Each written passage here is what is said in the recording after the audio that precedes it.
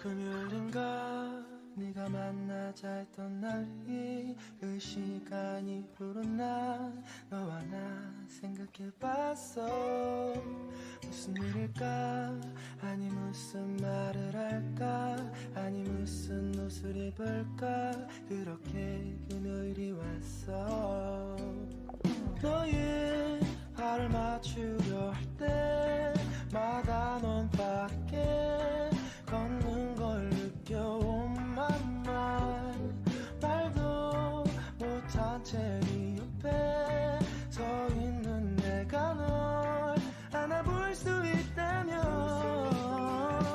여기까지였던가 거길 가도 될런가 애매하기만 하다 나의 손을 그어주던가 네가 나를 잡던가 잡힌 손을 주던가 오늘도 이렇게 너를 보낸다.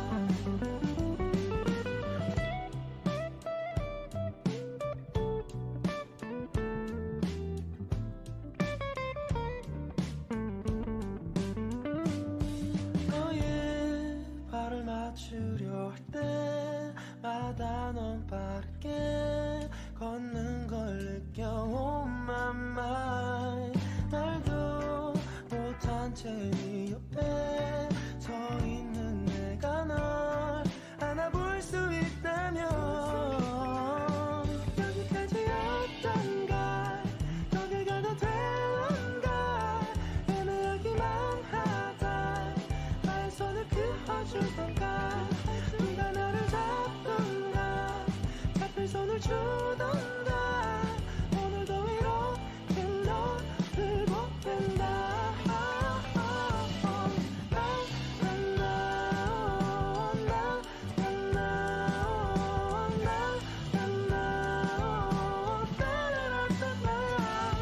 잡힌 손을 주던가 네가 더 당기던가 내가 널 좋아한다고.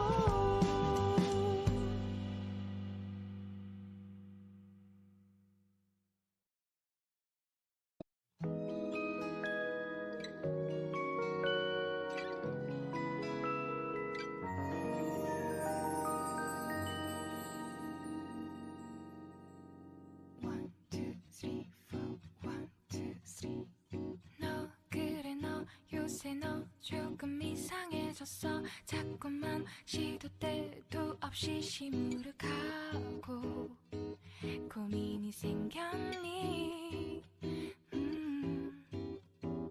초등학교 영어 수업 시간에 배웠었던 현재 진행형 같아. 하루에 10번 내 맘이 움직여. 이상하고 아름다운 느낌이 좋아. 걱정되고 보고 싶은 이런 기분은 현재 진행형. 사실은 나도 뭐가 뭔지 잘 모르겠어. 어쩌다 우리 여기까지 알 수 없는 잉잉잉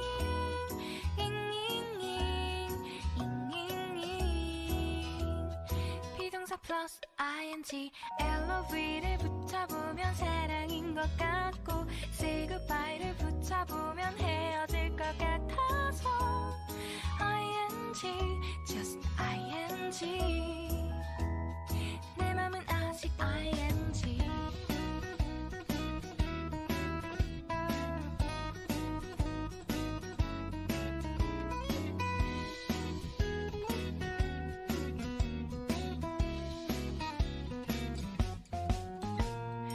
좋아한다고 보고 싶다고 그 말을 왜 못하니?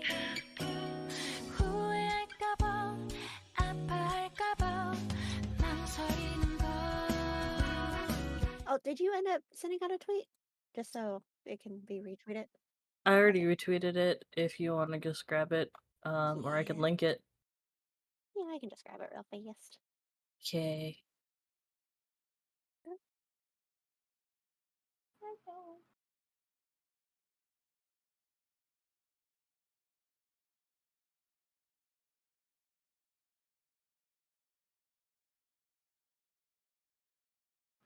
All right. Hey, at least we caught it early.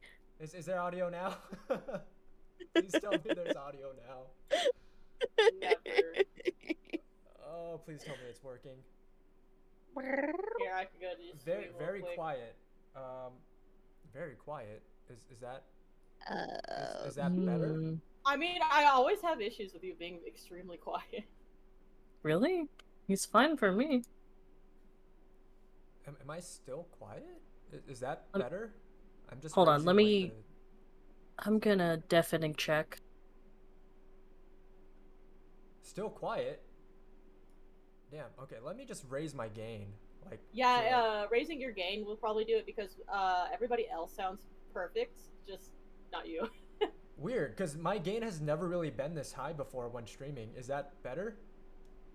Yeah. Oh, absolute perfect. That's even better. It's better? Now. Okay, perfect. Yeah. Awesome. More gains, yeah. Yeah, straight gains. protein, bro. More gains off stream, more gains on stream. Nah. All right.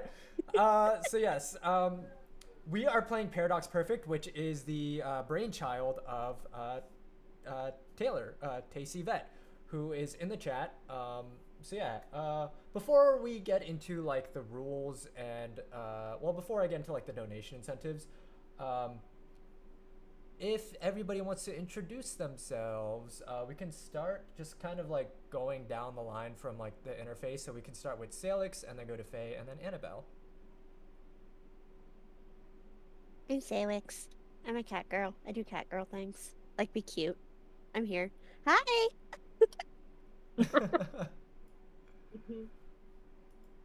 I'm Lantern Light Faye. I am a bunny VTuber and an artist. I draw mostly like short stacks and fantasy ladies. Sup? Cool. I'm Annabelle SV. I am your local T-Fold VTuber. I am an artist. I play terrible MMOs for a living, and I exist here today. Awesome. Yeah. Yeah. Hey! And yeah, they are also if you want to check them out, if you aren't already following them, they are linked they're tagged on the tweet on Twitter, and I will also I guess tag them afterwards as well. But yeah, so a little premise into this game. So the game is called Paradox Perfect. Tay started working on it when they were in high school or college, I believe, and it's just kind of like changed and morphed into the game that it is today, and it is pretty awesome. So the premise is that you are all a part of an organization called Paradox Perfect. Your job is to preserve the natural timeline as is. So things can happen that will change, history or time, and then it's your job to fix it. So it can be make sure that the assassination of Abraham Lincoln happens, or I think there was one campaign that was there's another organization that killed Hitler to try to make the perfect future, but then that led to creating dystopian future. So you have to go back in time to undo that. So yeah, this one will be it's called the Roaring Twenties, as you can see. Someone mentioned dinosaurs and funny hats. Yeah, it's 1920s, like New York dinosaurs. I don't want to spoil too much of it, but we are going to just hop right into playing the game. Let me pull up the rules here. So the way that this is going to work is that... also, I didn't go over the donation incentives. My apologies. So you'll see in the top, I don't know if it's very clear for chat to see, there are some donation incentives for this game. It'll be a little similar to the D&D donation incentives that we did last time, but kind of different. So with this, the game is available right now for anybody to buy. I believe it's like $10 now, but if you want, you can donate $1 to join the raffle, where I will be buying the game for you.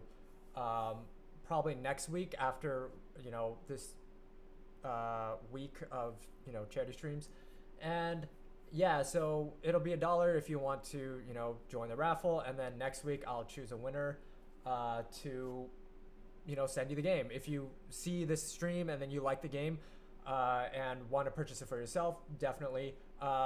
Disclaimer that this is going to be a very condensed version of the full game because it is a one-shot, and the full game is meant to be done in multiple sessions, like multiple hour sessions. But this one will be about 3 to 3.5 hours, give or take, depending on how quickly we can go through it. But yeah, there'll be so there's a $5 incentive where you can spawn something to help or hinder a player. I'll go over the rules more in depth with that later, but essentially the gist of it is that things in your history will alter as the campaign goes on or as the one shot goes on, and you'll notice that there will be changes, and that may change a certain aspect of attributes or traits within your future.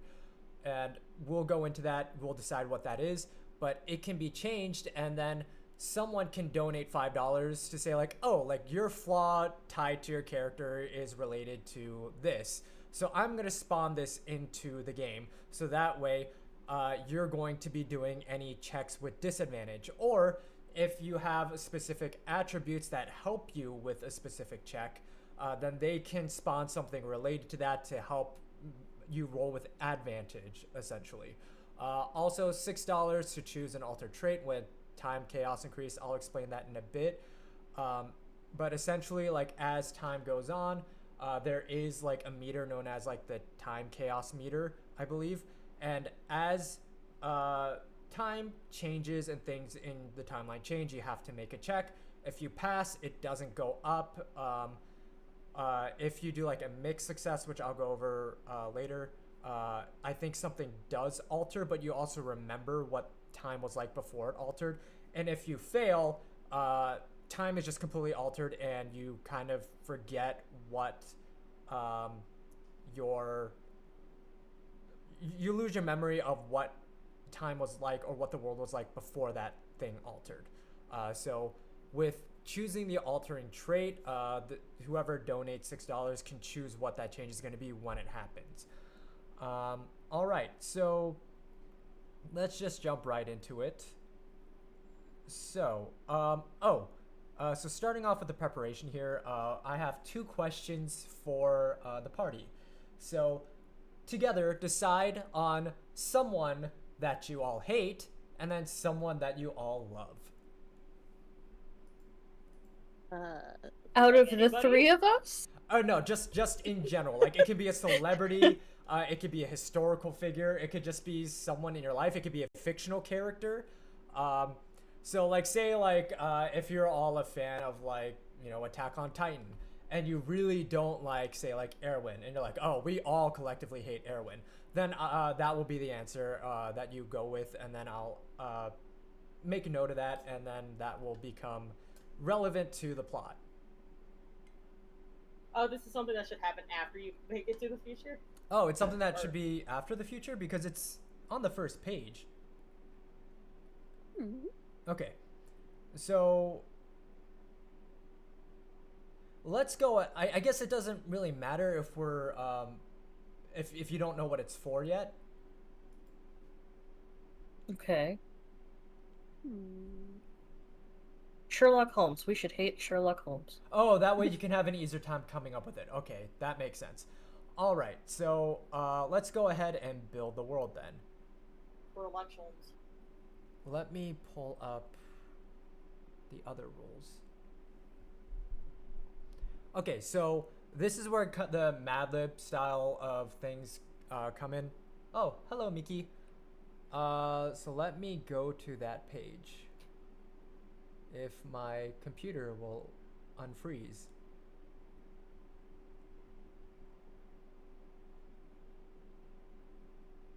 Oh, also as an aside, I have not run this game as it is currently the current iteration of it before.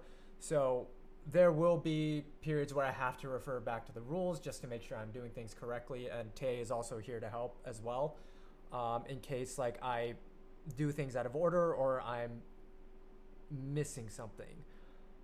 All right. Okay. So yes. So we are starting with the future template. So let me scroll down to the bottom. Is there like a list? Because I know there's like all the templates at the bottom, but I don't know if there's a list that's like readily available. So let me just go through them all. So there is Aquaterra, which is like Waterworld. There is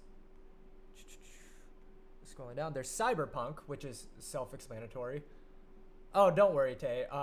Yeah, if there's like something that I missed in terms of like the actual world building, definitely let me know, and that way I can go back and make sure I didn't miss it. There's post-nuclear, which is like Mad Max, Fallout, Terminator. There's post-nuclear. Oh, that was what I just said. Post-nuclear. So post-nuclear, space opera,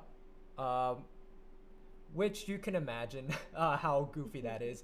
Like, I know like Star Kids did like a Starship Troopers like musical, so like think like that. There's Overgrown, so think of like Last of Us, post-apocalyptic, like nature has taken back over. There is Draconian Dystopia, which I'm not really familiar with that one. Tay, correct me if I'm wrong, but is that just like dragons? Oh, basically 1984. I don't know why I think of Draconian, so I think of like dragons. So I mean, okay, so like Big Brother, like pretty much like corporation, like I guess runs the world in a very like gray and bland way, and it's like all your movements and activities are being monitored by Big Brother, and everything is just considered like for the sake of influencing your actions, whether it's marketing or whatever, kind of like today, but more on the nose. Nuclear Winter, I feel like that's self-explanatory as well. Silicon Shores, which is like Wall-E, if I'm not mistaken. Like everything is just overrun by trash. Like the atmosphere is to shit, and like robots pretty much are like navigating throughout the streets, like cleaning things up. Let's see. And I believe that's all of them. Yeah, that's all of them. So there was Aquaterra. There was. Sorry, I know that's a lot. And you all get to choose together on which one you want to go with. So there's Aquaterra, Cyberpunk. Aquaterra, Cyberpunk, post-nuclear, space opera, Overgrown, Draconian Dystopia, and let's see, Nuclear Winter. Is that all of them? And Silicon Shores, and Draconian. Did I already go? Yeah, I already went over Draconian. Yeah. Oh, thank you, Tay. Yeah, Tay put it in the chat as well for I see it. everybody. Yeah. I mean, I'm honestly down to let fate decide for us. I have a vote, or I grabbed a few that I thought would be really fun. Like I think Space Opera, Overgrown, or Silicon Shores. They're all really different from what I usually would see. See, personally, yeah, I'm kind of leaning on Overgrown a little bit, but Okay. I mean, we could do Overgrown. Awesome. Yeah. All right. Plant overlords. Well, not plant overlords, but like plants. They're technically plant overlords because they've taken over. Like, they've taken control again. All right. So here I'm gonna. Do I have editing capabilities on this? I believe I do. So that way I can make a note. So this is where the Mad Lib style comes in. Let's see. Add text.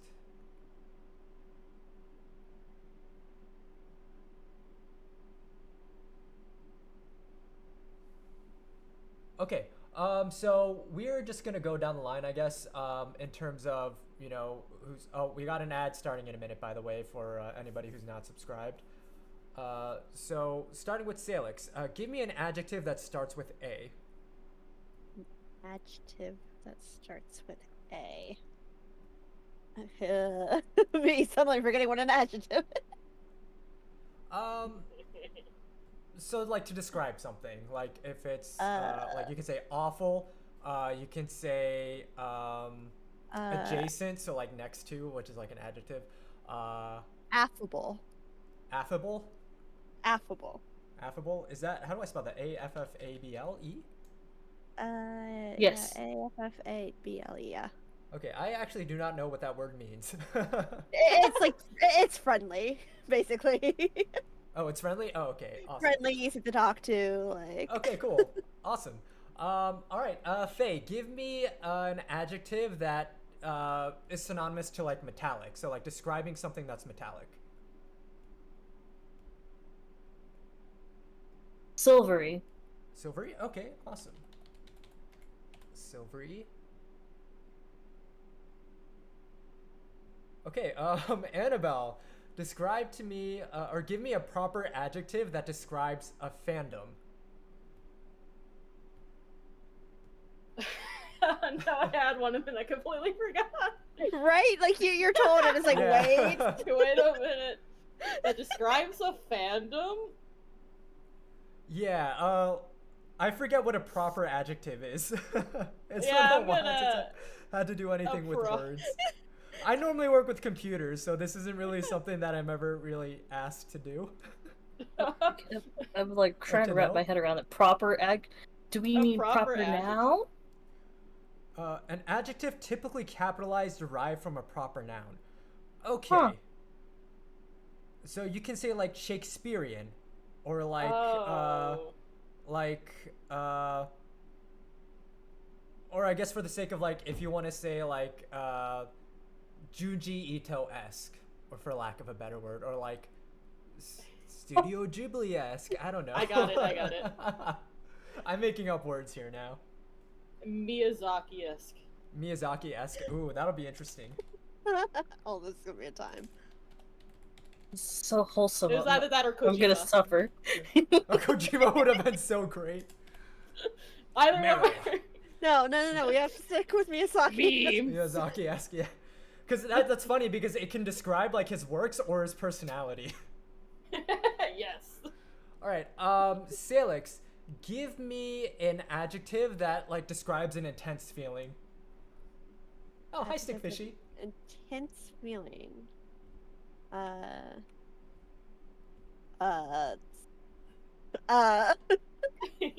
You got this. Yes. We're doing so well with the improv. Can you tell? It's okay. I mean, it's hard to like when like you have it in your mind and then like you're on the spot and you're like, oh wait, this isn't the one that I was expecting to get. You can do like hateful, like elated is like an intense feeling. Ooh, elated feels like it would be funny considering what else we've got so far. Actually, Okay, yeah, I like all right. that. Let's go All with right, let's that. go. Okay, cool. Elated.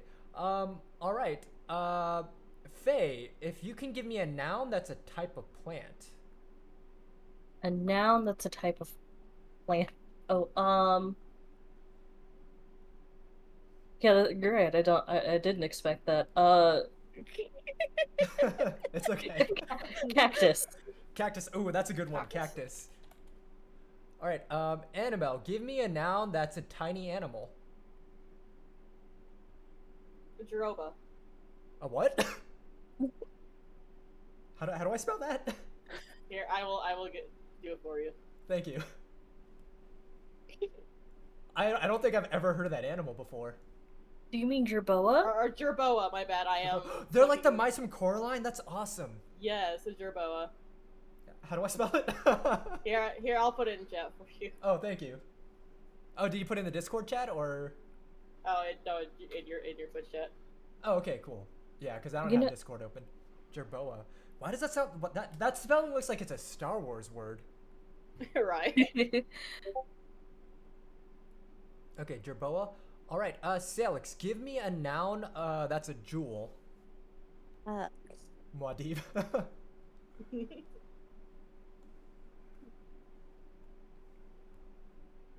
Like, do you have like a favorite jewel, like a favorite gemstone? I'm Maybe we about to can go get with so called out right now. No, you're good. Look, I know where my brain went. It's all good. Oh, I know where your brain went. I Say have it. no clue. Say it. Do it. Do it. Come on. Don't make me do it for you. Listen, I'm clueless, so whatever you're thinking, it's not as like expected as you think. No, I mean, Do it. aventurine? There you Dream. go. Aventurine? Okay, I should have expected that actually. I I was literally playing I'll before we spell it. started. That's okay. Same. That's okay, because I know that it's from Honkai Star Rail, but I had no idea that that was actually a gem. Yes, it is. Like, I didn't know where It's that a came real from. gem.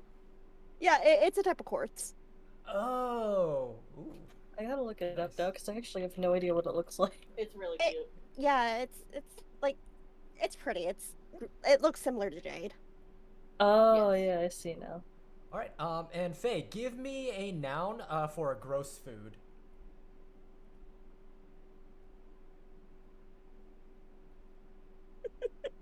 Are you? Oh, okay. Balut. There you go. I'll put that in chat for you. Yeah. For, no, I know I'm what it is. probably Yeah. going to have to describe that. I'll do Yeah. it for chat. Yeah. For anybody who So- doesn't know what that is. I'm sorry you said gross, and I was like, I got something. So balut is a already fertilized chicken or duck egg that has partially developed already, and you eat it like Oh. that. And Oh. it's like a Vietnamese soup, I believe. Where They normally just what they put serve in, it- right? No, They thank serve it in you. the Philippines as just an egg. Oh, in the Philippines it's just an egg. Interesting, because I know, I think in Vietnamese cuisine, it's like part of like a soup. But yeah, Oh, okay. I mean it's actually pretty good. Oh. You know, For anyone who I hasn't was tried it, offered it's pretty it, and I decided not to. That's fair. It is very off-putting looking, because Hmm. like you see the whole thing. Yeah, you can't eat it without seeing it. Like you have to confront that what you eat has a face today. Yeah. All right. Annabelle, give me a verb that is synonymous to dangerous, or I guess like a verb that's a dangerous activity. A verb that's a dangerous activity. Skiing. Skiing, awesome. Guys, I had a thought though. What? What? Dinosaur balut. Oh no! I mean. Maybe that'll come into play. Cannibalism. Is it Alright. though? Oh dang! All right, Salix, give me a verb that describes toxic. Like I guess like something that would be like a toxic trait, if I'm correct, Tay. Like gossiping, or like gaslighting, or You're being cringe on main. like manipulating. Yeah, like cringing, I guess, because that could be related. That would be funny. Cringe. A verb that can be toxic, huh? Or like if you want to take it like literally, like it's like something that's poisonous, like a verb that's poisonous, or like to poison, like poison somebody or something like that, I guess. So I guess that's where it's open to interpretation of however you want to go about it. So like something that's like more harmful though is basically what it comes down to, right? Right, whether it's like emotionally harmful or like physically harmful to like your well-being. We take a good verb for that.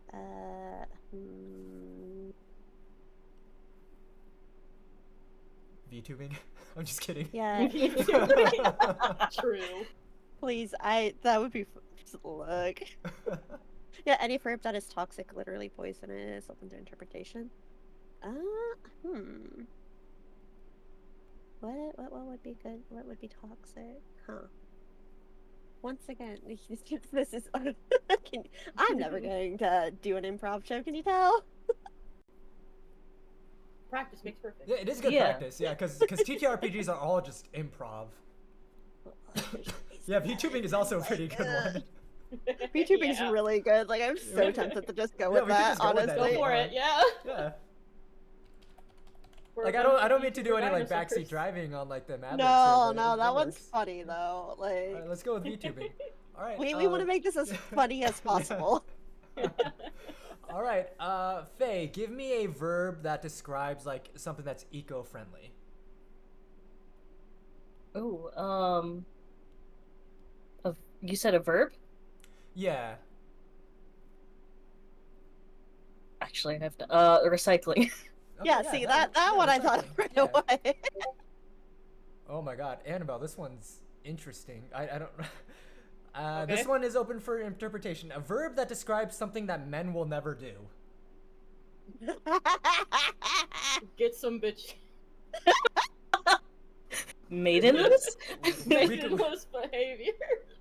We can put being maidenless. That works. Maidenless. There you go. Being maidenless. All right. Okay, so let me go ahead and plug these in.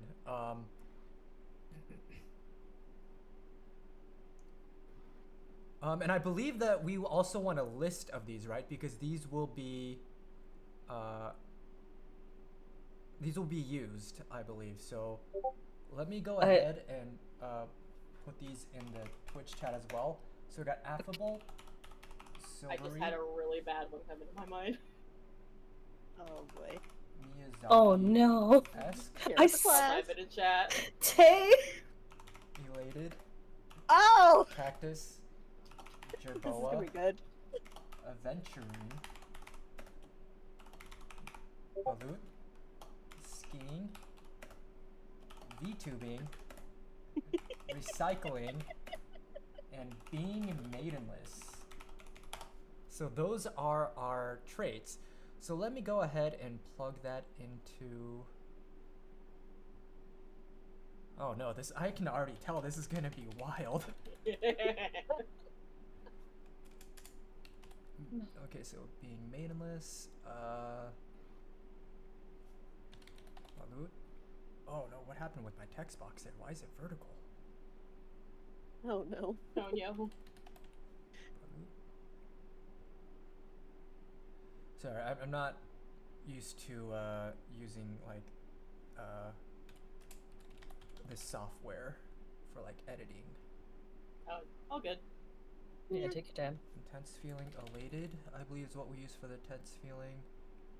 Type of plant, we said cactus. Whoops, that's not how you spell cactus. Let's see, what do we put for dangerous? Skiing.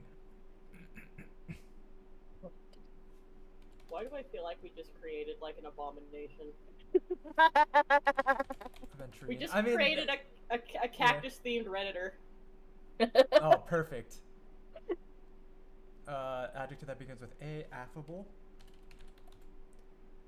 Tiny animal, jerboa, that's what it's called, right? Jerboa? Yeah, Jerboa. Man, I really want a plushie of one of those.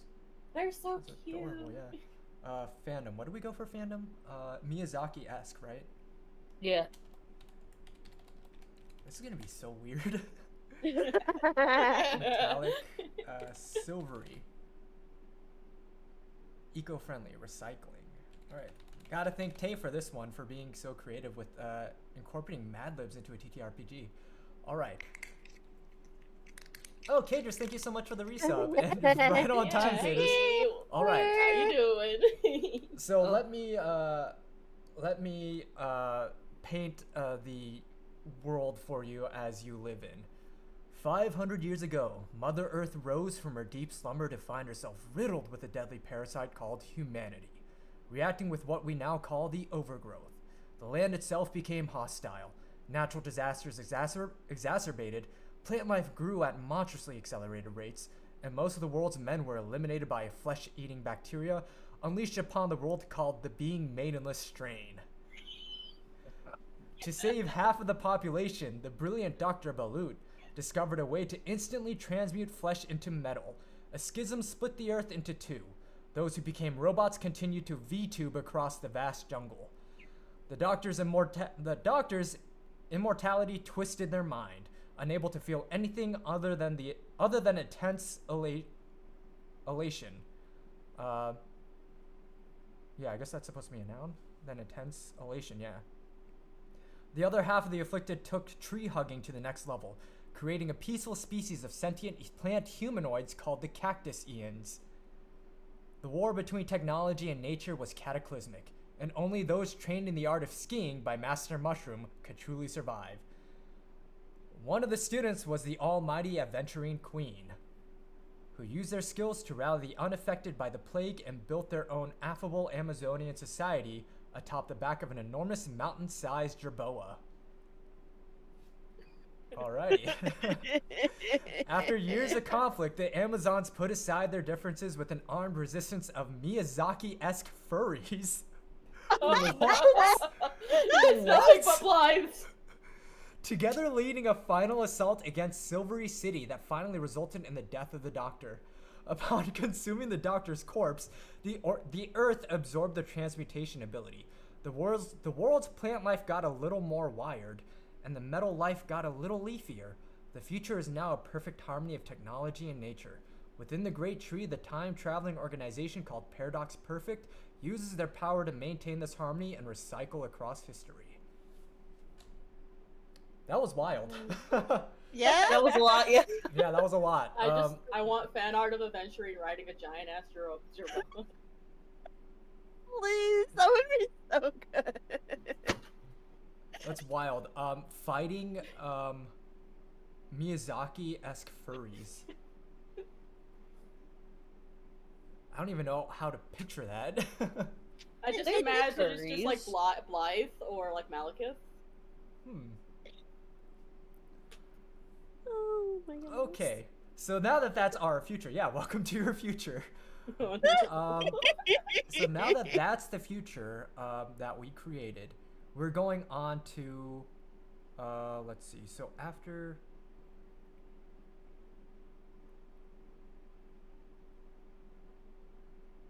the world building, we go to. Let me scroll back up. Okay, yeah. So you all have your character sheets, right? Yes. Huh?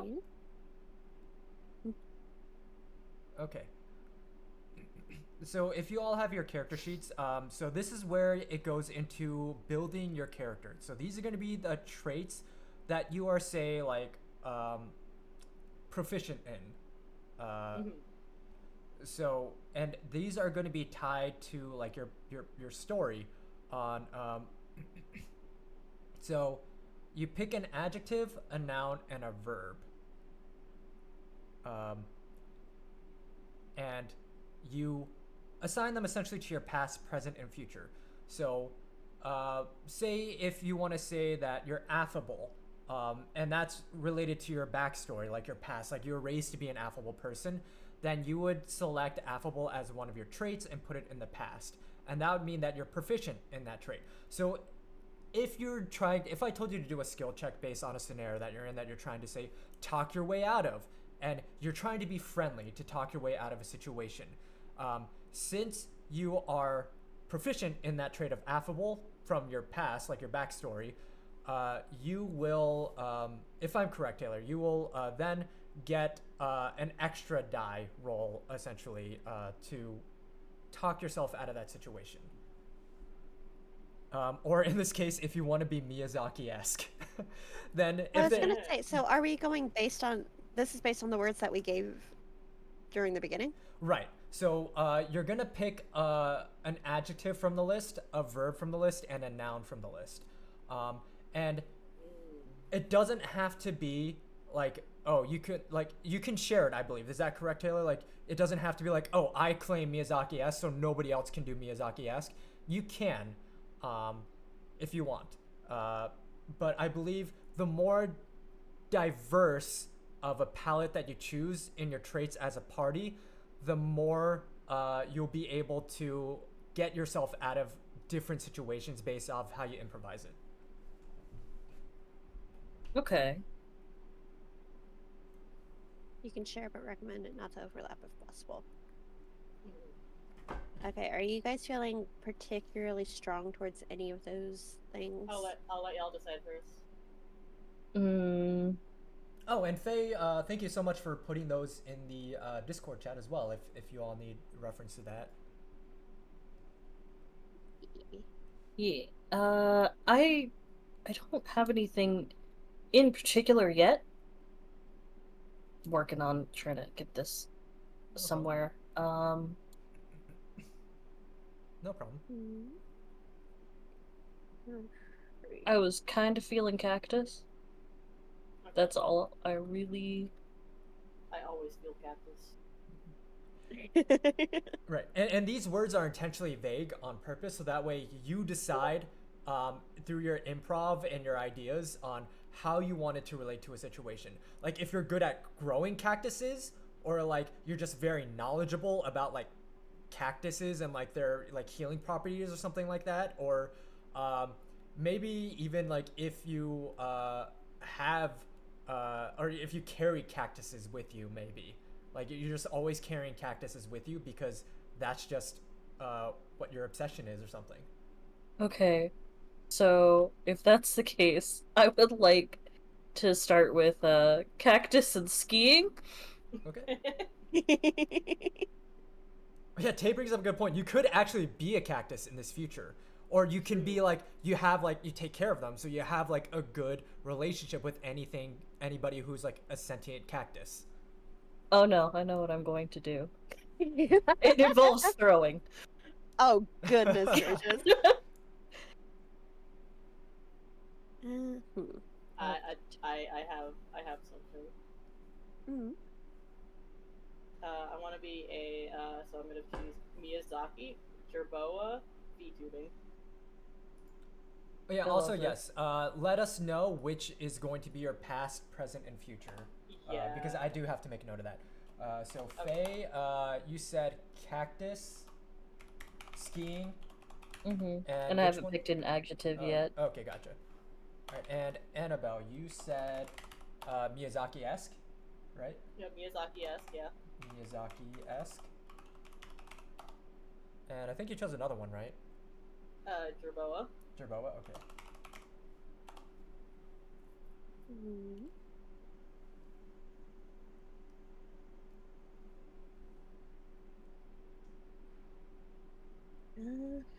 Okay.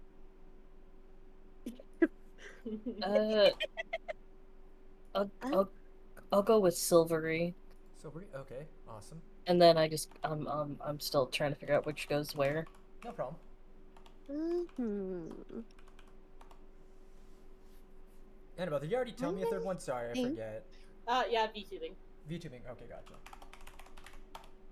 Okay, and Salix. Excuse me. I had spaghetti Oh, for dinner, good. so I'm quite Very gassy. I Okay, think. Okay, let's see. So a noun, adjective, and okay, one of each. Okay, so I got my past, present, and future ready. So, Okay. past would be cactus, present is skiing, future is silvery. Oh, hey, I already had it in that order. It's so awesome. Hell yeah. Huh. I think. Okay, I need to pick a verb out of this list.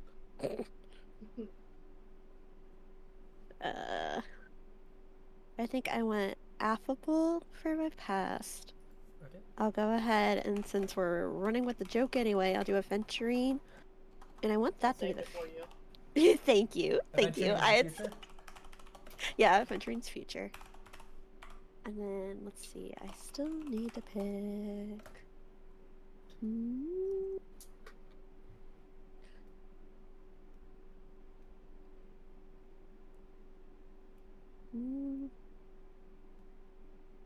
Maybe I'll, yeah. Yeah, we can go recycling for present. Recycling? Okay, awesome. Okay, and for me, for the past is gonna be Jerboa, present is Miyazaki, and VTubing is future. Okay. Present. And future. Awesome. Alright, so that is everybody's traits. And now I believe we can go on to the question of wait, actually no. Next we're doing attributes. Let me scroll down. So yeah, so attributes and tragic flaw. Yes. All right. So attributes. So the way that the attributes work, you have 3 different sections for attribute. So you have mind, body, and finesse. So these will be for your skill check. So if you're doing a skill check that requires like mind, so like being knowledgeable about something or recalling a memory of something or trying to think your way out of something, that'll be the mind attribute. Body is like physical. No, right? Yeah, no. Body is like constitution, I believe. Let me go back to the rules here.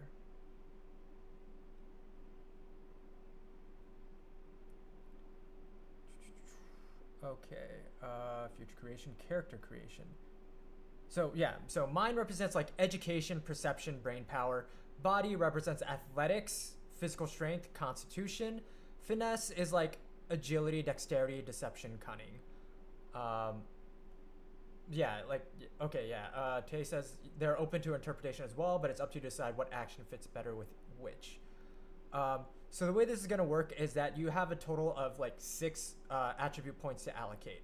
And you can spread that across them however way you want, as long as the total is 6. So you can put like 3 across the board, so like 3 into mind, 3 into body, 3 into finesse, or you could put 4 into mind, 2 into body, 0 into finesse, or 4, 1, 1, however you want to do it.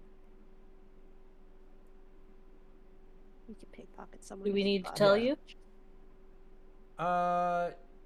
Yes, I believe so, because that's going to determine how many dice you roll for that like skill check. So say if you want to like fight somebody and you put like 4 into body, then you would roll 4d6s for the check.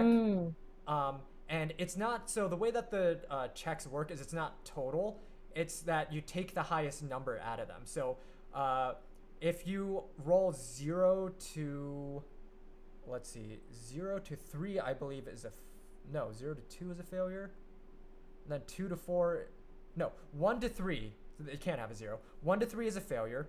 4 to 5 is a mixed result. So like it something good will happen and something bad will happen. And then 6 is a success. And if you get multiple ones in your dice roll, that's a critical failure. I see. Mm-hmm. And if you get multiple 6s, that's a critical success. Got it. Okay, so mind 1, body 2, finesse 3. Mm-hmm. Gotcha. So, okay, so Faye, yours is mind 1, body 2, and finesse 3? Yes. Awesome.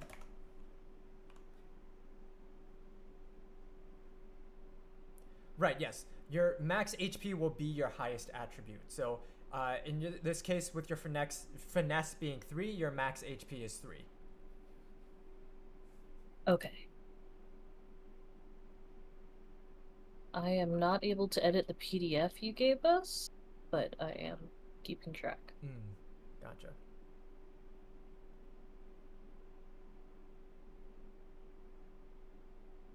Okay. For me, I'm doing mind 3, body 1, finesse 2. Okay, so mind 3, body 1, Yes. finesse 2? Yes. Awesome. Alright, so your max HP is going to be 3.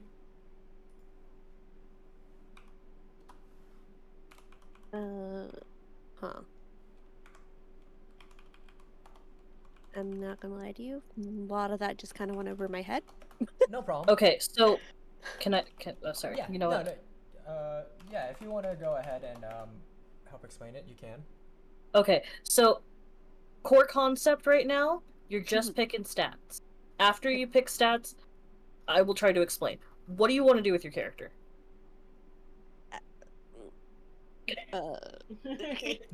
Okay, let me try asking a different question. What do you want to be really good at?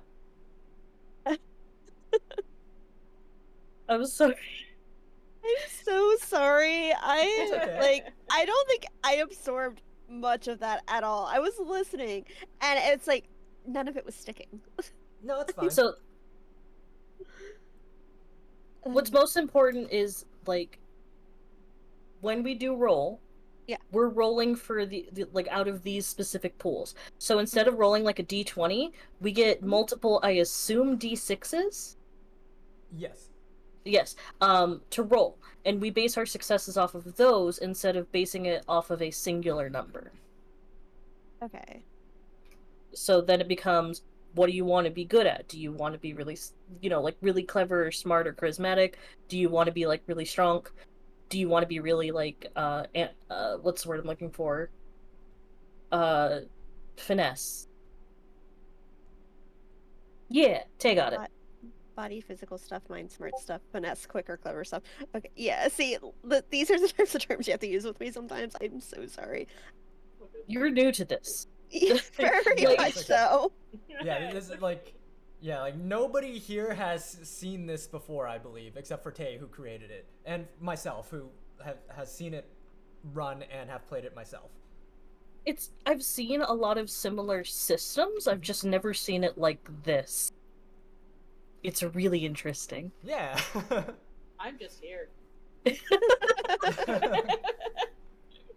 Okay, so that, yeah, when you put it like that, that makes a little bit more sense. And it's okay. So does it have to be in like 3, 2, 1, or if I want it to go like 4 and then? Yeah, As so long you as can the do, total- You could do like 4-1-1, yeah. yeah, as long as the Yeah. total is 6, you can allocate it however you want. You can do 3 across the board. You can put 6 in one and 0 in the rest if you wanted. Okay. Nothing Okay. but swole. Any amount you want, you have 6 points. Okay, cool. Say like you want to be a charming village folk who enjoyed Seahorse Station. But you Is that- recycle. Yeah, I recycle the wood that I chop. You know, That's I fair. the That's wood fair. Yeah. First.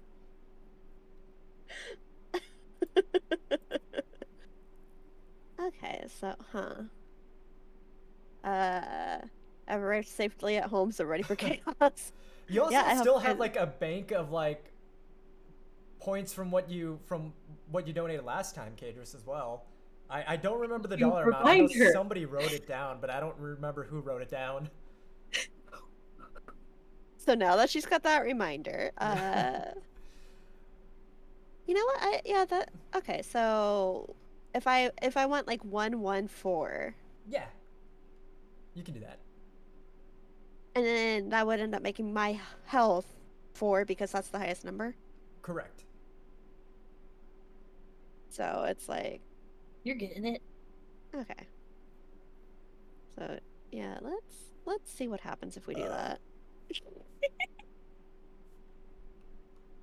Yeah, we're Man, we're I'm trying. gonna- We're gonna be charming, and we're gonna, yeah, okay. Let's try that. 1 mind, 1 body, 4 finesse. Okay. Don't worry, I should get another pull. God. Yeah, I am so sorry for just like making it like hard stop, no, hit a brick no. wall, but like, No, you're yeah, good. that, You're Yeah. good. This is complete. Like this is no different from if you were playing with like me and Cheddar. yeah, okay. Right. So next we are going to do tragic flaw, I believe. So let's see. Maximum health is equal to your highest attribute. Okay. Let's see. Conditions are like temporary traits with a number attached, granting temporary bonuses or penalties to certain attributes. The number attached to the condition. Alright, so we'll get to that later. So tragic flaws are conditions that cannot be removed nearly as easily, requiring the equivalent of a triumphant character arc to overcome. If a skill check is affected by a tragic flaw, take a minus 2d6 penalty and can't add your attributes on the roll. Okay. So we've gone over it. We've gone over crit success. We've gone over partial success, failure, crit failure. All right. So I skipped the. Where's the tragic flaws? I skipped that section.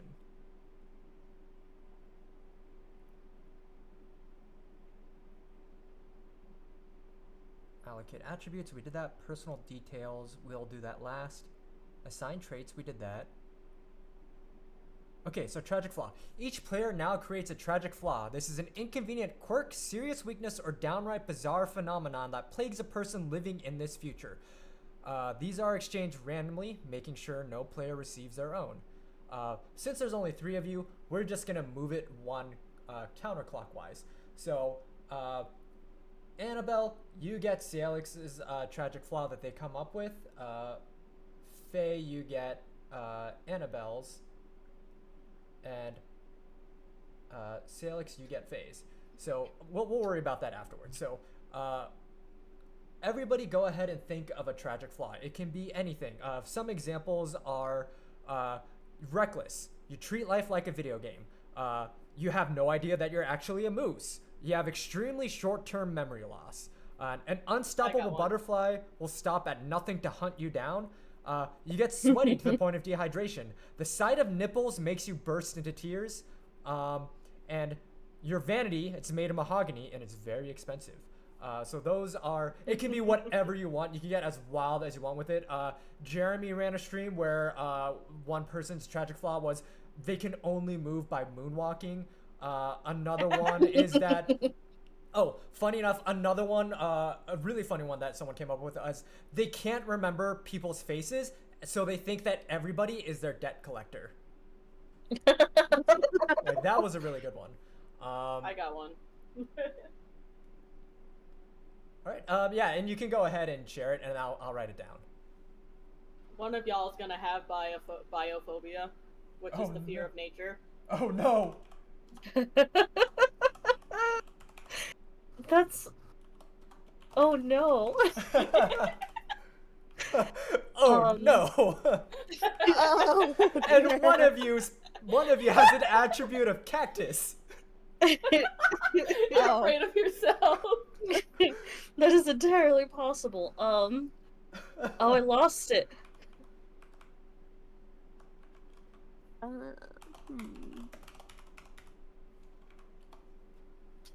You think that you're good at technology. Me? That's just me. I'm gonna I put love that. how think is emphasized. Oh yeah, no, because you're not at I don't all. know what happened to It is the opposite. Hi, Alabaster Zed. Oh yeah, I remember that one. Aquatero, the water gives you the ick. I remember that one. Yeah, in a world with giant jerboas too. Imagine just, it reminds you of that meme of like, hi, I'm afraid of my own screams. Alright, so you think you're good at technology, but you really aren't. That would make for some interesting roleplay.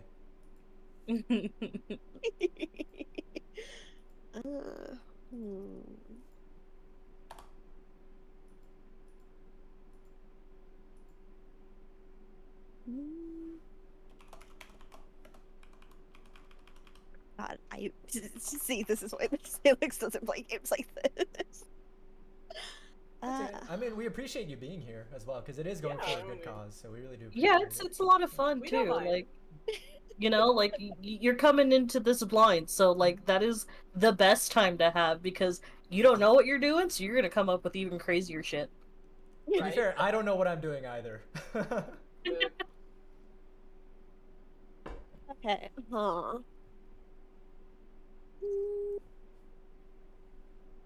You know what about that butterfly thing? There, instead of a butterfly, I want it to be a snail because of an ancient curse on your family line. That's The hilarious. snail is coming to kill you, and it will stop at nothing. There you go. It's bloodline only must be- deadly towards you, though. Only deadly towards you and other members of your bloodline. Yeah. A snail chasing you through time. That is wild, too. Like, it's a time-traveling Yeah. snail. There you go. So that is going to be Annabelle's tragic flaw. Alright, I'll so... just live in a salt circle. Yep. You're gonna have to walk around with the salt circle. Alright, okay, so Faye, your tragic flaw is that you are biophobic.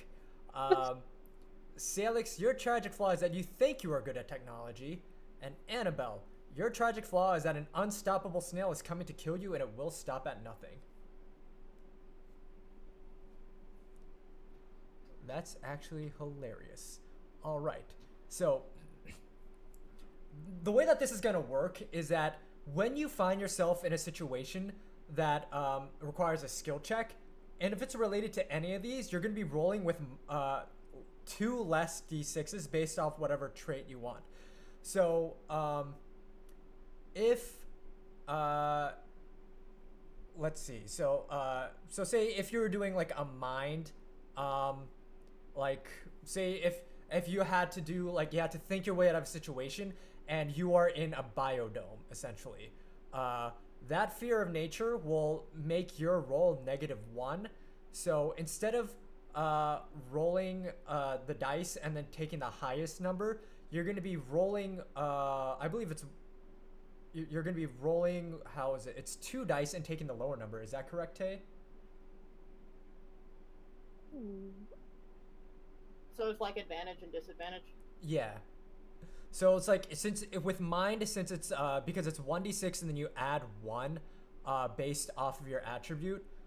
So rolling with 0 or less to an attribute or condition will roll at disadvantage. So you're rolling 2 dice. So you still get to roll 2 dice, but you're taking the lower number instead of the higher number. And if you had finesse of 4 and then it's -2, you're still rolling 2, right? Because you're 4, so you roll 2 and then you take the higher number instead of rolling 4 and then taking the highest number, because it's taking 2 dice away. I believe that's how it works. If you're doing tragic flaw, you don't take your attributes into account.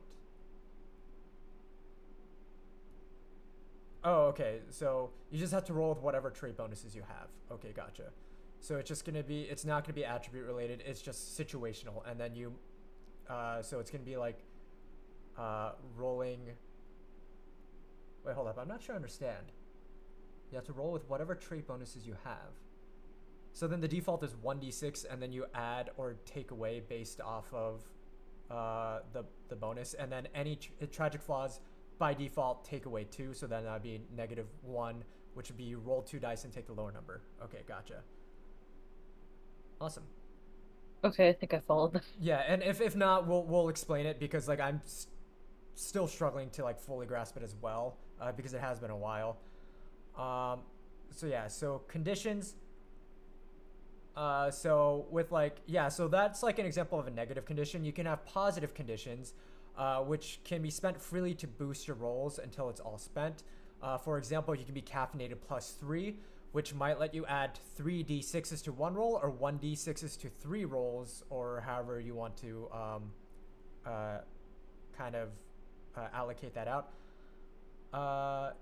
And negative conditions will affect you based off of how I see fit. So for example, if you've been poisoned by something and you have poison -5, it'll give you a -1d6 penalty for 5 turns, or I can say, or you're going to take 5d6 penalty for 1 turn. So yeah, so that'll be explained more as we get into the actual gameplay of it. Now that we've done all that, let's see, is that everything? No, now you decide on like your names, your personality, your attributes, or not your attributes, like physical attributes. Oh yeah, the 2 questions. Thank you, Tay.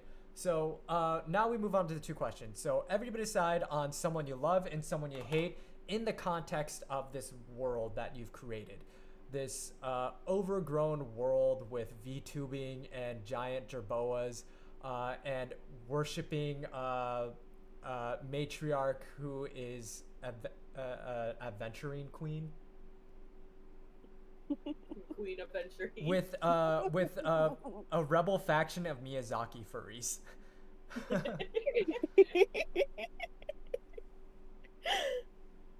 Okay, so this is the one that we decided together, right? Right. Yeah. So like as a collective. As a collective, I'm throwing out there Chris Pratt.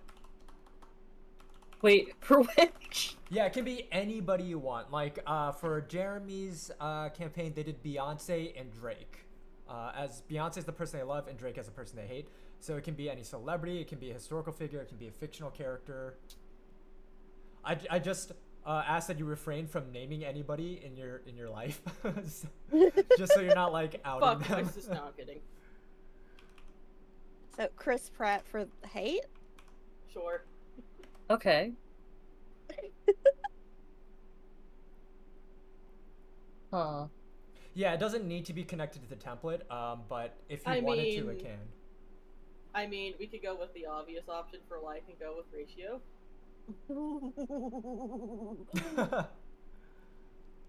Oop. Okay. Anyways, Roboplan, Chris Plant. Love. What about? I lost it actually because I saw something happen. Damn.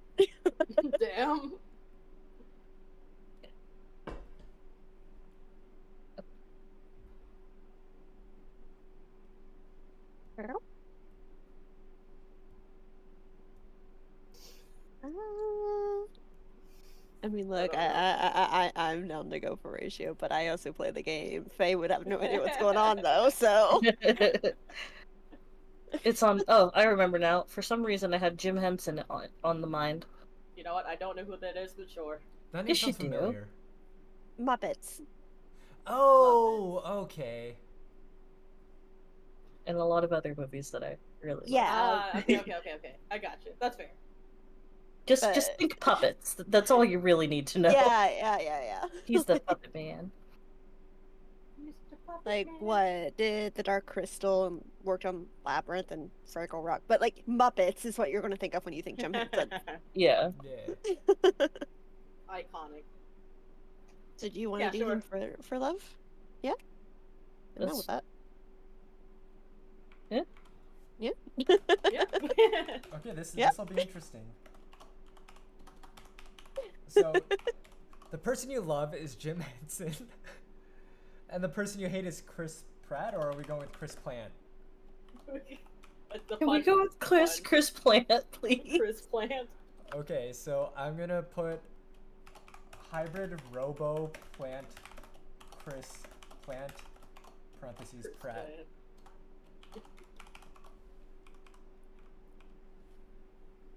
Okay. Fascinating. Okay, so now we're getting into your characters as who they are. So now that we have that, let's see. Let me open up. Go back to PDF. So let me scroll back up. Character creation. Consequences, gameplay. So we did the secret questions. Now personal details. Decide on your character name, pronouns, age, and origin. These can be anything you want. Origin refers to your character's home, birthplace, lineage, or ancestry.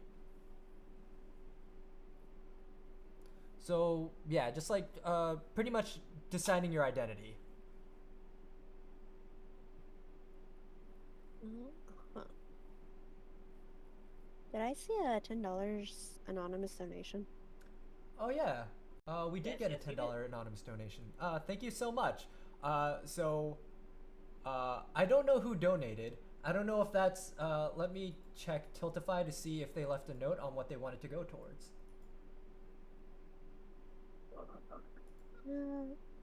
They did not. So boy.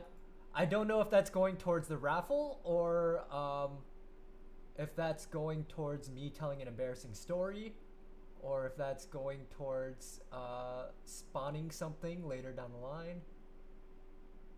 Thank you for the donation, by the way. No, we'll find out. Yeah, I don't know if they want to remain anonymous.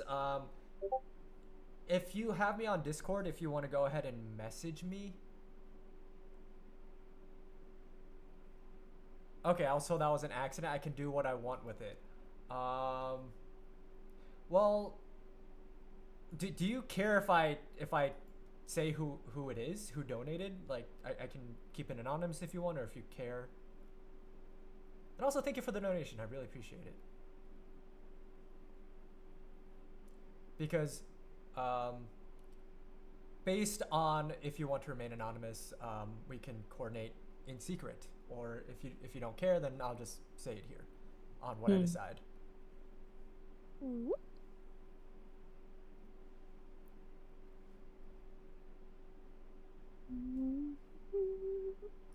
Sorry, they're messaging me on Discord, so I'm just. No, all good, all good. Yeah, it's just giving me time to get some notes down. Cool. True. It's giving me time to doodle. Okay, so it was Tay who donated the $10. So since Tay is the creator of the game, I'm gonna put this in $5 twice to spawn something to help or hinder a player. So Tay, at any moment you can decide to pull something out of time to bring to the present that they're in, for any check that they're making.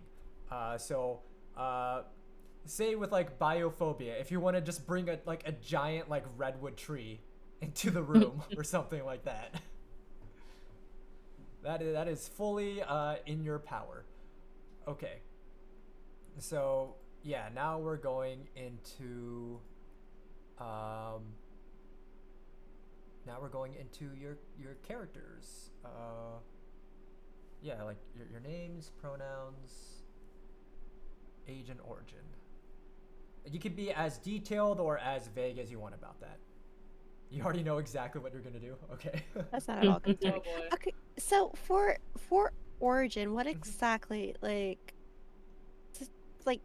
with the way that this is set up, what is origin entailing exactly? I guess is what I'm like, because this isn't like where you've got like a set of races you're picking from, is it? Or whatever So you want. your race can be whatever you want it to be. If you want to be a cactus person, you can be a cactus person. If you want to be a giant jerboa, if you want to be human, if you want to be a dinosaur, you can be a dinosaur.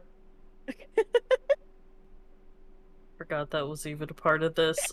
I decided I was gonna be a robot. Yeah, you can be a robot. You can be a mixture. You can be like Chris Plant. You can be a Robo Plant. hmm. Yeah, so with a game like this where it's like geared towards improv, there's not really a set limitations to how you want to portray your character. I have an idea already. Especially since time travel is involved. Yeah. Hmm. Like if you wanted, you could say that you're Marie Antoinette who decided that you didn't want to be beheaded, so you plucked yourself outside of that timeline and then just led people to believe that you were dead, and then you created a different identity for yourself. Huh. Okay. You could also just straight up say you're Abraham Lincoln. Hmm.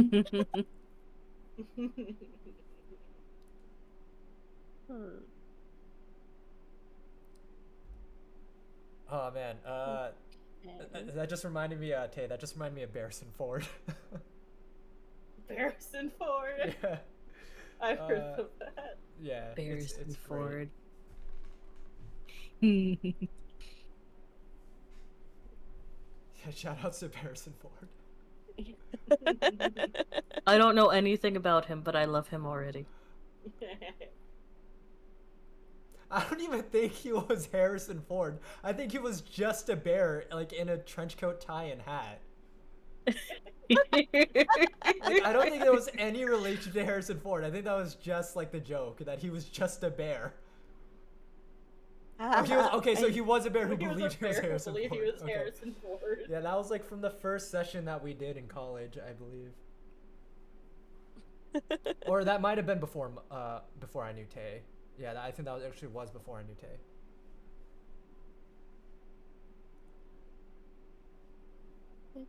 Was there anything else we needed outside of those like little bits?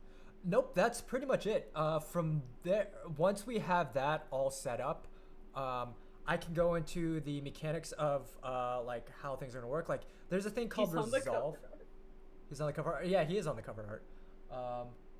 There's a thing called resolve where it's kind of like inspiration, where if you do something really awesome, I can award you resolve, and then spending a point of resolve allows you to activate your time powers. This can be done anytime during your turn, including after a skill check. Or if I fail, or if you fail, yeah. Or if you like, if you fail, I can give you one as well. Like if you miserably fail, like I'll be like, okay, well, like, let's balance it out. I'll give you a resolve that you can use during your turn, next turn, or any turn that you want. There's also assists, like so a player can assist you with any of the relevant traits or bonds, and yeah, so that'll just add, I believe, a d6 to your roll. And if you fail the roll, you both share the consequences. Yay. Huh.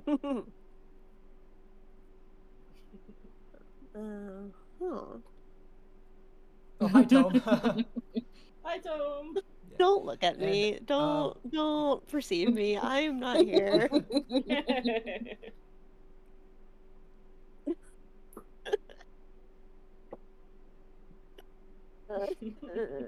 Anyway, I want to be a Vocaloid. You want to be Hell a yeah. Vocaloid? Let's go. Hell yeah. Oh, you're gonna be a Vocaloid? Hell yeah. I already know what I want. I am a plant robot. Alright, so I Faye am- is a plant robot. And if you don't want to come up with a name, you can also just keep your name. Like, you can just be known as Oh, Faye, that's You right. can be known as Salix, you can be known as Annabelle if you want. Are you guys gonna come up with names? I already got this. So I am a cyborg Jerboa Oh, hell yeah. with a tiny little like the cowboy hat. Oh my That is amazing. I love it. His name is Severin. god. My name is Sharp with an E. Sharpay. Thank you so much, Tome. I'm Yeah, sorry, you know what? It's Sharpay now. Okay, so your character name is Sharpay, like from High School Musical? Yeah. Not on purpose.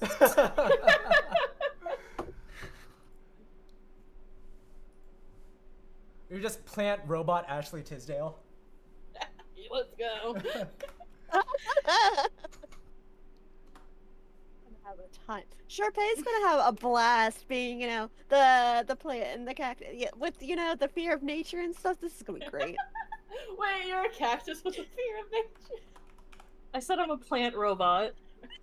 I hadn't actually figured out how that would work, but you know, like, people are afraid of the things that they have to interact with every day. I knew a guy afraid of clocks. Damn. I see. That's going to be interesting deciding how that's going to affect your rolls. Is it going to be like every time you look in a mirror or something? I guess I have to figure that out. That's the beauty of it now, isn't it? I have an existential crisis every time someone reminds me that I am still growing. That's amazing. All right, Annabelle and Salix, have you decided on your names, or are you just gonna keep your names as is? Yeah, my name is, here, I'll just type it in Twitch chat. No problem. Severin? Is that correct? Okay. Yes. Perfect. Are you guys keeping? What are your pronouns? Are you keeping she, her, or? Yes. Mine is male, so he. Okay. Okay. I'm gonna be Tato. Tato. Me too. Tato. Tato, like potato? Potato. Tato? T-E-T-O. Oh, Tato. Oh, Tato. oh, T-E-T-O. Okay, Teto. Oh Okay. my god, are you? A Vocaloid named Teto. I know exactly which Vocaloid you are. I mean, do Vocaloids have gender? You can if they're assigned it, yeah. Look, we can get into the whole Vocaloid. I mean, that's a whole Okay. separate discussion. You really want to set us down this path? I Go down guarantee you rabbit we will hole be- for 2 hours of Vocaloid more. I was gonna say we will be off topic for the next. No problem. All right. So okay, pronouns. She, her. She, her. Okay. Awesome. All right. So I believe that is it. And then let's see. Is there anything I'm missing? Oh yeah, you can decide on what bonds you have with each other that can essentially help you with doing skill checks. Like it can give you like an assist if you have an attribute, or if you have a bond with each other. Uh, so, for example, like say, um, and I may be incorrect on this. This is how Jeremy explained this to me, Tay. That like say if Teto and Sharpay have a bond, and Sharpay wants to use their skiing skills to assist Salix with the situation. So they would get Teto, you would get an additional 2d6, I believe, to your roll, because you're getting an assistance through your bond, and also an assistance through the trait through skiing. Mm. And that is how it was explained to me. If that's correct, Tay. Is it accurate. a what, like 1d6 if it's just the bond? Yeah, so it's gonna be plus 1d6 if it's just a bond, and if you don't have a bond, then it's just like, oh, I'm gonna help with like an attribute. Then you can then you can give the +1 from the attribute, plus 1d6 from the attribute. Got it. Severin, will you be my emotional support Robo Jerboa? Sure, partner.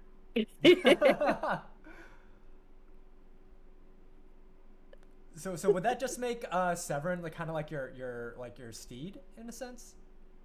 No, it's just emotional support. Oh, just Ain't emotional nobody, support. Okay, Ain't nobody riding me. that's fair. Oh, we got an ad break going. It didn't even notify me that there was an ad break coming.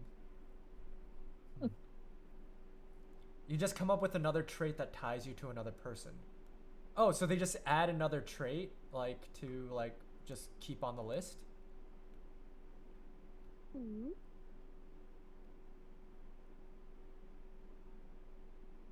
Wait, I think Tay is in an ad right now. Yeah. Okay, we're back. All right, so Tay, so when you say that they add another trait that ties them to another person, like they just add that to a list, like just in their notes, like not necessarily like on their character sheet or anything, or not necessarily tied to like present, past, or future. It's just something that they add to their list.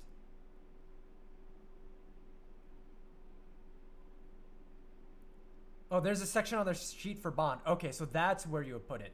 You decide a word that'll be the trait that'll be your bond.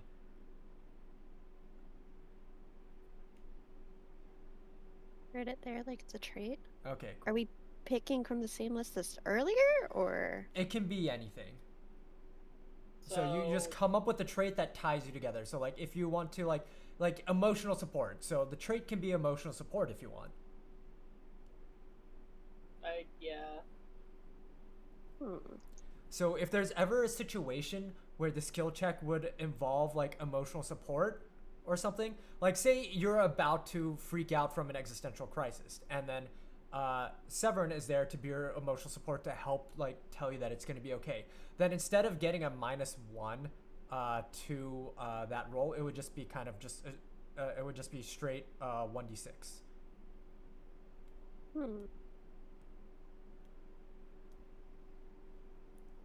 So it would essentially just kind of like cancel each other out in a situation like that. Or if you're not going through an existential crisis and you want to be like +1, so then roll 2d6 and then take the higher number. So if I wanted to do something stupid, like make it hologram, since Tato is technically a virtual being. Go for it. But like have Sharpay and Severin, like the bond be a hologram where they help produce a hologram for her. Would that be a viable sort of? Yeah, if you can kind of come up with a backstory that bridges that to allow you to be able to have advantage in those type of situations where you feel that you would want to summon a hologram. Okay, well, first question would you be okay with something like that? Because just like Yeah, I mean, running with like the since you're both got like the robot parts, it'd be like, Oh yeah, Huh. no, we can work with that. Yeah. Because that's where like I don't understand, but I am willing to work with it. We'll figure it like out I when we said, get there. yeah, no. See, it was just one of those stupid little. That would be kind of funny. Yeah. Like, So then the trait can be hologram then, if you want that. Like that can be the word that Like- describes a trait. I can produce a projector from my tail. Yeah, there you go. Yeah, projector. That can be the that can be the trait, and then it's preloaded with whatever hologram that you want There to you go. summon. And since it's your trait or your bond, only you, Teto, can essentially initiate that sequence within Severin. So only Teto can cause Severin to manifest that projector from their tail. yeah, I feel like that's got some possibilities of There you know. go. And you can workshop it as you go along too. So like, Oh, yeah. if you have a vague idea of it, but as the game goes on, and then you have a better idea of it, because it's all improv. So the point is to keep it vague from the start, so that way you come up with situations that adds the details in the specific situation that you're in. Okay. Huh. Okay. Yeah, I think that's got some potential if Severin would be okay with that. Yeah, go for it.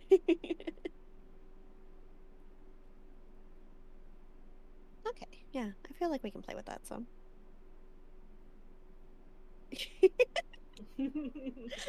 No, see, I'm sitting here. It's like I said this just spur of the moment. I'm running with it. I'm just sitting here trying to figure out in my own head how it's like. Okay, so the hologram would be fun, but like, how am I going to move regularly? Because it's like it could be one Oh, of those you things. are a hologram. Yeah, Okay. like- Okay. but oh well, I mean, We can say that you're just like a how? See, this is what I mean. Like, I started thinking Right. about this, and it's like, well, because like I've got a couple of ideas, but I'm not sure how well that would work. Oh, hi Zach. We'll What- see when we get there. What about, like, there's you, the hologram, and, you know, like, maybe just don't question, you know, like, I see you thinking about it, don't think about it, but then, like, Severin has your stage or some extra thing that requires additional Oh tech. yeah, like I can conjure up things. Yeah. Different holograms for like I can conjure up a microphone stand, I can conjure up a stage, or I can conjure up a blunt object. Can we talk about how the, like, thing that is made of holograms is bad at tech at the same time? That's exactly why I'm here. They don't they don't understand what they are. They just live inside my head rent free.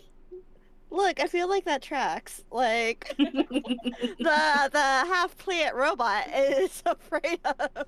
If you even want to nature, play it, so. if you even want to play it like you're a voice inside Severin's mind, and then the only way that you can actually be perceived by others is if Severin projects you as a hologram. Yeah. Projects you as a hologram. Oh, thank you for the donation. I don't know why it's not coming up with the notification. I contacted Tiltify support, and they're like, "Oh, it works. Like it works now. Like we're looking at your account and it works." So I don't know why the donation isn't working. But thank you so much for the donation. Thank you so Yes, thank you so much, Tome, for the donation. And it's for tell an embarrassing story. Oh boy. Oh boy. Okay, so once when I was in high school, I may have told this story before, but I don't think I have among everybody here. So once when I was in high school, I think I had food poisoning because I was very sick, essentially firing out from both ends. Being raised in an Asian household, I was not allowed to stay home from school.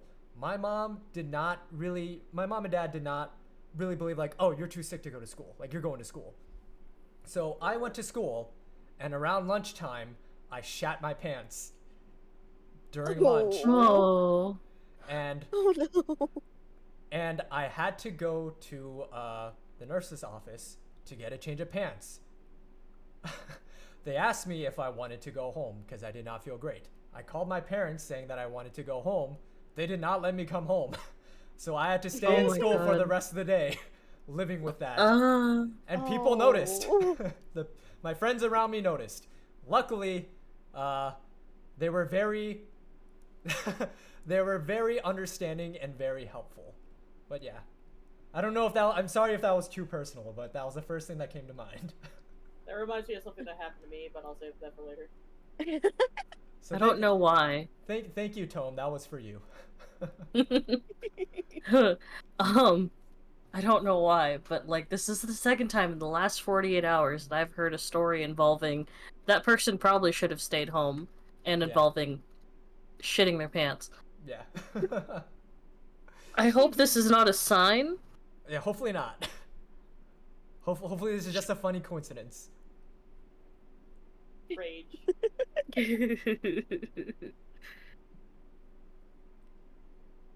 Oh, so this is interesting. Sorry, I didn't mean to cut you off. Severin, did you ever, or Annabelle, did you ever come up with a bond? Oh yeah, that's right. And all of you can come up Oh, with a yeah, bond. no. Like you can only choose one person to have a bond with, I believe, because there's only one space for bond. Is that correct, Tay? But it can be anybody in the mean, party. I mean, at this point in time, it would be probably with Salix. Oh, no problem. No problem. Tay. For the projection stuff. Interpret the word projection as you will. Okay. This is going to get interesting. It will get We very can have some interesting. fun with Yeah, this. you'll yeah. It's up to your imagination. I'm not here to stop you. I'm just here to figure out how it's going to work in the confines of the of the game. Okay, so projection it is. All right. Also, going into the resolve. So your resolve can be used to use your time powers.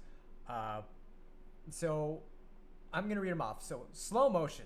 You can spend X resolve to add X to the result of your dice roll. So if you have like 3 resolve, you can have a total of 6. You start with 0. If you bank 3 resolve, you can spend all 3 to add 3 to the result of your dice roll. So for example, spending 1 resolve turns a 5 into a 6. So it turns it from a mixed result into a success. There's pause, so you can spend 5 resolve to automatically have your action succeed. No roll necessary. So if you have 5 resolve and you want to do a very risky move, you can just say, I'm going to spend 5 resolve, and you succeed automatically. Rewind. You can spend 2 resolve to retry an action. This can also be used to heal by reversing a damage you take during that turn, or taken in a turn. So say if you were in combat and you took damage, you can use 2 resolve to undo what just happened, and then essentially like redo that combat moment or run away or something like that. Fast forward, so you can spend 3 resolve to choose 1. You can gain 3 additional actions in a round. You gain 2 additional actions, and you roll 2 times dice for each. So you're doing 2 actions, and you say like, oh, like I want to use something that's like finesse for a roll. I believe instead of using 3 for you, Sharpay, you're rolling 6. And then you're taking the highest number. If you roll multiple 6s, then it's crit success. You can gain 1 additional action and you roll 3 times as many dice. So instead of rolling 3 dice, you're rolling 9 dice. My goodness. Mm-hmm. So that's something where resolve really comes in handy. There's also controlled chaos, which you can adjust the result of a paradox roll by the number of resolve spent. And a paradox roll is something that changes the timeline. So say if an NPC gets hurt when they're not supposed to get hurt, that will raise the time chaos by 1. And you can spend a resolve to undo that. So let me show you what the time chaos is. So like so you see this like little meter at the top here in blue. It's, you know, you can it'll go up by 1 essentially with every, you know, failed roll or every thing, a specific thing that happens that's altering the course of history. Whoops, it's starting at 1. And if it gets to 13, you lose. The future has been forever altered, and you cannot go back and change it. So your objective is to finish your objective without it getting to 13, essentially. So we'll go into that more as it goes on, and it's up to me to kind of decide based on what action you're taking. So like say like you're going to be in the 1920s with this. So you get to the 1920s and you bring out a cell phone or something like that in front of everybody who's watching you. I'm gonna make you do a chaos roll. So you'd roll, I believe, a d12, I believe, for the chaos roll. And you want to roll higher than what the current chaos is. If you roll higher than it, yeah, so if the roll is higher than time chaos, you succeed, you resist the paradox, you keep your trait, and if you use that trait for a skill later and you roll a failure or a mixed result, you have to take another paradox roll. If the roll is less than the time chaos, you fail. So a trait in the list is going to be replaced by a trait of someone's choosing if they donated to that. So in this case, say someone donates $6. They can choose a trait to bank, and they can choose which trait that will be taken away from. And then everybody loses that trait. So for skiing, if someone replaces skiing with something else, you lose skiing and you get that other thing. And then you'll lose all memories of ever having used skiing. If your roll equals the time chaos, that's paradox perfect. So you experience both times simultaneously. You keep your old trait and you get a new trait. They don't all lose that trait. They all roll a d12 to see if they still have it. Okay, so it's not one person. Everybody rolls a d12 to see if they still have it. And those who succeed, they still have it. Those who fail, they lose it and get a new trait. If you roll time chaos, you get both. Okay. So that's pretty much the gist of it.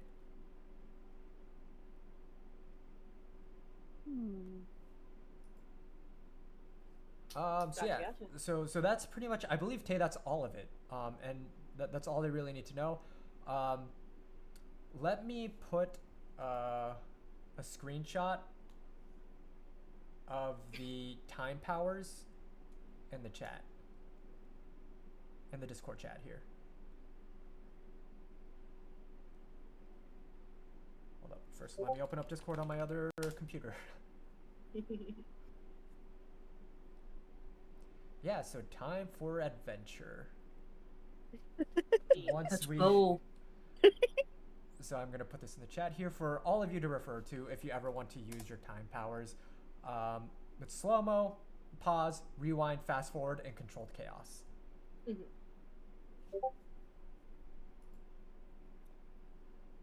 Oh, thank you for pinning that, Salix. All right, so we're jumping right in. Awesome. So remember that. Hold up. Let me bring up the campaign as well. Let me make sure I have this correct real quick.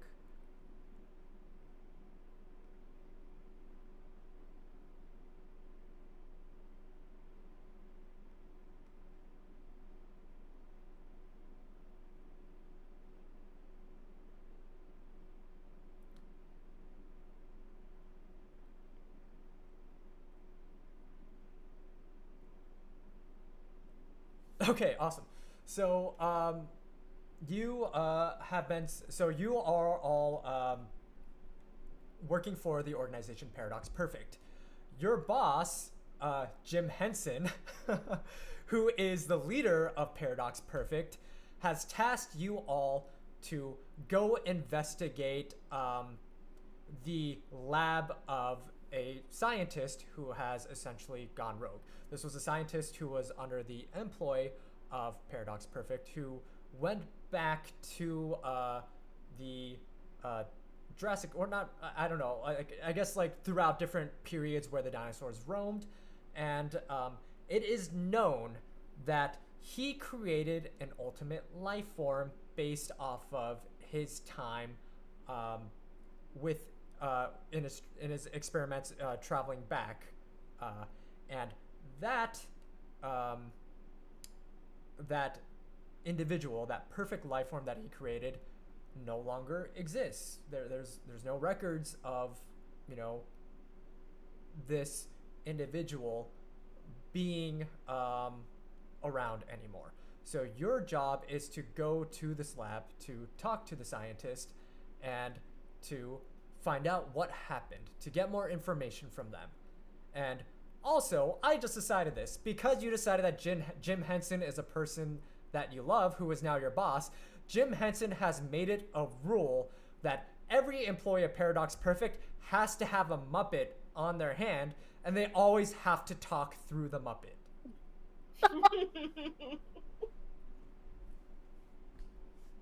Kadris, that is correct. If you pay to spawn something to help or hinder, you get to choose what it is. And that'll be to the situation that they're in. So, say, you know, again, since Sharpay is afraid of plants, if they have to do a very, like, acrobatic check to, you know, try to overturn a situation, you could spawn a tree right in front of them to freak them out. So that way now they have to roll at disadvantage. So yeah, so there is your mission. You all have your Jim Henson puppets in your inventory, and you have been tasked to go interview this scientist to find more information as to what the hell happened to this life form that they created, because there's not really many things that Paradox Perfect does not have records of that happened in history. So the fact that this life form disappeared and that they don't have any records of where it went is concerning to the organization.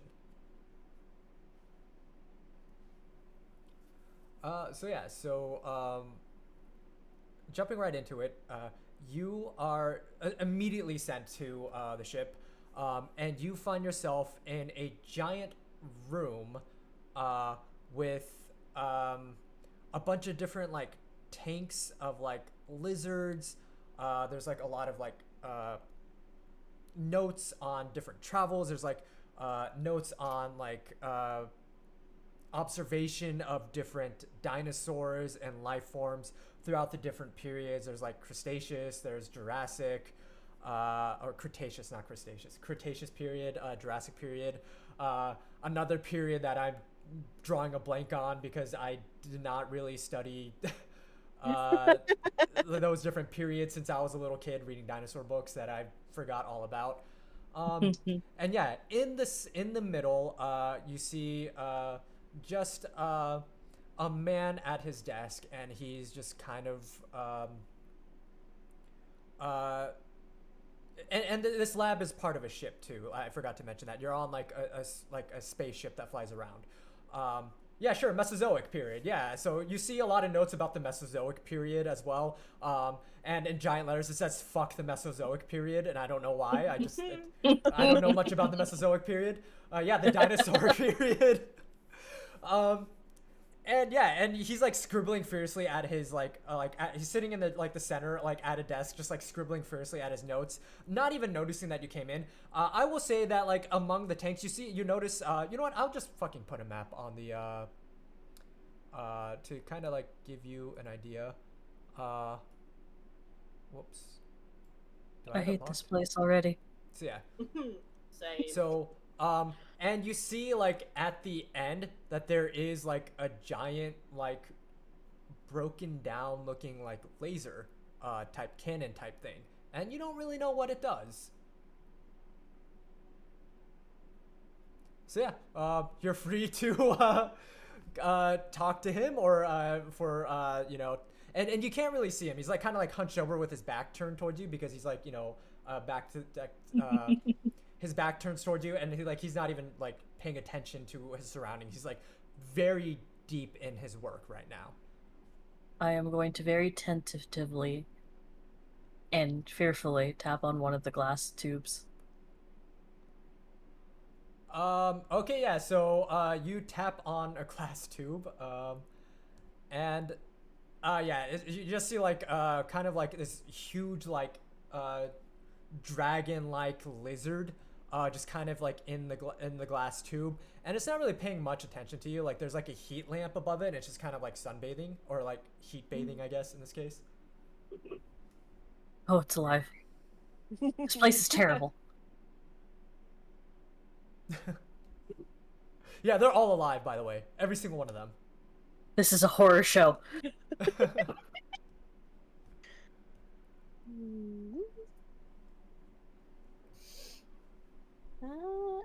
Are the notes all handwritten, or are they on like a tablet, PC? Like, are there screens anywhere, or?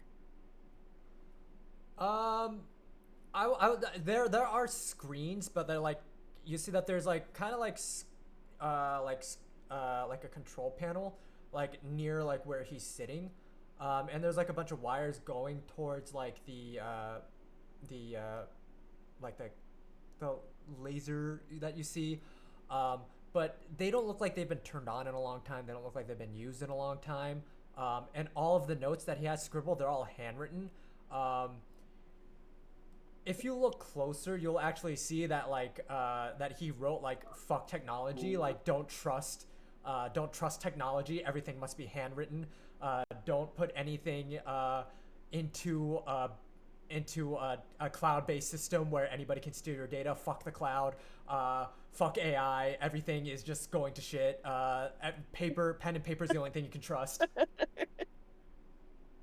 And there's like a giant drawing of like it's like you know like the little Fallout guy, like instead of like his thumb sticking out, he's holding a pencil, and like it's fucking says like here like to A artist, here you go, to AI artist, here you go, and it's just like him holding out a pencil. Why that a move?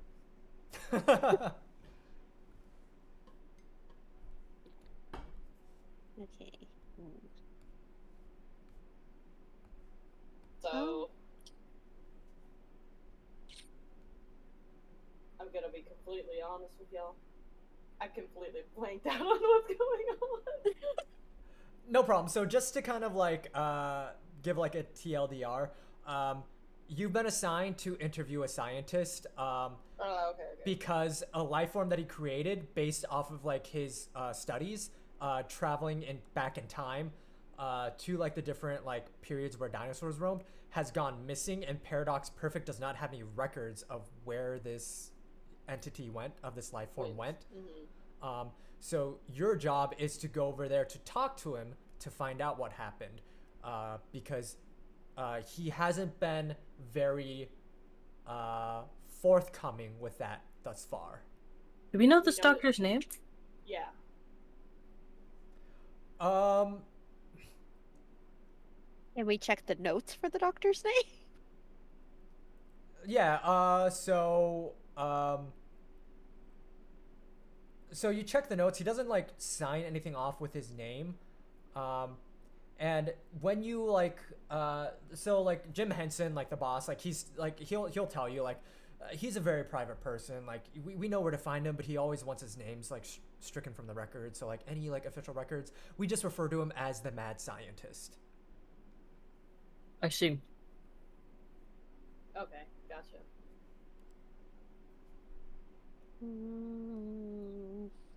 So I want to snoop through his notes first. We're gonna snoop through his notes first. Does he know that we're Dr. Doctorton the Third?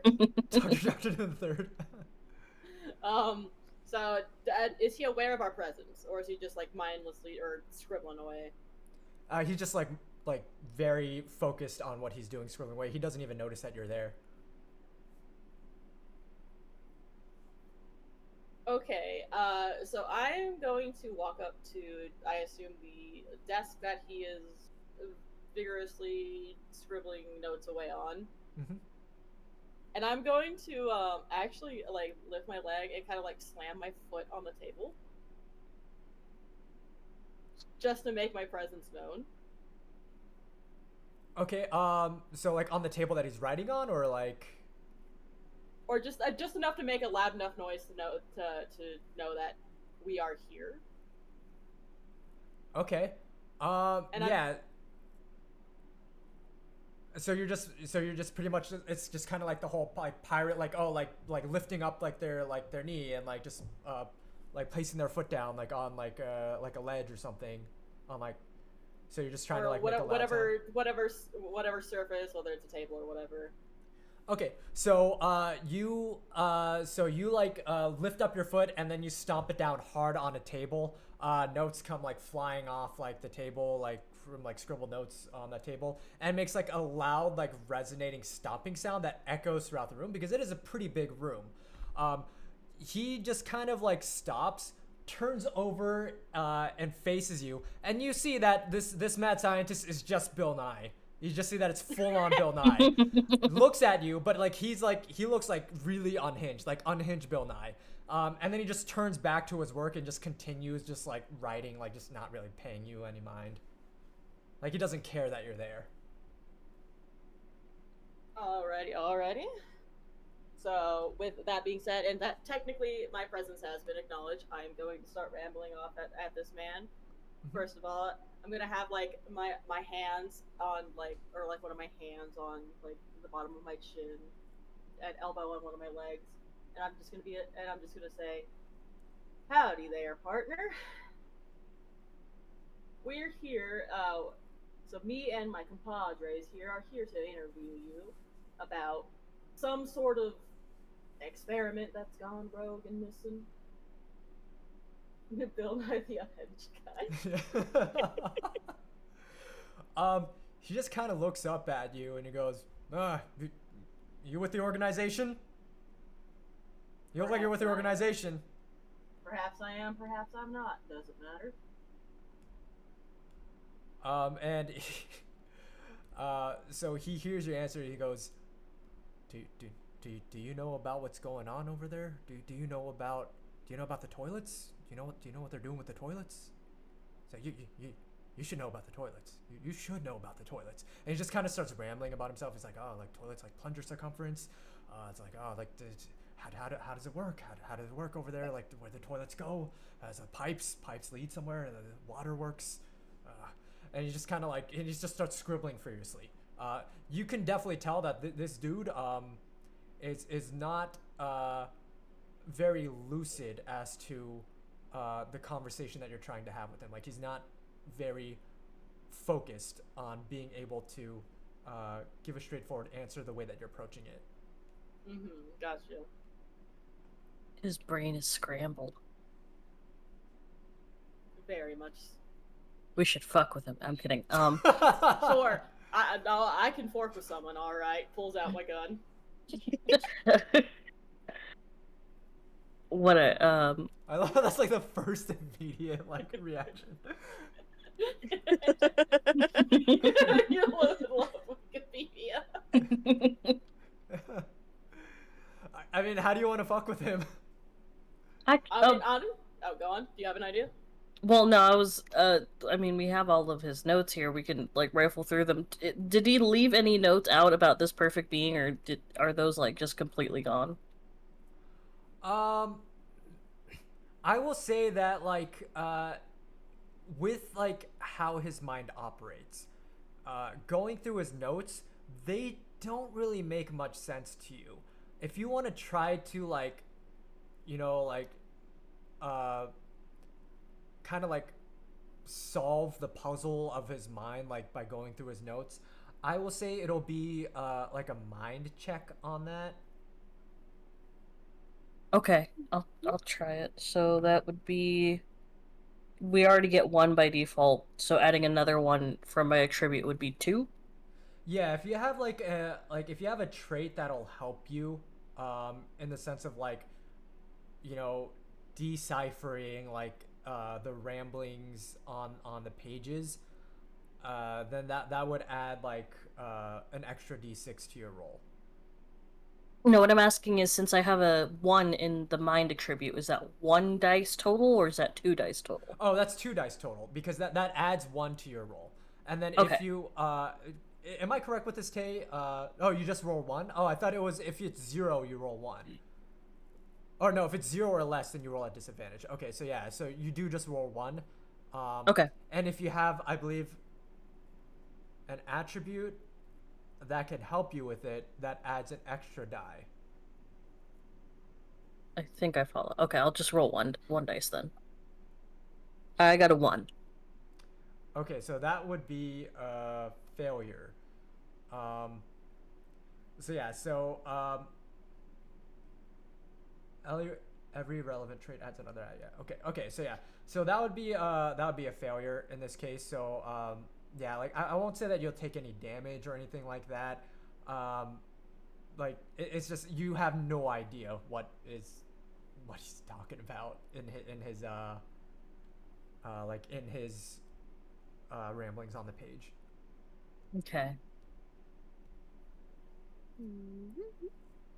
Okay, so I'm going to say, well, buddy, if you don't want your research to be as scattered as your brain, you better cooperate with us.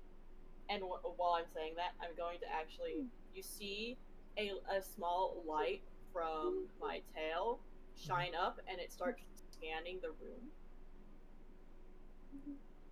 Okay. And basically, yeah. So basically, what I'm doing is I'm just gonna like try to see if I can't like skim through all of the notes that are here, if possible. So you're trying to essentially like intimidate him, while intimidate him. While also, yeah. Okay. Let's see. What kind of check? Like, would this be finesse? I believe this would be finesse. Okay. So yeah, so just give me like a finesse roll to see like if you can like kind of scare him to cooperate, essentially, to kind of bring him present to this moment. Yeah, and that would be just 1d6 plus my finesse. So your finesse would just be, so your finesse is 1, right? 2. 2? Then yes. So then it would be, you'd be rolling 2. Oh, 2d6s. Okay, gotcha.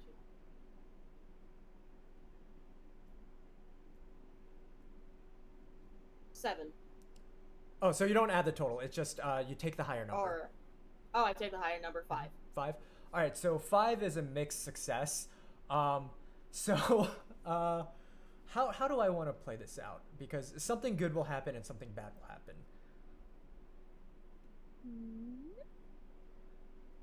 So here's what will happen. So he looks at you and he goes, "Oh, like sent from the heavens." It's like, "Oh, like I knew you were gonna come for me one day. I knew you were gonna come for me. Retribution has come for what I've done, for what I made, because what I've made goes against nature. It defies what humanity is capable of." And then he grabs your tail that you've been using to scan the environment with, and then he headbutts like the little scanning thing, and it cracks. So now you can't scan the room anymore. But he is willing to cooperate with you because he believes that you're some kind of divine presence brought to judge his sins. Okay. Huh. Oh, you gonna do something? Hey, Severin. If that's busted, how am I supposed to? How am I supposed to? You have to find a way to fix it. That's a mighty fine question there. It seems that after we get done with this debauchery, somebody's gonna owe me some recompense for my time. We've got this. I'll be fine. We got a speaker. So that being said, so after he says all of that, alright, so I'll just basically like whip my tail back away from him as far as it is possible, and I will say, well, start talking. Yes. I created life. I created the perfect life. And you just catch him like Jeff Goldbluming, where he's just like, and like, you know, just kind of like rambling. And he essentially tells you, he's like, "Oh yes, but I went back in time. I created the ultimate reptile, the perfect life form, immortality in my hands, and I granted him that immortality. And what did he do with it? He took my laser. He fired my laser. I told him not to. I never ordered him to do this, but he took my laser, and the meteor, poof, gone. Meteor gone. Meteor was supposed to be there, but no longer there, and it was stricken from the records. There are no records because I had to hide it. Nobody knows where he went. I couldn't track him. He's gone. He poofed the meteor. You have to understand, it's not my fault. I didn't mean for this to happen. I just wanted him to be better than us. I just wanted him to be the next step in the evolutionary timeline. I wanted him to be what we could be. There was so much potential with him, so many diseases we could cure, so many people, so much heartbreak we could avoid. But he had a mind of his own, and I couldn't see that. I didn't think of that. And he just rambling on and on about like how apparently that this meteor that was supposed to come down on the Earth is gone now. And while he's rambling about this and how his immortal life form that he created disappeared, you notice that he starts changing while he's rambling. And he keeps rambling, but it seems that like as he's rambling, he's forgetting things. Like he's forgetting like what he's talking about, until you see that he starts growing plant characteristics, and not necessarily just plant characteristics, but hybrid cybernetic plant characteristics. And his face starts changing, and it looks like someone you've seen before. Someone you may not like. Oh boy. Oh, Someone good. who has appeared in many films that you've seen throughout history. You are looking at Bill Nye Chris Plant as he looks at you and goes, Bryce Dallas Howard. I remember being on set with Bryce Dallas Howard, and there were a lot of animatronic dinosaurs. This was before I played Mario. I mean, Mario. Like, of course, I was Mario. And he starts rambling as Chris Plant now. And as you notice this is happening, the boss, Jim Henson, kind of radios you in and goes, "You gotta come back. Something is happening here. Something not good." So you're summoned back to Good, because I was about to shoot a hoe. The Megan was mid. So you have been summoned back to the Paradox Perfect headquarters, which I don't really have a map for, but that's fine. So you're back at the Paradox Perfect headquarters, and you notice that everybody is starting to change plant-like, cybernetic plant-like, maybe even Chris Plant-like, and that just randomly people are starting to change into these different traits that they look vaguely Chris Plant-esque. And yeah, so that's going on, and then you see like Jim Henson's there with his puppet, and he's just like, we need to talk about this. There's a lot to unpack. So you're taken to like a briefing room as people left and right are just turning into Chris Plants. And in that room with you is the original Chris Plant, like Chris Plant Prime, and he has no idea what's going on. He's like, "Oh man, like what is going on here? Like, why is everybody turning into me? Do you know why everybody's turning into me? I don't know why everybody's turning into me. What happened while you were gone? What happened over there?" His brains were just scrambled. He didn't say much. There was a meteor that got destroyed, and Not then he just necessarily a meteor that was destroyed, but gone missing. All right. the boss looks at you, and Jim Henson, he's just talking through his puppet, and he's just like, "That's actually why I brought you here, you know." So, oh yes, time chaos does go up. Thank you so much for the reminder, Tay. So time chaos goes up, and this is the result of time chaos going up. Let's see. So now chaos timeline is at 2. The Jim Henson tells you, like, this is why I brought you in here. I need to send you back in time. After you talk to him. Oh yeah, that's right. We do have to change a trait. All right. So let's change a trait. Let me go to my list here.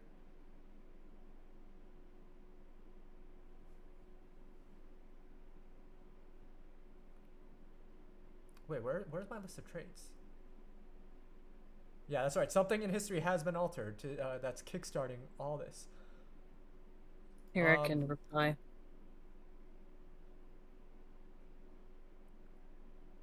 So let's see. So where are my list of traits? I had a list. All right. Okay. All right. Well, that works. Yeah, I'm also gonna pin this. Pin it. Oh man, what do I want to change? Unless somebody wants to donate to decide to change it. Oh, whoa, somebody donated. Somebody did donate earlier. Somebody donated earlier, right? For it? No, that's right. Tay donated for the spawning something. Okay. So that's right. So I'm gonna get rid of skiing, and I'm gonna put in Tay, does it have to be a verb to replace it, or can it just be any word?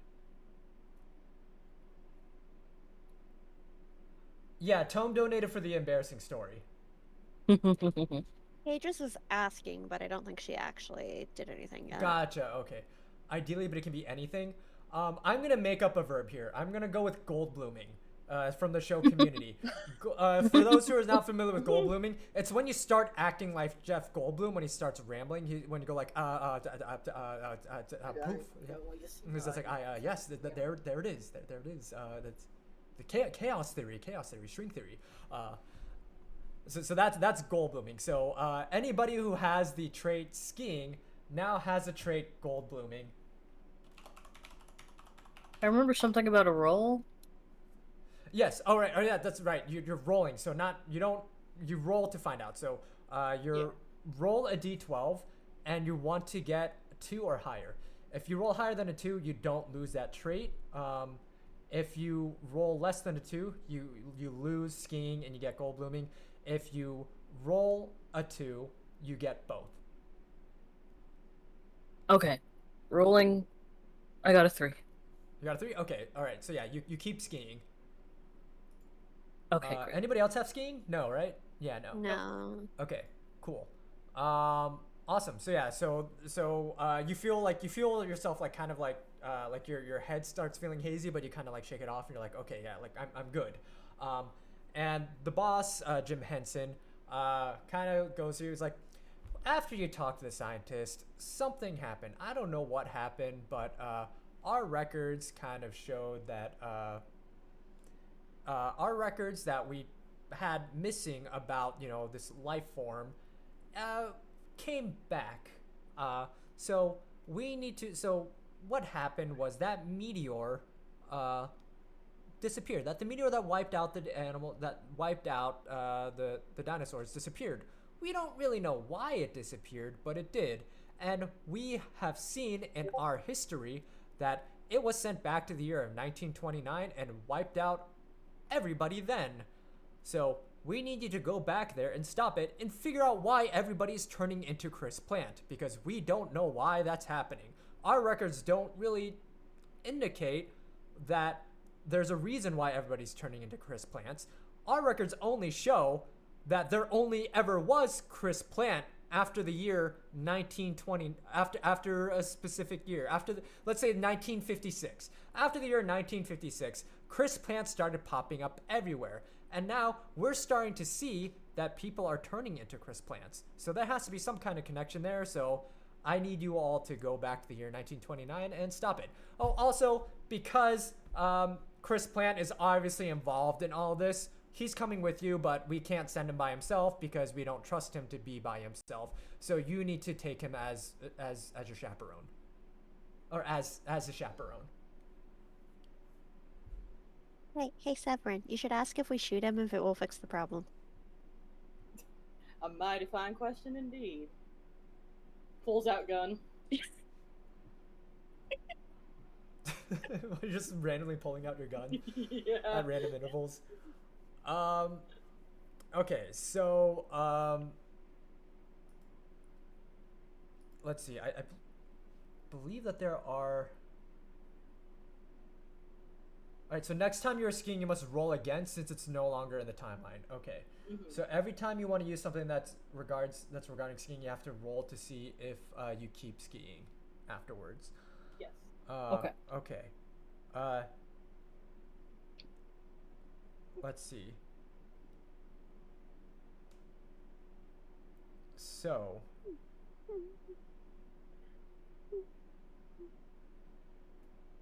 There are 4 different time machines that you can use. There's a parapod, which is a large spherical pod that fits 6 people, rumbles before teleporting through time and space. The pros, it's portable and spacious. The cons, it's noisy and rolls everywhere. There's a chrono cruiser, which is a flux capacitor equipped automobile that travels through time at 88 miles per hour. Pros, it's stylish. Cons, it requires speed and terrain. So you need the space to get up to 88 miles per hour, and you need to get up to that speed. There's a hyperbolic chill-out chamber, which is the speed of time within this endless chamber is different from the time outside, adjusted via dial. A day inside the chamber is a year on the outside, though this can be adjusted with the dial. Pros, efficient tool for long training. Cons, can only move forward in time, so you can't use that. That's interesting that you put that in there, Tay. The reverse treadmill, a treadmill that sends you back in time provided you run backwards. Pros, it's great exercise. Cons, it's great exercise. Oh, hi Kellogg's. Tay, how did you come up with these? I am not opposed to using the DeLorean. I think we should use the orb. Oh, the spherical pod? Wait. Yeah. There were more though, right? What? Was there anything after the what is it? The reverse tripod. Tripod. Treadmill. Treadmill. Nope. Was there anything after? Okay. Nope. Yeah, Yeah, that was the last one. I'd say the sphere is probably the best bet. The sphere sounds like the most optimal, yet annoying option. Well, actually, no, technically, that would be the treadmill. Yeah, you can use the treadmill, the chrono cruiser, or the parapod. Do we want to put it up to a vote? I mean, I don't have legs. I can't really, or like not proper legs to help with the treadmill anyway. So That's right. You go wherever Severin goes. yeah, Severin would be doing all the work. So Parapod it is. But before we go back in time, I need to get the light on my tail fixed. Maybe we should make Teto fix it. got this. Yeah, I will say that, like, since Paradox Perfect is like a full organization, that they have resources to get it repaired. I don't even think I wouldn't even require to make a check to get it repaired. It'd be funny. Yeah, because like one, like, that is true. It would be funny. You know what? Yeah, you convinced me. Go ahead and make a check.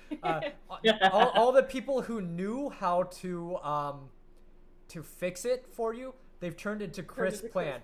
So now you do not have anybody employed there who would be able to fix it for you. You have to figure it out yourself. What would that be considered a check for? Mind or I would say that's I would say it's mind, yeah, because you have to use you have to kind of scour your brain to kind of figure out how it would work. Yeah.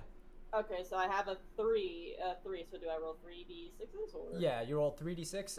So 1 to 3 is a failure. 6. Right? You rolled a 6. All right, yeah, that's a success. So you successfully repaired your scanner on your tail, and it's now functional again. Yay. I've got All dibs right. on the next tech piece that breaks. Sure. Sure, keep telling yourself that.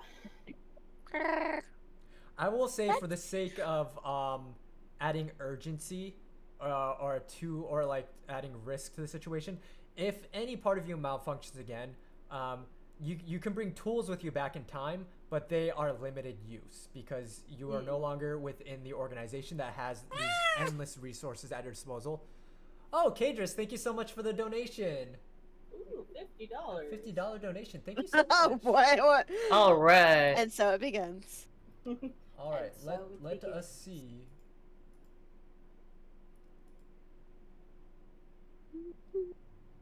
Okay. What would you like for the $50 donation to go towards? At least 10 was for an embarrassing story. Yeah, I did see that. All right, so an embarrassing story. Let's see. What's an embarrassing story that I can tell from my life? 5 embarrassing stories. Oh boy. All right, team effort, guys. My entire life. So, Oh. my middle school nurse knew me by name. So here's another. I don't know why all my stories are like related to like incontinence. So when I was 5, no, I was like around 4 or 5 years old. My sister is much older than me, so she took care of me like when I was growing up because my parents worked a lot.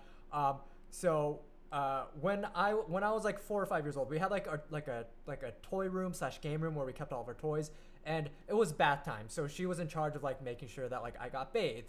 But I as a kid, I was like, oh well, I can't take a bath if I don't have a toy with me, and I'm so indecisive. I can't decide on a toy that I want to play with like during bath time.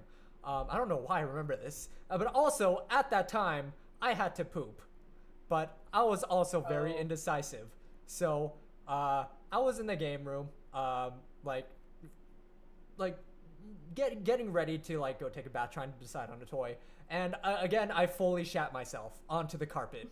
And my sister was very mad about it, and I wasn't embarrassed at the time.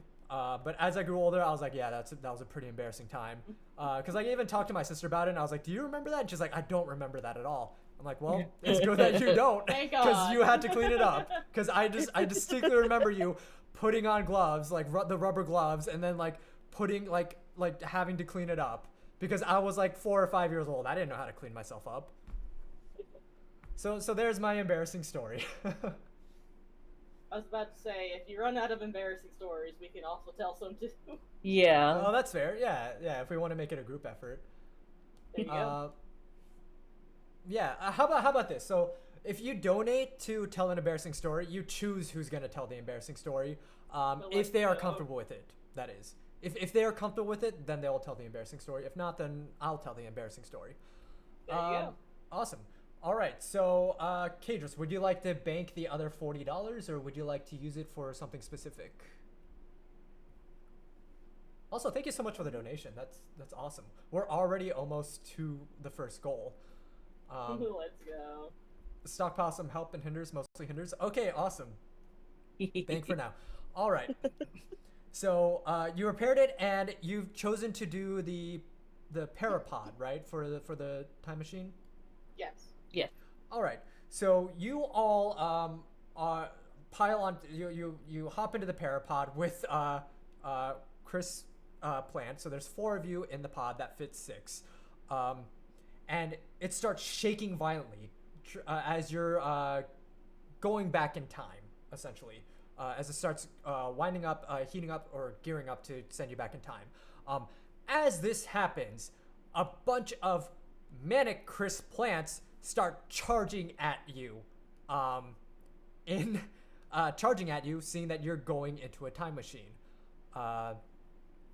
And so they start grabbing on. They start pulling at you. They start trying to pull you out as you're now hurtling back in time. So while this is happening, I'm gonna need everybody to give me, I would say, whatever check you want to try to get them off of you, because they are, they're sentient. Like they can be reasoned with, they can be talked to, or you can just straight up use aggression on how you want to get them off of you as think I'm you're just hurtling gonna- back in time. I'm just gonna use like my I forgot the word I was gonna describe it with, but my legs, Mhm. and I'm just gonna start kicking them. Okay, yeah. Give me a body check, and let's see. What are your attributes? Do you have any attributes that will help you here? Yeah, let's see. I mean, I'm a Jerboa. So I have very strong legs. Yeah. All right. Yeah. I'll go with it. Yeah, because you're a giant jerboa. I will say that with like, because like they're what I'm like a they're robot like, Jerboa. yeah, you're a robot jerboa. They're like what 70% legs. Um, Yeah. yeah. Like go ahead and give me I guess so. Let's see. What is your stat for your body? One. 1. All right. So yeah, give me two d6 and then take the higher number. Hatsune Miku Triple Baka. That's your theme song. That's awesome. 5. 5. All right. So that's gonna be a partial success. So I So will it say. begins. Wait. Wait. What are you doing? Okay, you're hindering Oh me. boy. Okay. How do you Oh, boy. hinder?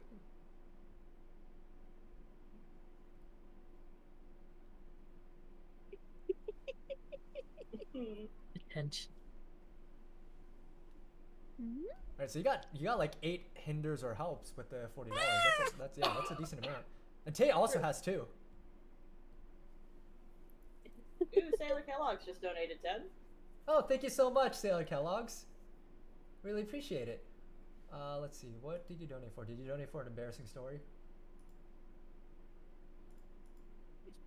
Saving them. Oh, nope. There's no note on there. So whatever you would like for it to be. You're saving them, Tay? Okay, awesome. Yeah. Kellogg's, whatever you want the $10 to be for. If you want it to be for the raffle. Let me go for it. Oh, Tay, you have an idea for one right now?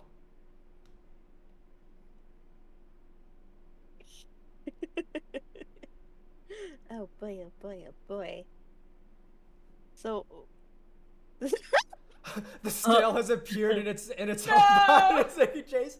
All right, awesome. So yeah, so the snail is the snail. You see like a pod behind you, and then inside you just see like a tiny snail like at the helm of the controls. Wait, And is you it like don't know how it makes sense. Is it like a pod the size of the snail? That's just going at the pace of the snail is a better question.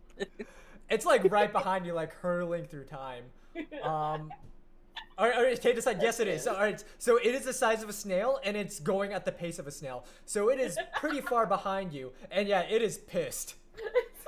It's Like- shaped like Gary from SpongeBob. Yeah, exactly. Yeah, it's a Okay, snail-shaped time machine. wait, what would Cadruses be then? We will find out. How are you entering me, Cage? We are still waiting on Gators, aren't we? Yeah.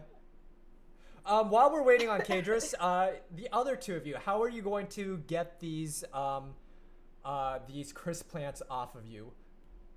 I'm gonna use finesse to try and, like, wiggle my way out. Yeah, okay, yeah, go ahead and give me that finesse check. Do you have any traits that can help you?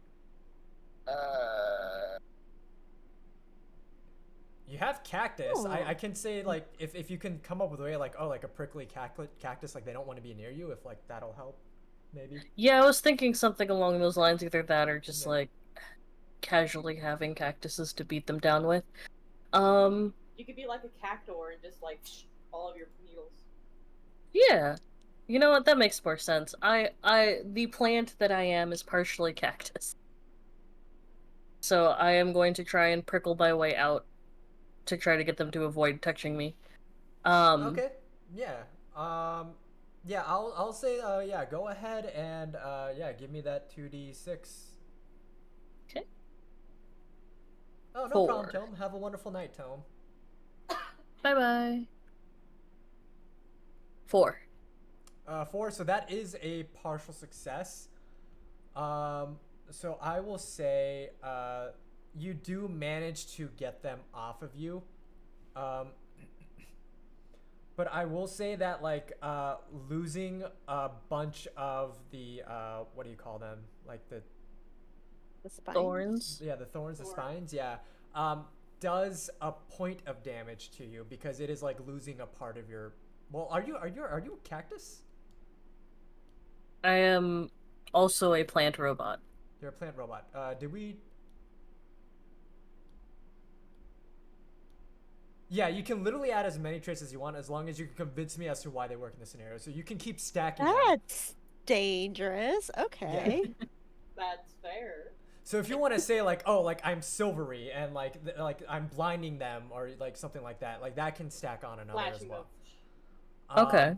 But yeah, Okay, so okay. yeah, so with a 4, yeah, I will say that you take. I will say that it kind of like because there's so many of them, you also kind of get like pricked by them. So I'll say you take a point of damage, there. So that's the bad thing that happened. But the good thing is that you have thrown them off of you. All right, Teto, how about you? So there are still some to deal with, is what you're saying. Right. Okay. So Oh, if Colin, thank I you so want much. it, Sorry. okay. So for finesse, it's basically, is it necessarily always being like sneaky, or is it like being clever? Like, could I talk my way out of something with that using finesse, or is that I something believe else? so because I think one of the terms used to describe it was cunning. Yeah, that's why I was like, I'm pretty sure that So yeah, earlier. Yeah, yeah, I'll say Tay that said requires clever. finesse. So It's the okay, finesse cool, of cool, cool. the words. Okay, Yeah. so if I wanted to try to talk them into letting go Hmm. through Severin, so that's 4 I've got a 4 in the finesse, and then I'm affable, which means I'm, the friendly, outgoing, kind of talkative person anyway, right? Right. If I wanted to use, would it make sense to you to use aventurine for luck? Because it is known as a stone of opportunity. I'm literally looking at the meaning on Google right now. Quit laughing at me. You know damn good and well that he's based off something. I know. Yeah. Also, you have your bond with Severin too, so that's 5 and potentially 6. Yeah. Oh So- yeah, technically you're using you're technically using on too because I am now Yeah. I'm now projecting you. Yeah. So how many would that be? So using Aventurine, your finesse, and Severin's projection. Okay, so you said, are we allowed to use multiple traits? Yeah, you can use as many. You can use all your Okay, traits so if you can find if a I way. wanted to use aventurine and affable. Yeah, you can do that. Because affable means Okay. friendly, right? Like. Yeah. So you can be friendly, so you're good at talking your way out of things. And Yeah. Aventurine, how is Aventurine relevant to this again? It's a luck stone. Yeah. Oh, It's a luck luck stone? and Okay. prosperity. Okay, yeah. I'll go with that. Yeah. So What about my it hinder increases spawns? the luck. Oh, Golan, did you want hinder spawns? Swarm. Okay, so Golan, if you want to hinder Salix with your 3 hinder spawns, you can if you want, or if you want to bank them or just use one of them. Kadris. So Kadris summons a swarm of miniature hot dog vendors to surround you, Annabelle, to distract you. Wow, this is wild. So Severin is suddenly surrounded by like New York hot dog vendors. Like it's like, hey, like you want a hot dog? I got you a hot dog. You can't travel through town without a hot dog. And 1 hinder for everyone in a snarf impression is what I put down. Don't know if that showed Oh, up. you donated. It's just Yeah. the notification itself isn't going off. Yeah, so Or the notifications sound kind of it anyway. yeah, like the notifications kind of broken with Tiltify. Like it comes up on screen. It's just that there's no sound. Okay, so you want a snarf impression from me for $15, and then 1 hinder for everyone. Who is Snarf? I gotta look up who Snarf is. Snarf. It's definitely not Snarf sandwiches. Okay, so the snail has hot dog vendor minions. Oh, This is gonna be- Snarf from Thundercats.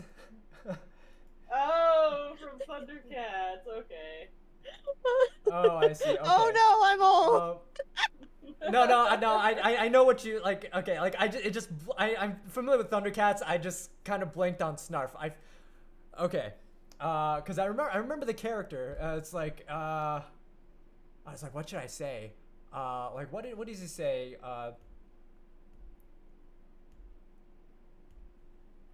Yeah. Who's I can do a character in Snarf's voice. It's like, but you gotta have a hot dog, Snarf. I'm sorry, that's the best I got. That was great. Why you gotta have a hot dog, Snarf? This snail is somehow responsible. All right, so this will be interesting. Because Kadris put a hindrance on Annabelle, and Golan put a hindrance on everybody. So Double hindrance. yeah, so you have a double hindrance. Golan, what do you want that hindrance to be for everybody? We already got hot dog vendors. We got a snail and like a pissed off snail in a time machine, like just slowly We like haven't creeping even up left on them. We haven't even left yet. Oh no, you've left. You're fully hurtling towards time now. You're not even in the building anymore. Like you're like going back in time. Like you're traveling through like a time portal. I meant like we haven't even metaphorically left the driveway. Oh yeah, right, yeah.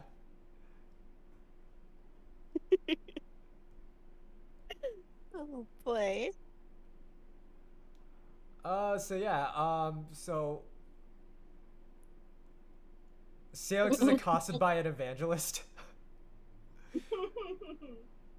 Inside my brain. I feel like I don't know enough about evangelists to like paint that picture, but I'll just say it's like an evangelist missionary, like just trying to like hand you like a pamphlet. Okay, knocking on your door, house door. Maybe just take away a d6. Yeah, Would that work? So how would two hindrances work? Because you have one, right? So you're just rolling two and then taking the lower number, I think. I suppose. Yeah, because I think that puts you at -1 for two hindrances. You want me to roll at disadvantage now? Yeah, so roll 2d6 and take the lower number. 4. 4? Okay, so that's still a partial success. So that holds that okay, so that is I think what you rolled last time. So that's a partial success. And so you're trying to kick off. So you kick a bunch of the crisp plants off of you, but one of them manages to like hold onto your leg and grab on and damages like your leg like in the process of you kicking him off. So now like you're gonna be walking with a limp because like and unless you can repair your leg. Yeah, it is a shady, extremely shady watch salesman who won't take no for an answer. All right, so we did that. We'll go now to Teto. So Teto, we were in the middle of you deciding like how many dice you were gonna roll. So you're doing affable, Yeah. aventurine. Yes. So that's Yes. 2 plus 6 plus the bond 7. So you're gonna be rolling with 6. So we're gonna take away a d6. So you're rolling 6. So I'm rolling 66 and Yeah. it's the highest number. Yeah, and you're taking the highest number. And if you have multiple 6s, that's a critical success. Sorry. It's a lot of decent. Yeah, while the evangelist is trying to like distract you, be like, hey, no, like here, like, this pamphlet is better than money. I know it looks like $100 bill. I know it's misleading, but it's better. That like the salvation that you get from this will be better than any money. I promise you. Okay, my highest is a 5. Your highest is 5. Okay, so that also is a partial success. How do I want to play this out? So you successfully like talked your way out of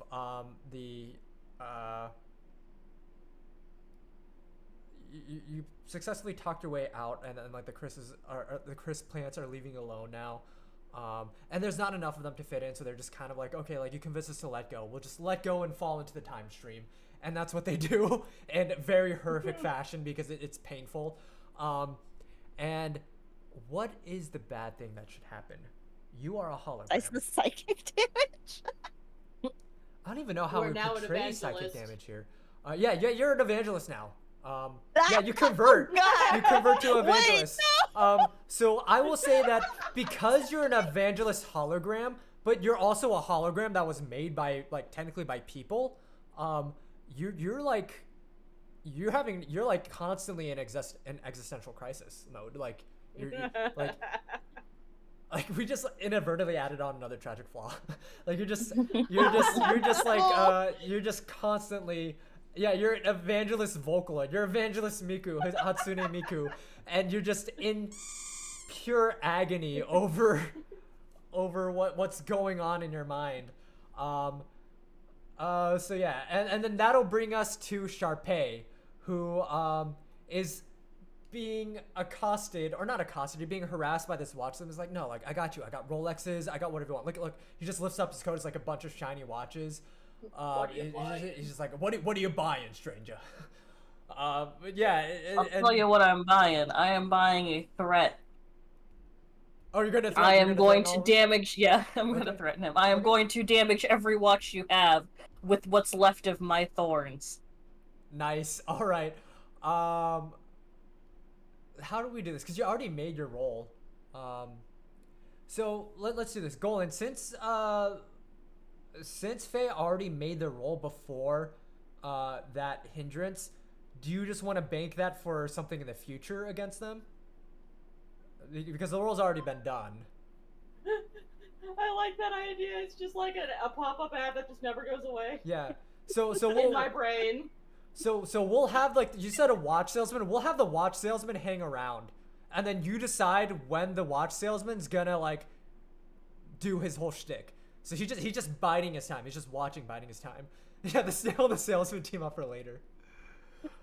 Awesome. The hot All right. dog salesman and the Rolex salesman. So you have all successfully gotten the crisp plants off of you, but unfortunately, or fortunately for you, the original crisp plant Prime, has been pulled off of the time machine with them and landed in the year 1956 along the way.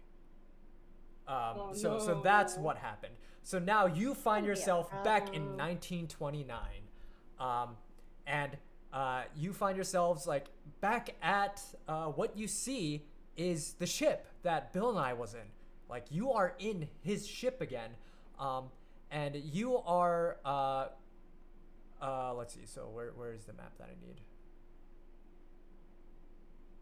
So you are in 1929.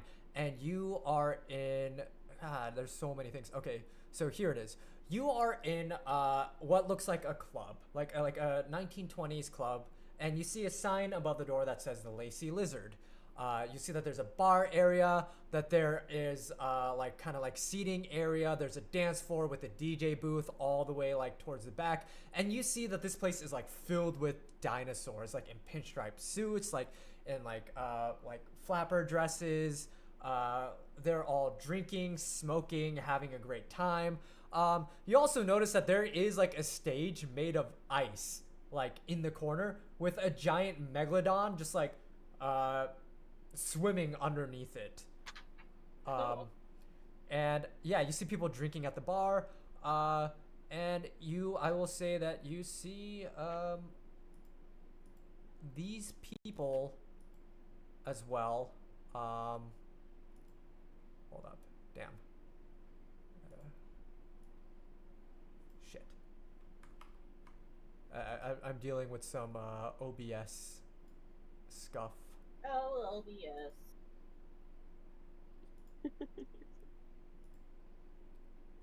Gotta unlock. There we go. Just to kind of like paint you a picture of like what everybody looks like here. Well, like you'll see like there's a bunch of people. So you see the three on the left. They are sitting at a table.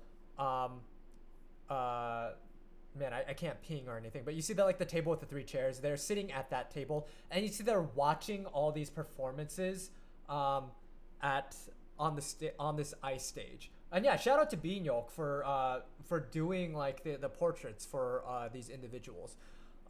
They look great, honestly. And yeah, so you're free, and then your time machine just lands like outside the door of the club, as there are bouncers at the door, just kind of like looking at you, like, you know, like, are you coming in? Like, are you staying out here? Are you coming in? Like, what are you gonna do?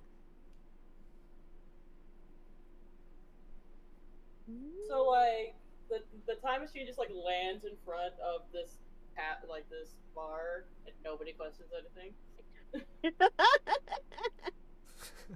Well, I mean, it's the 1920s and everybody's been partying. As far as they know, it's just some weird vehicle that showed up. Okay. Is there any way we can hide or move our time machine somewhere to where it's somewhere less conspicuous? Roll that that makes shit. You know, just roll it into like an alley and just to cover it. Well, there's no alley because you're on a ship that's like in the air. Oh, I mean, if it's in the air, is it as much of a concern? We can park it on top of a building. Hmm? You just roll it off the ship and just. Well, I mean, your time machine landed you right inside of it, like right in front of like this room, essentially, like in front of this club. So you're not like outside; you're like inside. Okay. So I guess exit and go in. Oh yeah, so you go into the bar, and let's see. Let me make sure that I have all the information I need.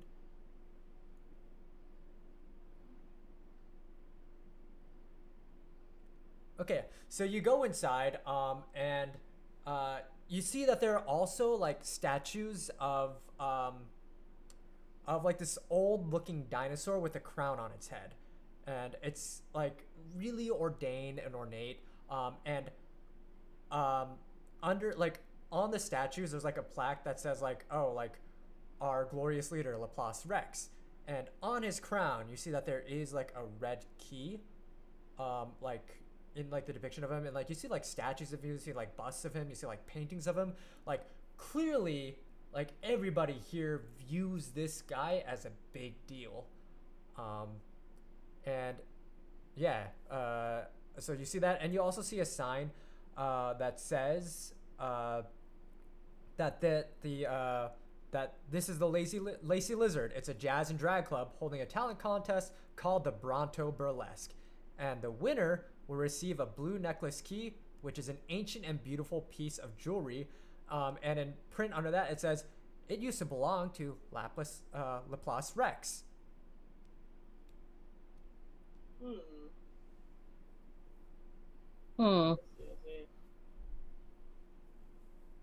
it's what kind of contest? It's a talent contest. Huh. I see. And so we're joining this contest, right? That's up to you. Well, I mean, to be fair, Wouldn't this be like ideal for you? Yeah. That would be a deal for you, honey. Yeah, I mean, if you want, I mean, if you want to kind of like, so pretty much like you can do whatever you want. You can just jump right into it, or if you want to like talk to people to get more information about like where you are, like the whole deal of this place. I personally want to eavesdrop on if anybody is talking around us for a bit. Mm-hmm. See if we can't get any information about, besides this bust of this very highly important figure, what is the current state of affairs going on. Okay. All right. Yeah. So you said you wanted to head to the bar to see if to like listen to people talking. Yeah, just listen in and eavesdrop on people. Okay. Awesome. So yeah. So Evangelist Vocaloid Burlesque wasn't on my bingo card for this, but I'm glad. Yeah. All right. So you see the two portraits on the top or the bottom right. You see that they're sitting at the bar. They're kind of talking amongst themselves. They're talking about the blue necklace key and how they wanted it. And they're just kind of talking to themselves like, I know. I told you I get it at the auction. Oh God, let me look up the names here. Let's see. Okay, so how do I'm kind of struggling pronouncing these names, Tay. Or you can always type them in chat. That's true. So so how do I go about this? So you're kind of like eavesdropping. You hear like the man with like the slicked back hair. He's like talking to the the woman sitting next to him.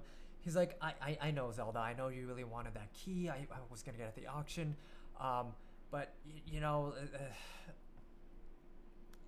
You know how influential and how wealthy Albertosaurus Capone is. And I didn't have the money to buy it, but he did. But you know what? He's or not the blue necklace, the green ring key. Because the blue necklace is the prize for the talent show. He's, I know you wanted that green key. I know it looked great. With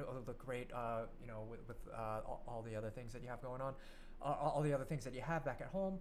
But that Albertosaurus Capone, I can't match him. But he says he's going to let us have it if we can do him a little favor. So maybe we can just do this talent show. Like he said, get him an audience with Laplace Rex, and we don't ask questions. We don't need to ask questions, because we're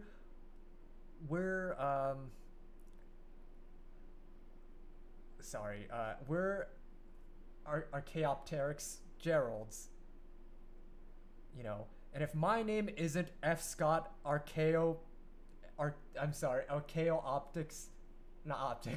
Archaeopteryx Gerald, then I'm not going to be the one. If that's not my name, then nobody else is going to do it, because you are Zelda Archaeopteryx Gerald, and we get things done. We're gonna win this talent show. We're gonna get you that.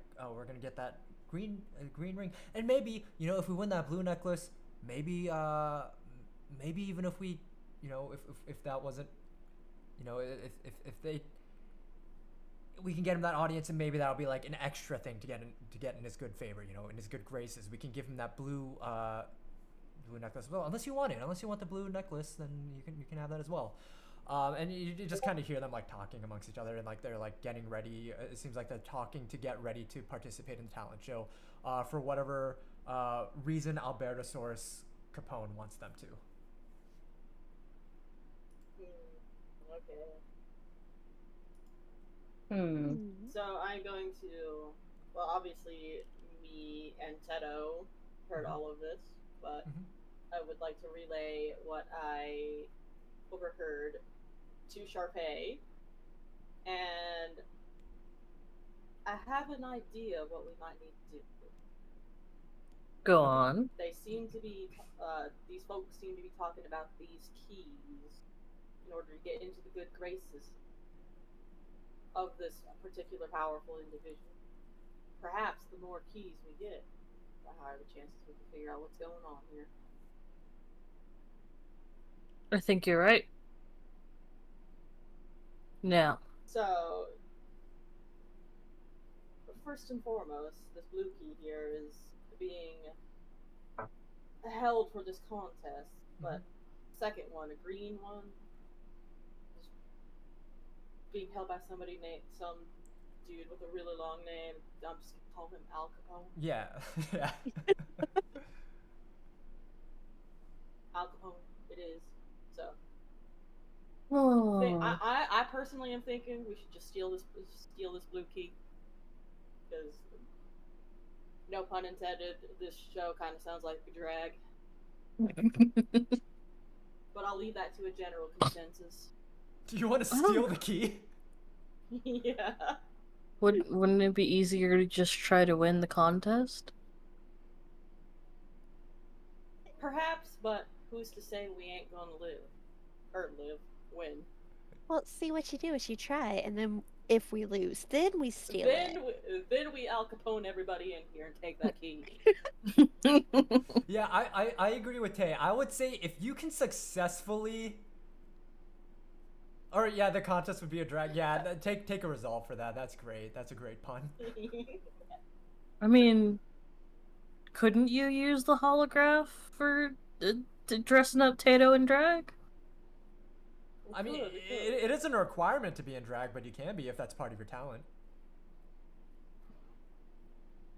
You know, fit the theme. I know, Tato, you got something going on in your mind?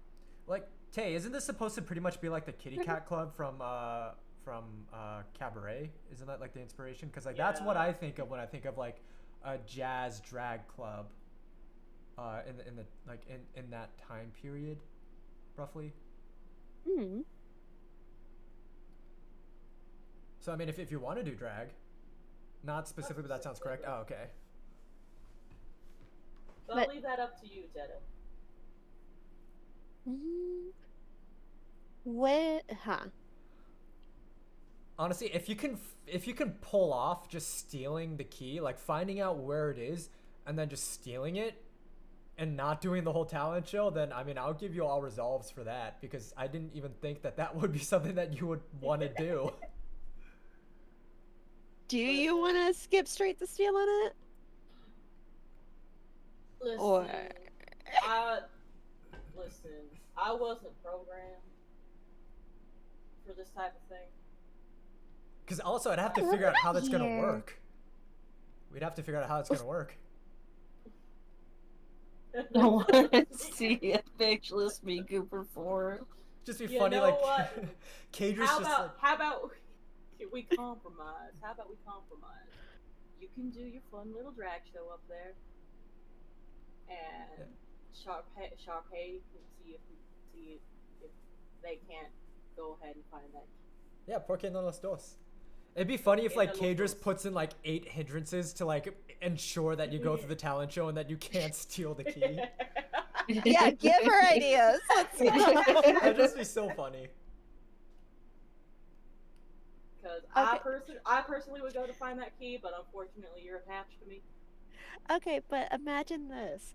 Imagine this. Not necessarily drag, but in a burlesque outfit and singing a Christian song. You said that Cass's theme from Breath of the Wild immediately started playing in the background for me. I mean, hey, if that's what you want to do, you know, like if you want to split up and have like 2 of you or like 1 of you do the talent show and then the rest of you do like try to find the key and then try to like finesse your way stealing it, or like 2 do the talent show and 1 try to steal the key. I mean, Like, hey, Sharpay, do you have any particular talent? This particular issue is that me and Tedo are currently permanently attached to each other because without me, she can't project. Sounds like you've got a hell of a talent then. Where one of you does something and then the other of you does like something in your hologram form. Like at the same time on the stage. Yeah, That's a good point. I suppose I can try stealing that, yeah. So okay. For the sake of streamlining, I will tell you that that the 3 on the left here, sitting at the judges table, it's my Sarah Rainey, so Ma Rainey. It's and there's who else? There's Jovi Raptor Baker. And there's one more. There's Langolimimus Hughes. So we've got Langston Hughes, Josephine Baker, and Mai Rainey. Beautiful. I'm about to blow these people's minds. Dang, if Faye's trying to steal something, it's gonna be hard when that salesman shows up. Oh, that salesman just been following you this whole time, just like biding his time. So like, Oh my god, I yeah. forgot about it. yeah. And I will give say, us the snail. What's Yeah. going on with them? so Snail. thank you for mentioning that, because I was gonna say, as you are hearing this conversation at the bar, and then you see these like judges at their table, you hear like a small snail size like kind of like electrical zap coming from outside that sounds like something landed and outside, and you see the doors open, and you see a little snail just slowly just like try to inch its way through the door. Muddle button. Snail. You'll see Severin like pulls out a bag of salt and lines the door around the snail with salt. Because this ain't the first time this has happened. It's a generational curse. They carry around. It's a generational curse. Okay, yeah. I say Salt, you line up salt by the door. The snail pulls out like a little pole vaulting pole, and then just ready to start like jumping over the salt. And it's pissed. Son It's of a nice angry. lady. It's even more pissed now that you brought the salt and you made it even more personal. Son of a nice lady. All right, so and while you're doing that, it's pissed. While you're doing that, you all also notice that the judges have the blue necklace with them. Like they're the ones holding on to the prize because they're the ones who are going to determine the winner. I could make this go to shit so fast.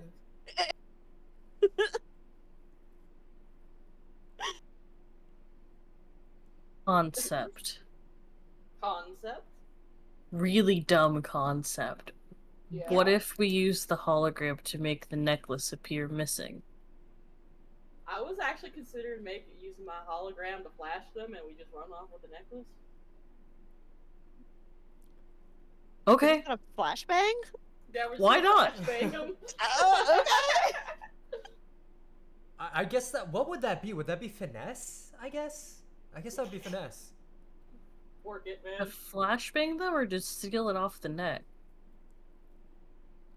Wait, is it around one of the necks, or is it just like in a little casing, or is it just out on the table? Yeah, how are they holding it? I will say it is around my Rainey's neck. Okay. Or my Sarah Rainey. Or Ma Rainey, sorry. Marie. Would we be able to layer this a little bit? Probably. Like if the hologram for the flashbang, but obviously like I'm speaking through you somehow, right? Like there's got to be a speaker at some point.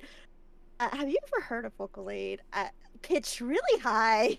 Oh, really? I have Oh, heard so- Hatsune Miku. So you're just gonna give everybody tinnitus? That's the plan? Yeah, yeah, Well, I mean, Look, that if also you're- kind of comes with the flashbang. yeah. But if it's a hologram, it's not necessarily going to go off. Besides, it's funnier if it's a scream. True. I'm gonna call that. I have an interesting idea. How about we get up there, and while we're performing, sometime during the performance, we just go ahead and do the flash and the bang with the 5-pitch scream, while Sharpay, while they are distracted throughout all of this, runs up and grabs that their key.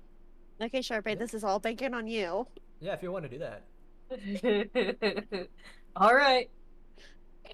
All right. So we get the best of both worlds. We get to steal the necklace and do the contest. Okay. Hey. All right. So yeah, you all are signed up for the talent show. You see, Zelda and F. Scott do their routine. F. Scott does poetry, and then Zelda I don't actually know much about Zelda Fitzgerald. Is I'm sure she had a lot of talents. Correct, Golan. That will be a dice roll. So there are going to be a few dice rolls going on here. Oh, they're both writers. Okay, so they're going to be doing competitive writing. That's their talent. They're competitive writing on stage. Like they're just like and like the judges are just confused. They're like, what is this? Like they're just looking at each other very angrily and just writing in books very furiously at each other. So that's their talent. And yeah, they score very low because the judges don't really know what's going on. And then we move on to your turn. So this will be a few dice rolls. So you two first have to decide what your performance is gonna be. Like, what is your talent before you do this like heist scenario. Oh yeah, So, the prose is immaculate. Mm-hmm. So I'm pretty sure, like, since this is in the God. 1920s, that, like, somebody of my stature, like, as being a cyborg or something, or, like, having high technology is definitely not a thing. Oh yeah, go ahead and give me, we're gonna, okay, so, just your presence there, yeah. But I'd like to say I'm at least somewhat covered. Not all the way, but I'm somewhat covered. I mean, did you try to disguise yourself, like, at all? No. Okay. I have a hat that I cover, so. Okay, so then Chaos Timeline is at 3 then, just from you being there. And also from Sharpay being there, because Sharpay is like, what, like half plant? And robot. Oh, and robot, yeah, they, like, they haven't seen that. No. This is part of the show. This is part of the drag. You know what I mean? This is a part of the cost. Yeah, either way, this is beyond their understanding. So that, like, they're freaking out because this is altering the timeline. Just your presence being there is altering the timeline with them noticing. Let's see. So I'm going to change a trait. And that trait will be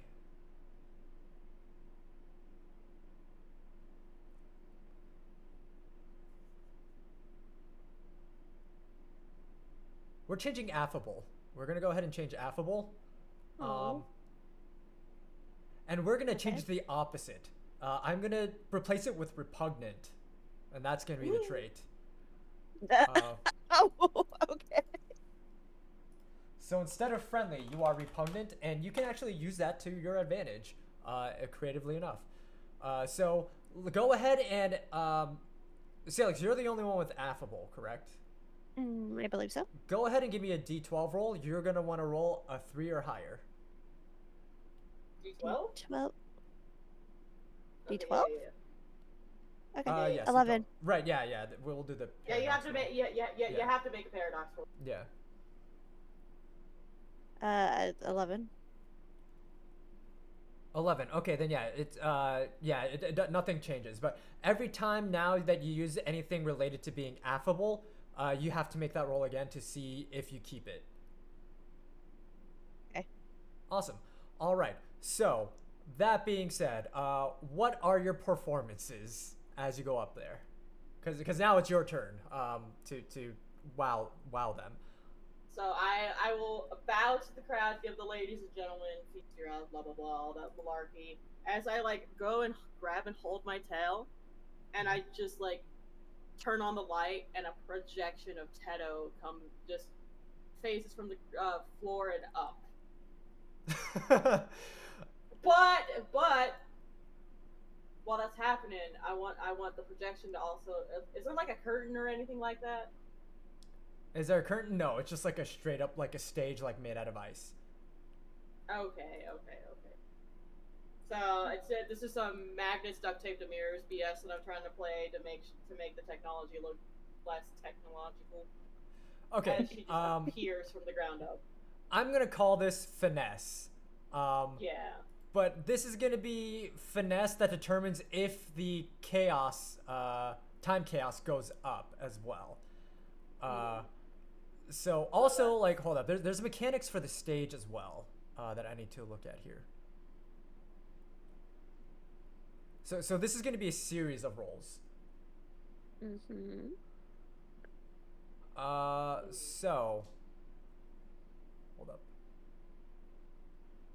So you notice that the ice underneath you is slippery, and it's not super sturdy.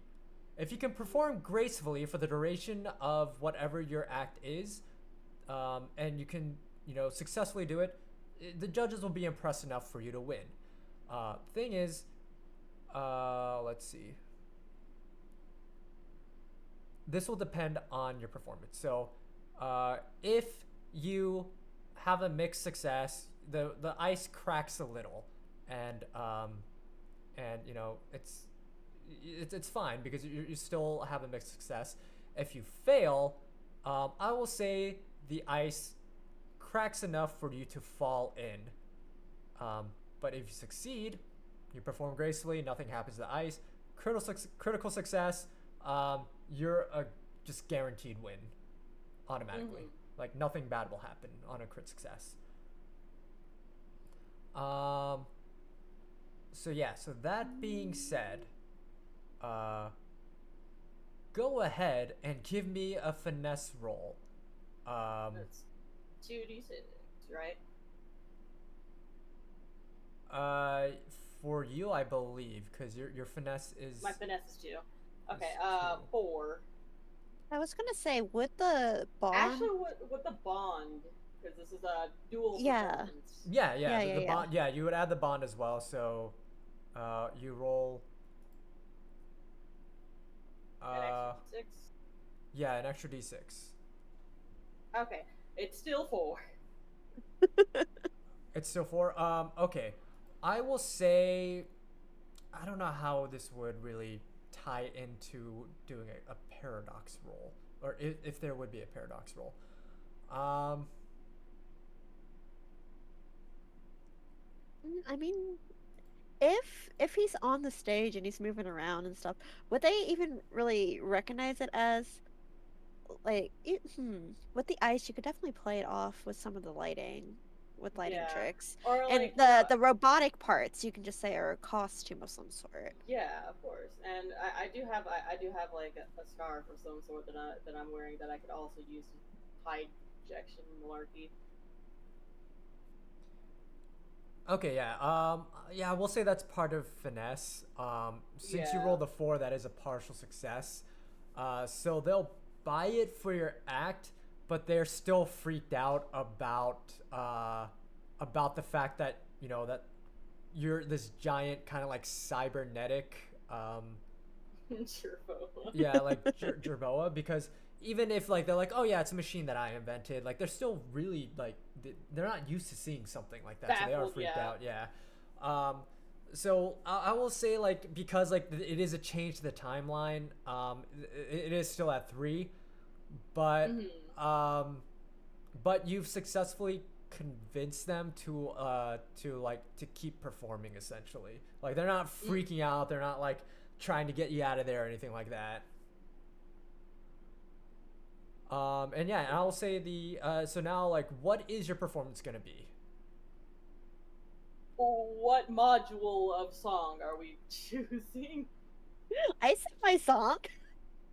Oh, you sent your song? I literally looked up to see if I could find a Tato cover of some kind of Christian song. Oh, a Christian song! Oh my god! I love this. Committed. This is amazing. Oh my god. Oh, beautiful. What a wonderful time to be what a wonderful time to be amongst the dinosaur people, just being a dinosaur evangelist. Yeah, sing it. Come on, say, like, sing it. Look, you want me to sing it? I will be putting the mic up to the speaker, playing that through the speaker. You sure you want that to happen?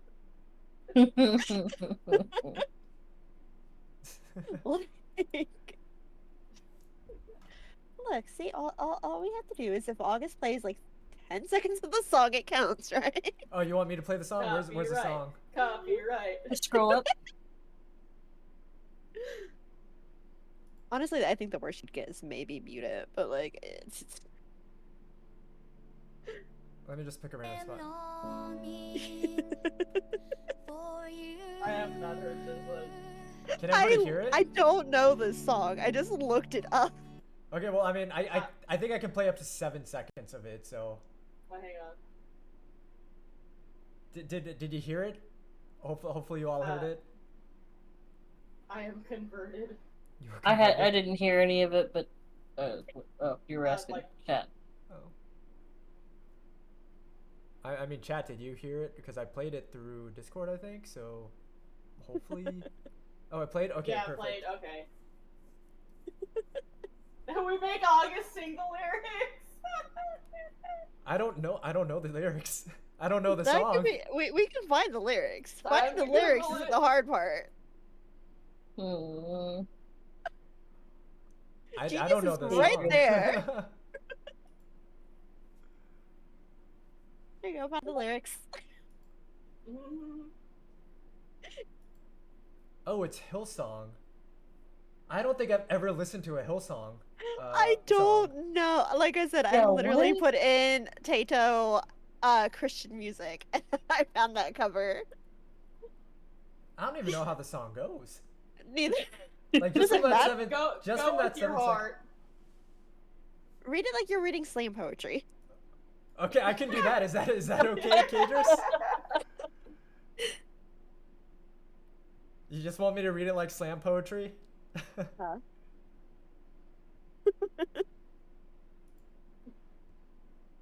That works. All right. How does I haven't heard slam poetry in so long. All right. Yeah. This is what F. Scott and Zelda wrote to each other.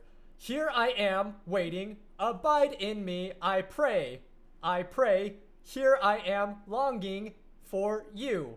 Hide me in your love. Bring me to my knees. Oh, if you could only see the hand movements I'm doing. May I know Jesus more and more.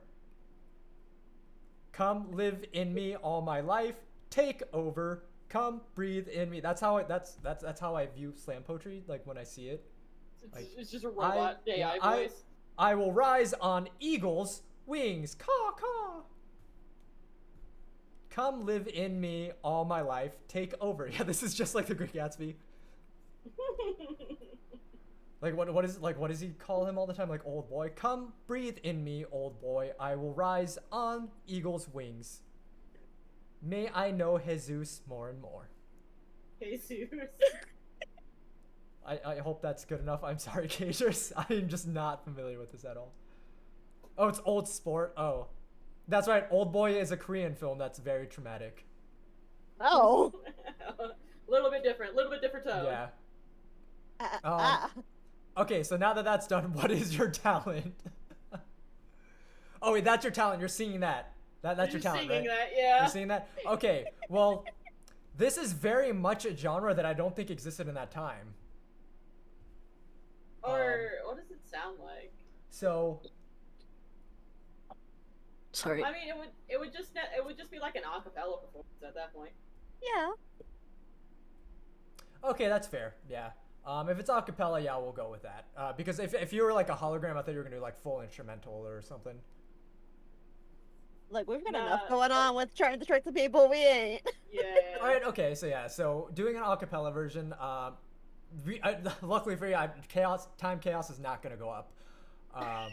Because if you had just played a genre of music they never heard of before that like doesn't exist in this time period, then yeah, it would have gone up. That was funny. But yeah, go ahead and give me a finesse, I guess, for performance. And So for me? that would so that would be you, and then you're using Severin as an assist on that. Yeah. Okay, so 4, and then Severin would be 5. How many am I? Yeah. Because I've got finesse of 4, so. So yeah, and then the assist would be Yeah, 5, and so if you have any 5d6. traits. At this point in time, do I take advantage of my train? I mean, I still technically have affable, or do I need to re-roll that when I go to use it? Does that really Like, do I roll work that with... right now? I mean, you can make affable work like you're just a very, very approachable person. Or Yeah, like, I guess. Like, if you're using that for, like, your performative, demeanor is affable. Yeah, and if after you're you gonna use use yeah, it, if you use it, yeah, then go ahead and Okay, so 4, so affable, and then the bond. So that would be 5, 6. yeah, that'd be 6d6. Okay. 1, 2, 3, 4, 5, 6. So the highest is a 6. Right. You go from the highest number, right? Yeah, it'll be the highest number. So if you rolled multiple sixes, that's a critical success. No, I just got 1 6. 1 6. Okay, so that is a success. So yeah, so you yeah, you knocked it out. Like it was a beautiful performance. Like people are crying, like they're cheering. They're like, oh, like this is the best song I've ever heard in my life. Like where's the song been all my life? And they're really feeling Jesus in this club. They're really feeling the evangelical spirit that you're imparting like in this song. Like they're all feeling it. Like I'm pretty sure you converted a few people with a 6. They're feeling Jesus in this Chili's tonight. Yeah. Let's go. And then it's yeah. the D12 to roll to see if I keep it. Yeah. Yeah. So it's D12 to roll higher than a 3 or roll a 3. 7. 7? All right, yeah, you keep the trait. Yeah, you're good. Okay. Awesome. So now you said you wanted to do the flashbang. The flashbang, or like the screaming in a high pitch, so that way, or singing in a high enough pitch where they like are disoriented. That's up. I was gonna say, do we still want to do that if we knocked it out of the park? Or I mean, if we knocked it out of the park, actually, you know what? I have an idea. Let's just knock it out of the park. Force and Fismos. You're gonna fight them? I mean, No. We're not fighting. First and foremost. Because also, if you steal the key, you don't have an audience with Laplace Rex. You just stole a key. oh, but if we win, that means we get the audience as well. Yeah. Okay. So we're just keeping the performance normal then. Okay. Right. Yeah. I don't recall if I mentioned that. Yeah. You He did sounds not. so disappointed by that. I'm so Somebody not really mention wanted that, to be but a it's cowboy. I want to be a cowboy. Okay. So Tay's using his hindrance. The snail has covered itself in salt neutralizer and is angry, twerking on stage to deliberately increase the time chaos. No, All right. can I shoot? Wait, no, can I pull out my gun and shoot the snail? It wouldn't kill it, but like to shoot it off the Yeah. stage. Because the snail is unstoppable.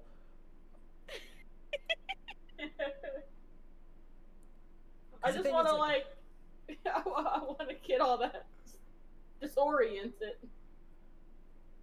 It's unstoppable. Yeah, you can't. It's not- you We're can't- not trying to kill Look, it. We're not gonna kill it. Just- I'm not killing it. I'm just disorienting it. yeah, like knock it off the stage. Because the thing is, we don't even know if you notice it. Well, that's Yeah, because fair. it is a tiny Go snail. ahead. Do they Yeah. notice a snail twerking? Yeah, that's. Well, I mean, Especially- they notice it because they're looking at the stage, but I don't know if you notice it because you're on the stage, so it'd be harder for you to notice when you're up there versus when I you're down in mean, the audience, like looking at I it. could do like a perception. Stealth twerking. The snail signed up for the Okay, talent okay, contest. yeah. So fair and Tay square. is saying so- that the snail signed up for the talent contest. So It's like trying to sabotage our performance, trying to make me trip or whatever. I was gonna say no. It doesn't even sound like it's our performance anymore. This is the snail's own performance at this point. yeah, so I mean, hey, like if he's using his hindrance to raise the time chaos, then I guess that's what we're doing. Oh my So God. people are seeing this fucking snail twerking and they're screaming, they're jumping over tables, they're losing their minds, like What is freaking the out. salesman doing?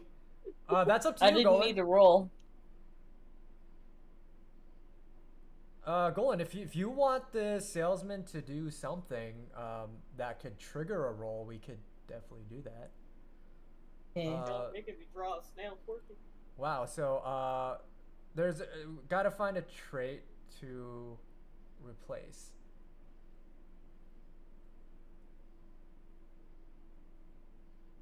Let's potentially trade out Jerboa. Okay, Jerboa. Yeah, if you want to give me a D12 roll, Annabelle, and you want to get 4 or higher. 11. 11? Okay, that's high enough. Let's see, the word that I'm gonna choose,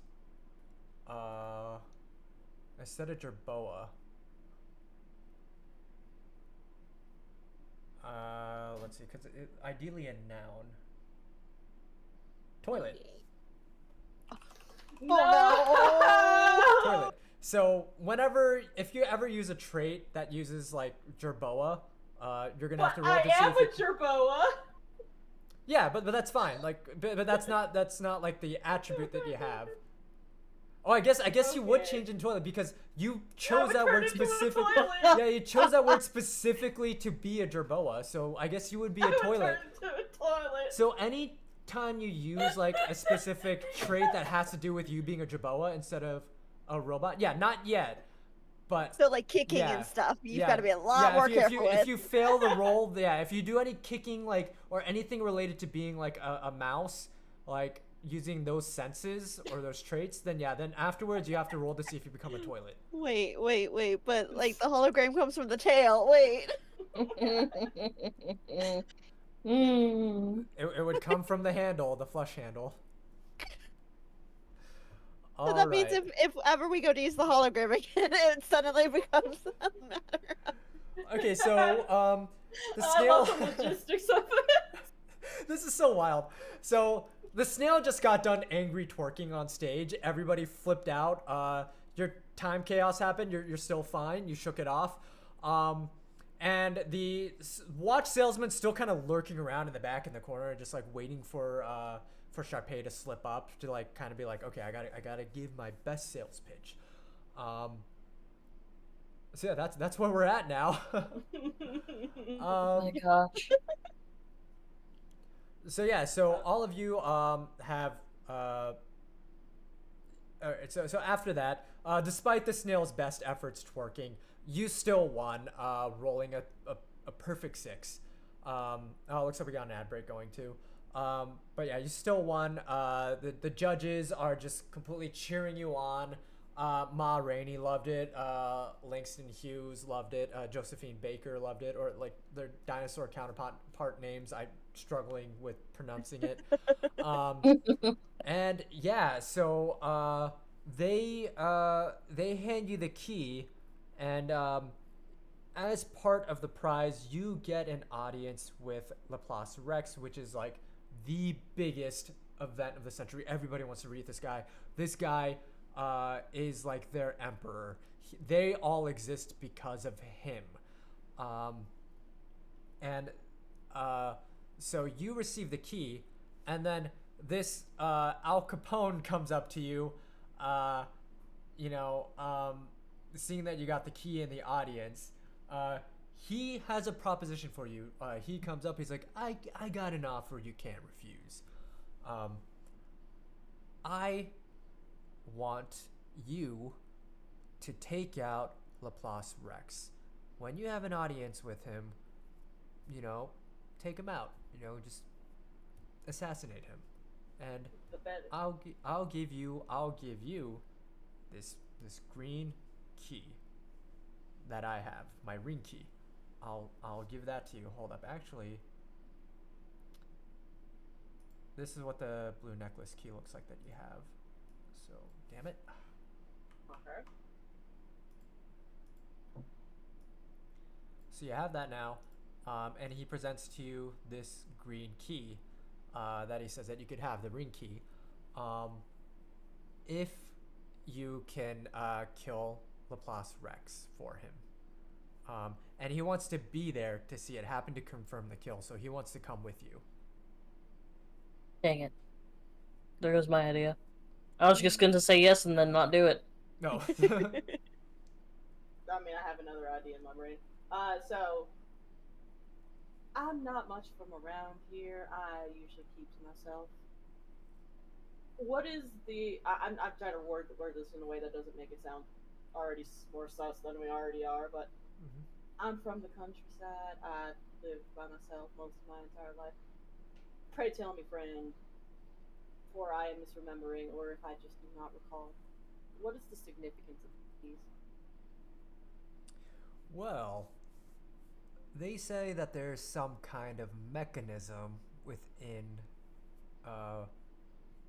uh, within Laplace Rex's throne room. We don't really know what it is. Um, we've been told that it looks like a giant gun, but we've never ever really seen it used before.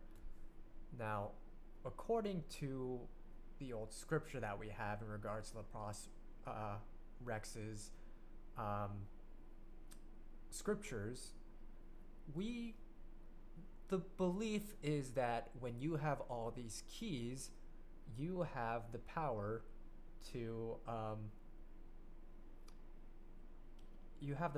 to use this mechanism.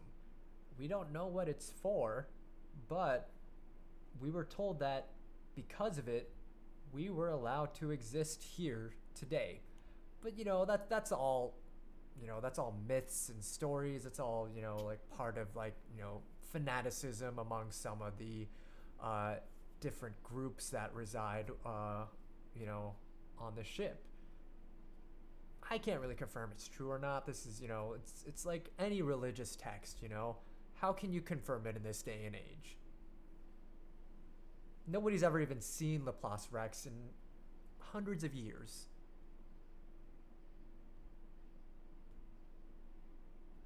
I see. I see. Okay, how well known is not Al Capone in these parts? Like, would he Pretty well even known. be like? I was gonna say, would he even reasonably be able to come with us without being barred at the door? Well, yes, because you are allowed to bring like a guest. Like if you want to bring a guest like with you to speak with Laplace Rex, you're allowed to do so within reason. And this is a man who has enough influence and power within the community where they would believe, like, yeah, okay, it would make sense for someone to bring him with them because they probably, he probably bribed them. But also, like, he's an upstanding, like, kind of like figure in the community, at least outwardly facing. Like, his public image, while he may have like shady dealings, they're like kind of like done under the table. So at least like to the public eye, he's an upstanding guy with a lot of influence. Hmm. Hmm. I'm sorry about that, cheer guys. No, you're Thought good. it was muted. No, you're good. Huh. Because the next question would be the logistics of this. Because like, if Well, it's not just if that, but hmm. that it sounds like we might have found our guy. Perhaps the only way we have known is if we go up to him and ask. Mm-hmm. And you do know that the meteor is scheduled to arrive on this year, because that's why you were sent back here to find to stop the meteor essentially from hitting the Earth during this time. Hmm. So it looks like we have no choice but to figure out what's going on. He's our best bet right now. Obviously, we're saying this out of the earshot of Al Capone. Mm-hmm. So basically, we're agreeing, and then we're just gonna have to wing it once we get in there. As we usually do. Sounds like a solid plan. Yay! Okay. Awesome. All right. Oh, did we get another donation from somebody? Let me double check. Did we? I hate all of this. Oh yes, Tay donated $10 more, saying expect Oh, more yeah. snail soon. Uh, Just now. Excellent. Thank you so much, Tay. Thank you. Yeah. Oh yeah, by the way, that snail has stopped working, is now like slowly trying to make its way towards you again, Severin. Okay, that's I'm just saying, if he gets near me, I'm Al Caponeing him, just try to like, without touching him, obviously. You have at least one other person here who could physically stop the snail. Wait. True. Can you just like put him under a cup? Oh no, I was gonna like get a dustpan and scoop him and throw him out. Oh, he is unstoppable. He will find a way. If not today, he will Oh, find a no. way tomorrow. Yeah, Well, I we're know, he'll not find a way. stopping him. We're just We're getting rid of just- the inconvenience for a moment. For now. Okay. We've No committed to problem. role playing the snail at this point. Delaying the inevitable. Yeah, Oh, yeah. we're just delaying the inevitable. He will find a way. He will find a way, but not today. Hell yeah. All right. Yeah. So do you agree to Al Capone's terms? We'll see when we get there. But to Well, his face, we'll go ahead and. Yeah. Okay. All right. So yeah. So you're agreeing to it. Just like in front of him, but you're going to essentially see when you get there. But you. Yeah. Okay. So yeah, he comes with you, follows you along. So let me load up the next bit here.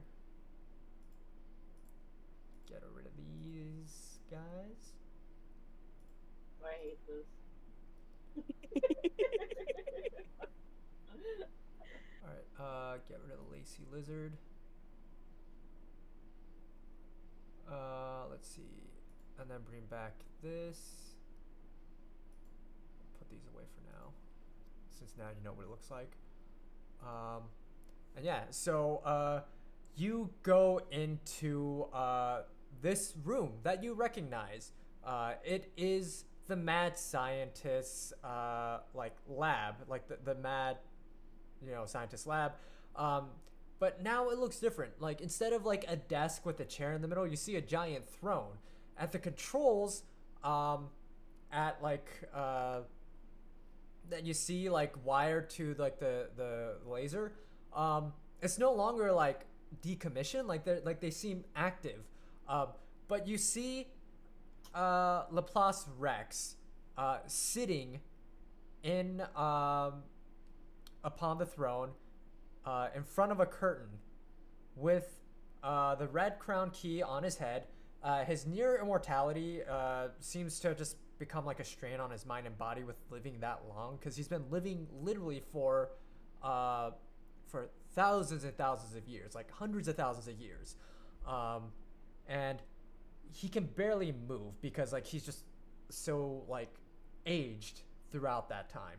And he's completely lost his mind from like the sheer length of his lifespan. And you'll see that there's like a bunch of like tubes and stuff. Like he's hooked up to a bunch of machines keeping him alive. So he's definitely not in any position to fight back if you were to do something. I've just realized the fatal flaw in this plan. What's that? But yeah. This is the immortal being. You know what else he is, though? Hmm. A dinosaur. I say we just turn down the thermostat. Which is cool it Yeah. down. Honest, like, look, we get him and Al Capone in the same room. We let them have a little nap, take the keys while they're not looking. The rest of us are fine. Maybe even work a little better. Honestly, I'm down. We just need to get all the information we need, and we can just take both of them out. I don't care either way. So we're going with the thermostat plan. I like it. It's like that episode of SpongeBob where Plankton just keeps freaking with the thermostat and the Krusty Krab.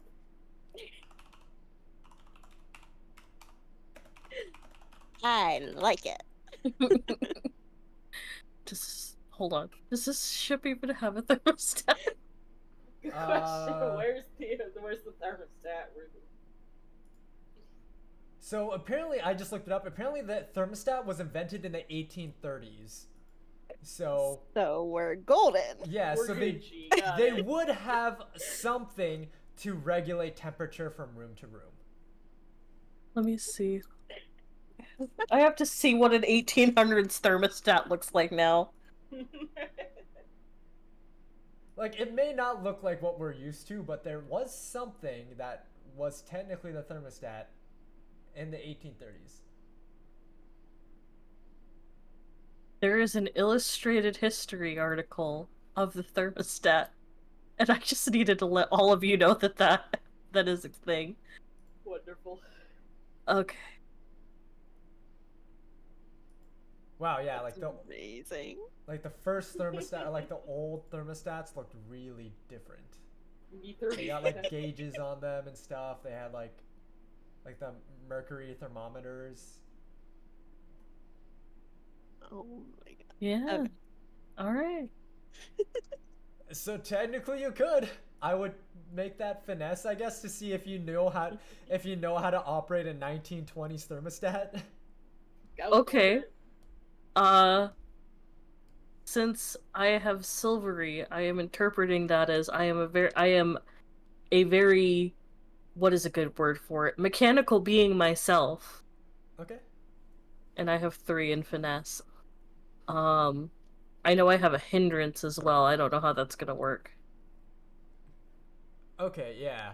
And that watch salesman is still right behind you as well. He's just biding his time. Just waiting for you to do something. And yeah, I will also say you see a meteor just like outside hurtling towards Earth from where you are, like from. Oh. So it is Oh, on its way to the That Earth. immediate. Yeah. Oh shit. Like you can surmise that it's been on its way for a while, and you don't get an indication that Laplace Rex cares. Huh. Interesting. Okay, well I'm gonna roll. Okay. Golan, do you want to use your hindrance with the watch salesman while Faye rolls?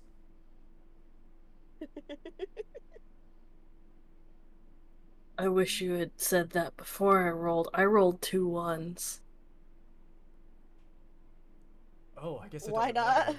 not? It Okay. doesn't matter, definitely. So that is. Wouldn't that be a critical failure, Tay? I'd say so. I'm pretty sure that's what you said earlier. Like, so right. Kathleen. Oh my god, he's gonna add on to it.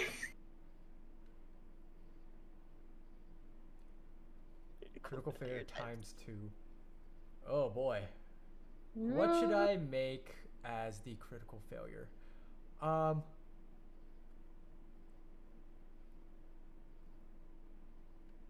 Let's see. Where is my little rule book here? What is it? A critical failure. By the way, you also have resolves. Well, no, one of you has a resolve. Yeah, I'm thinking the thermostat explodes. Actually, I'm gonna retroactive because like that's such a good idea to turn down the thermostat. I'll give you resolve for that, but also because you double failed, something bad will happen. But Okay, you so does can rewind it if you want to. That's what I was about to say. If you're giving Sharpay the resolve now, she'd be able to use that to counteract the critical failure. I only have 1 resolve though. How much was the Wait, who had the other resolve? Whoever said the pun about okay, so you only have 1 resolve. Okay, so no, that would not work.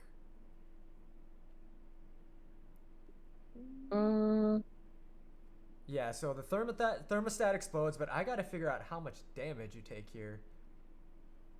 Okay. Critical failure. Take damage multiplied by the number of 1s. If the highest results on the die somehow all come out to multiple 1s, you are in deep, deep trouble. This outcome represents the worst possible scenario. How So much I damage rolled do you 2 get? 1s, so I take 2 damage? Let's see. Because I can choose to give you damage, or I can choose catastrophic chaos. Yeah, let's do that. I'm going to choose catastrophic chaos. So I'm going to, so you roll 2 1s. I'm going to increase the time chaos by 2. Oh boy. Oh. So in this case, I would have to pick 2 traits, I believe, to replace. Uh-huh. And then I will describe what happens into your surroundings. So I'm going to remove recycling, Okay. and I'm going to put in combusting. So Mm. recycling, I had an idea, but never mind. combusting. Who had recycling? I did. Oh, okay. Okay, and let's change silvery. Silvery will equal, and then you still have to roll to see if this changes for you, but I'm just putting it here for my own records. Okay. Silvery to squishy. Awesome. All right, so go ahead, Faye and Salix, Gil, go ahead and give me the D12 roll to see if you keep your traits. That was a 1 for me. You can spend a resolve on a paradox roll. So if you want, you can spend your resolve to push back the time chaos. I got a 7. You got a 7? Okay, so you're good, yeah, because it's at 6, so yeah, you're good. You keep your trait. How about you, Salix? It was a 1. It was a 1? Oh, you also rolled a 1. Yeah, so with a 1, you you would lose recycling and you would get combusting. Okie dokie. Goodbye, Listen, if you spontaneously combust inside of me. It could happen. Okay. Well, hang on. So, I feel like we could still use that in some ways, though. The explosion or the thermostat exploding or? No, but Don't worry combusting about it. doesn't necessarily need to be. Yeah, it's not supposed to be negative per se. Yeah. Okay. Yeah. It can be negative or it can be positive. So however you want to use it to your advantage. Awesome. So, with the 2 1s, here's what happens. It gets insanely hot in this room. Hot to the point where they're reptiles. They're very comfortable now. Oh, Rat Girl, thank you so much for the raid. Welcome, Hey, Raiders. Oh. Raiders. Let's see. How do I do the shout out again? It's / shout out. Oh, / shout out. Yeah. How do I what? Shout out. There you Oh, thank you so much. go. All right. So now that so here's the thing that happened. The thermostat exploded. It caused quite a big explosion. Temperatures raising up. So what happens is that Al Capone is still there with you. He's getting fired up, amped up, because now it's getting warmer and warmer. Laplace Rex is now getting some semblance of strength back from it being super warm. And the explosion has caused the curtain that was there to fall, and you see a bunch of Laplace Rexes just like handling different type of like machinery, kind of like a Wizard of Oz situation. Wizard of Oz. Yeah. Ah. There's just like an army of them operating like the machinery. They're the ones kind of like operating like the ship and like having it going. And Al Capone sees this and he freaks out. Like he gets on like a walkie-talkie and he signals for his men to come in because that's an opportunity he was looking for. And they come running in, and you just start seeing like guns like just like firing at each other. Like it's a full on just like war between the two of them, where like Laplace Rex's clones are like trying to like fight back, but they're like old and sickly, so there's so much that they can do, but it's warmer, so they have some strength back in them. and Al Capone's like henchmen are like firing at them, and like it's just like a full-on battle for control now, and you're caught in the middle of it. So what do you all want to do? Oh my god, I'm so confused. We have very little information to go on. We need to stop the meteor from doing a Majora's Mask. Listen. We don't need to do anything about Laplace anymore. We just need to dismantle that ray gun. Wait, no, Wait, wait. hang on. Or The snail has hitched a ride on alternatively- one of Capone's men, now holding a Glock. He shoots Capone to raise a time chaos. That's what I'm waiting. Wait, is it because the snail shooting the gun that's causing the time chaos there is? Like, how exactly are we? So it's a The bit Glock twofold. is whole. Yeah, it's the fact that he has a Glock in the 1920s, and Capone wasn't supposed to get injured, injured here. So would that future be? one. That would just be going up by one, That'd right? be It wouldn't be going up by 2. 2. Would it be going up by 2? It's like, yeah, I guess that would make sense because like they're freaking about it both things because both things are like there are two things altering the timeline now. So the timeline is now at 8. Yeah, so that makes sense. So the timeline's now at 8. So I'm gonna choose 2 more traits to replace. We're gonna change. We're gonna change Aventurine.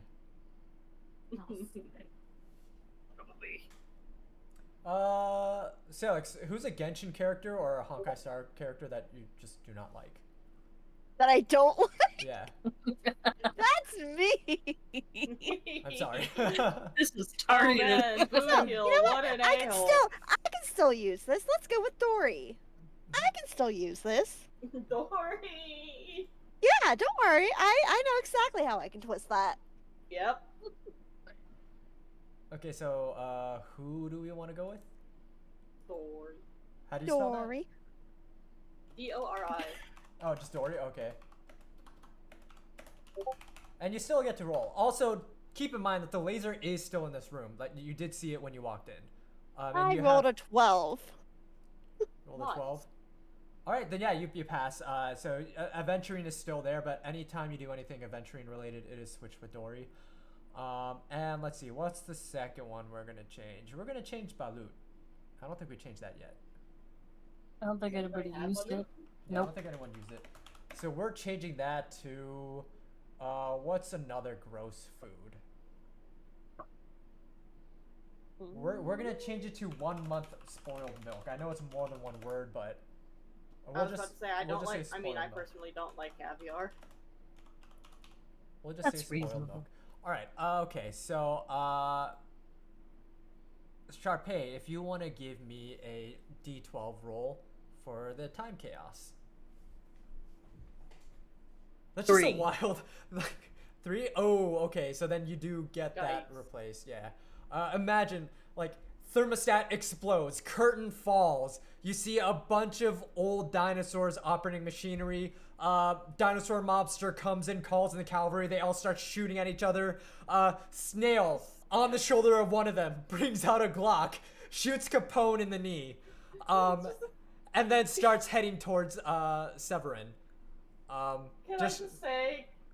I'm sorry to interrupt. Can I just No, you're say it's a normal size Glock? It's like the Glock PNG. Yeah, it's just a Like the normal size hand. Glock. Yeah, this is just a really strong snail. It's slow, but it's strong. It can fully just pick up a Glock and aim with precision. Also, Amazing. he's full of other gangster like Ratatouille. This snail is pissed. Man, you like Alright. pissed at this particular Yeah. snail cereal or something. Like, this is a Awesome. generational curse. It is going My after family you. did something. For real. All right, so you have the key. You have the blue key. Al Capone is just shot like on the ground. Still has the green key. Laplace Rex has the red key crown on his head, and the laser is on the other side of the room, and you still see the console there. I will say that you also see 3 keyholes in the console for the laser. I see. So, well, Al Capone is, I assume, prone on the floor now. Yeah, he's just straight up prone, like he's been shot. Yeah. I'm going to loot on his person that their green ring key. Can I make a slight suggestion, Severin, and maybe shoot the guy who shot him before he comes for you? You see, fail to see how that's my problem. He's coming Is for it you. your problem? He's coming to kill you. It's the snail that's coming to kill me, not the purse. Yeah, this.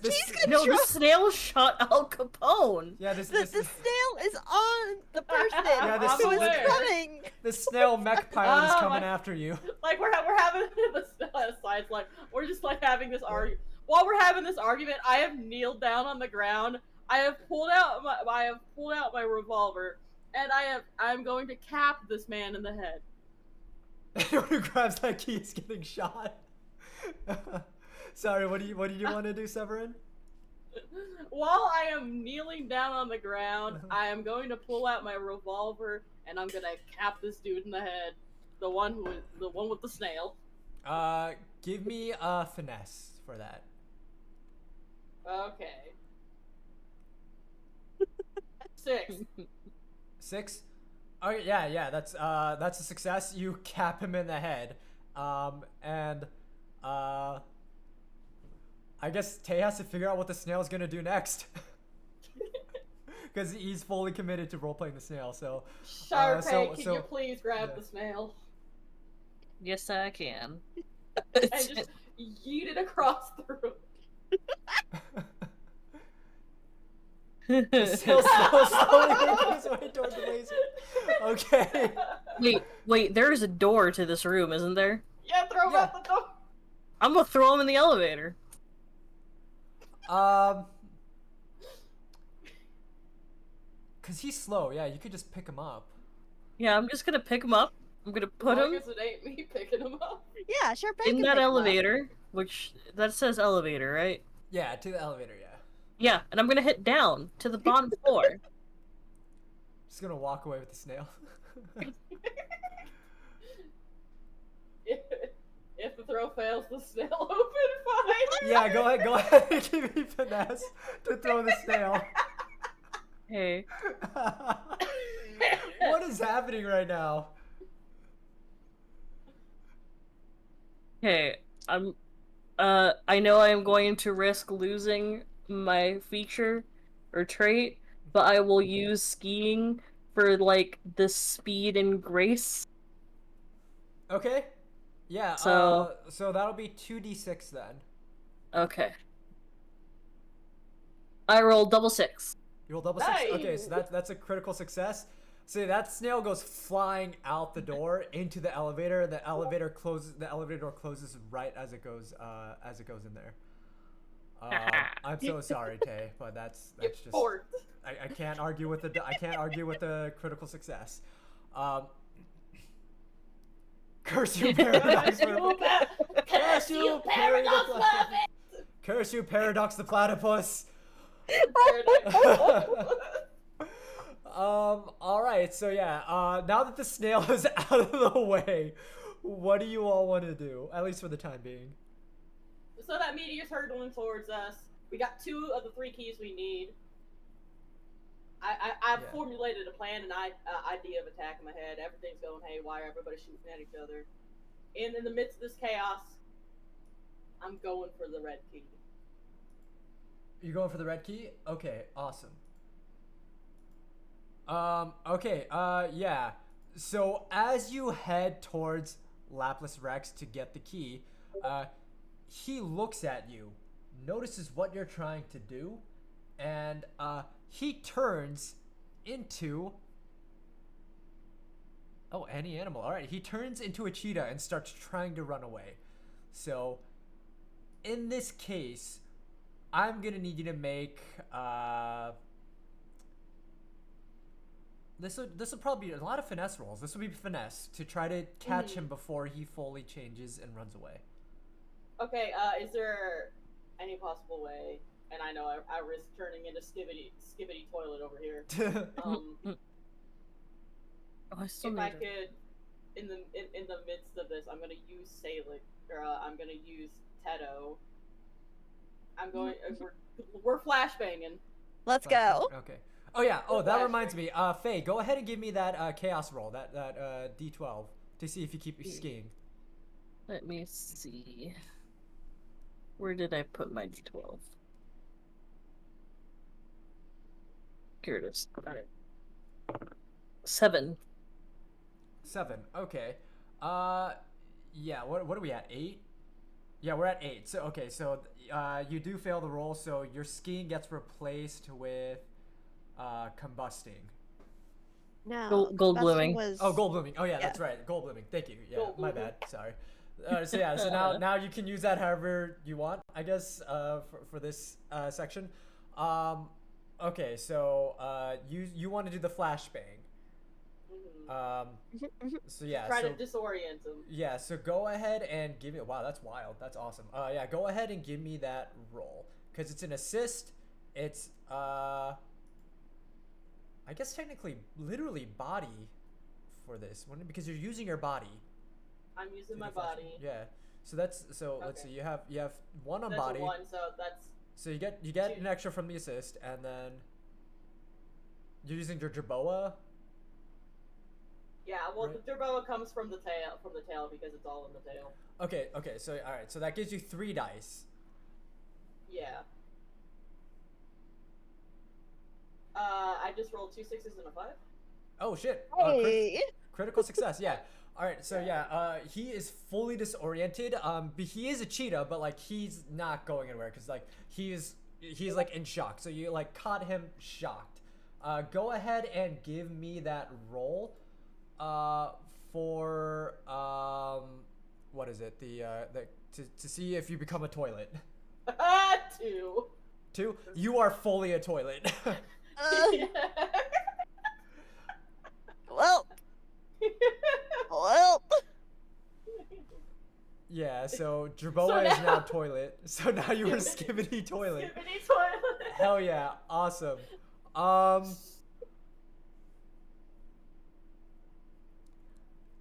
Yeah, I wouldn't even raise time chaos for this because it's just like they've seen a toilet before. They seen a toilet walking around with robots? Sliding around the ground like it's Gmod. Yeah, because I mean, you haven't moved yet, right? You're just now a No. toilet, right?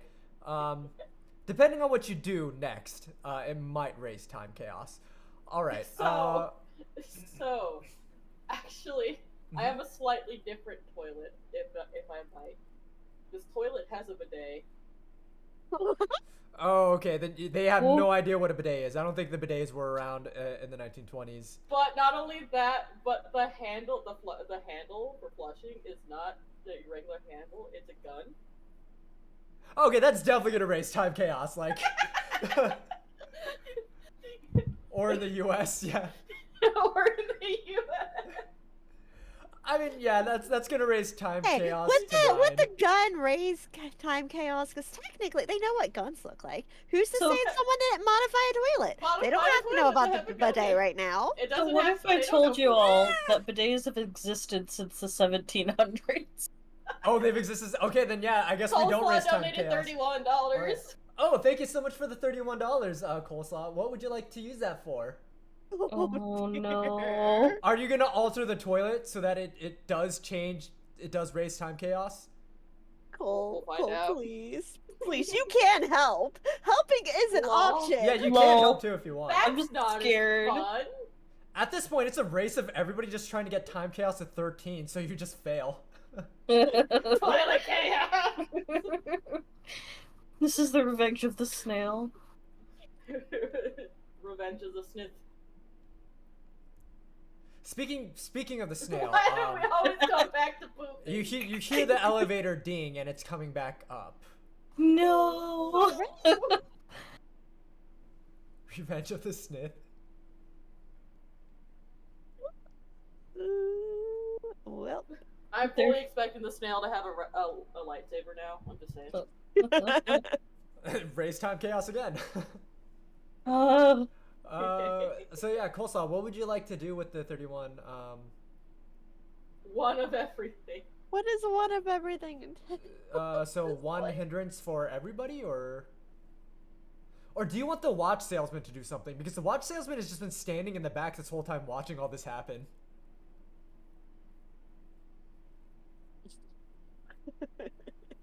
Is the watch salesman going to use the toilet?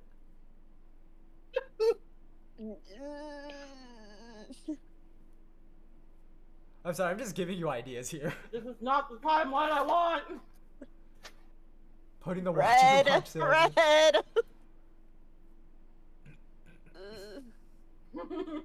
Does he need a comfy corner chair?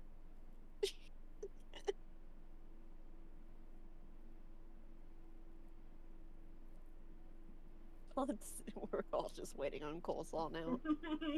We sure are.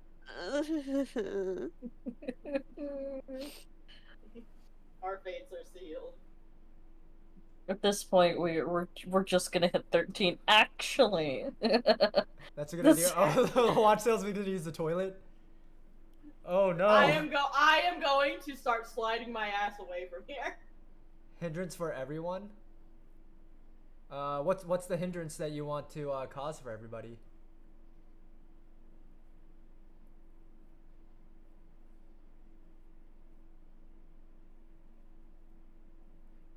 Cause yeah, so the you'll be able to spawn whatever you want for everybody to hinder them. So it could be something that plays into their tragic flaw.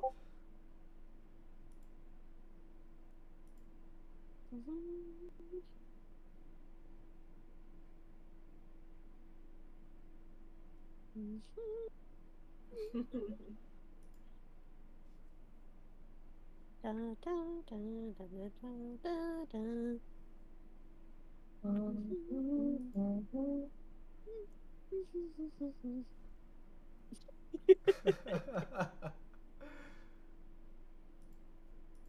I'm not ready. Let's see. So while we're waiting on Cole, oh, chat is super delayed. Yeah, yeah.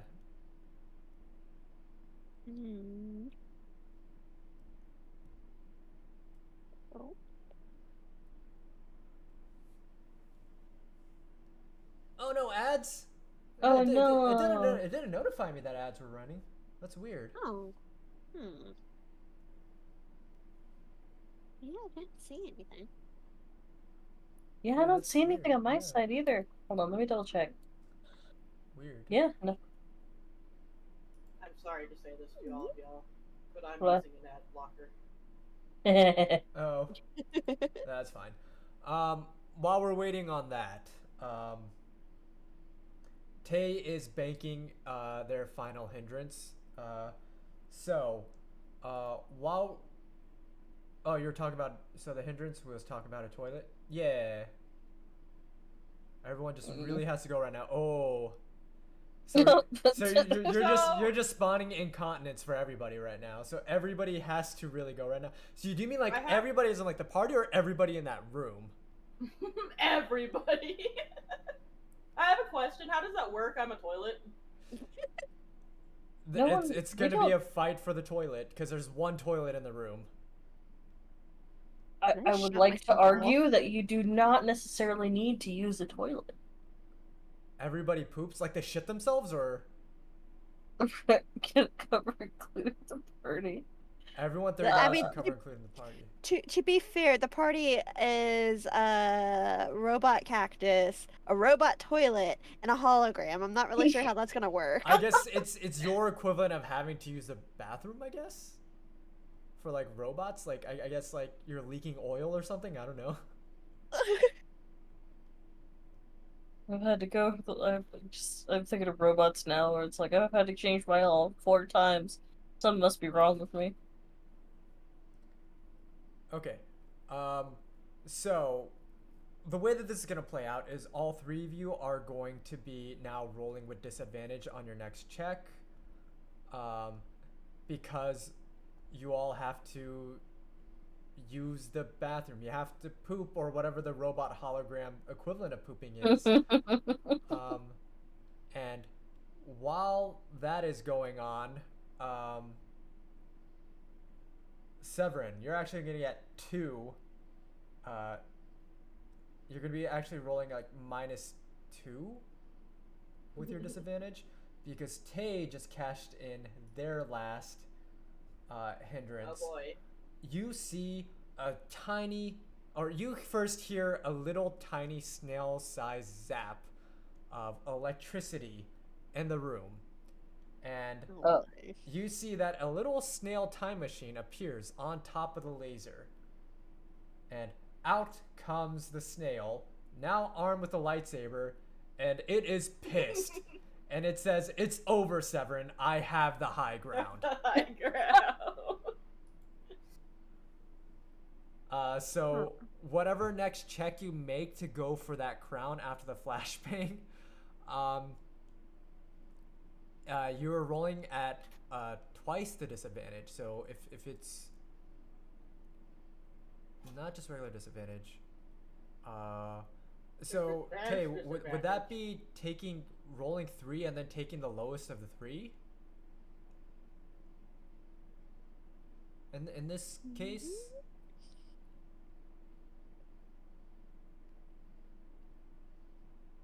Yes. Okay. All right.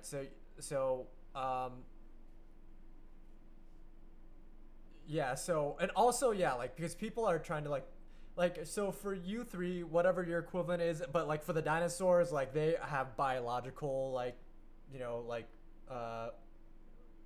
they have the biological curse, I guess, to have to use the bathroom, and there's one toilet in the room. So that's kind of where we're at now. So this toilet. Mm-hmm.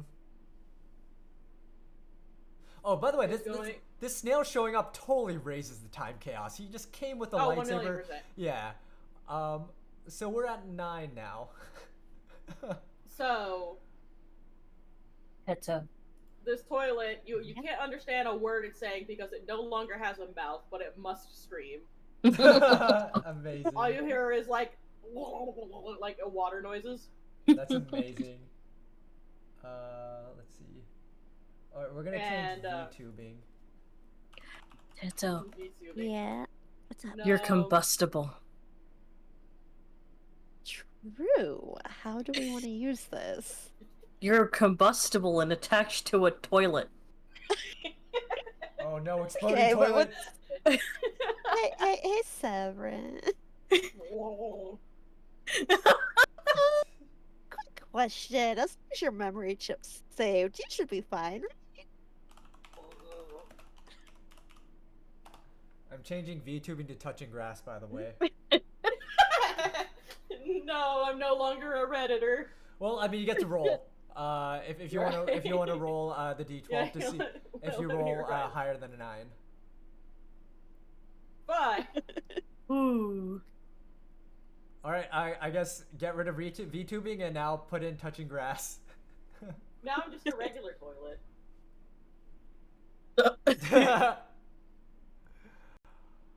All Hey, right. weren't you still part robot? Like, Technically, yeah. A robot toilet. I guess that's where the bidet comes in. Bidet. okay, Sharpay, give me the game plan. Am I just blowing up in the middle of the room, or? Nah, you wait till everybody runs for the toilet. Just ignore the fact that I'm going to have to run too. And then It just- explode. You go the other direction, it'll be fine. Listen, like, I don't necessarily have to use the toilet, I just have to go. And I don't really care about this room, I'm gonna be honest. Okay. I see. We can work with that, yeah. Okay, so we're just gonna not care about the meteor. We're just gonna blow up the ship. We can get the key after everyone's exploded. Okay, What? that's up to y'all. I'm just a toilet. You're a robot toilet.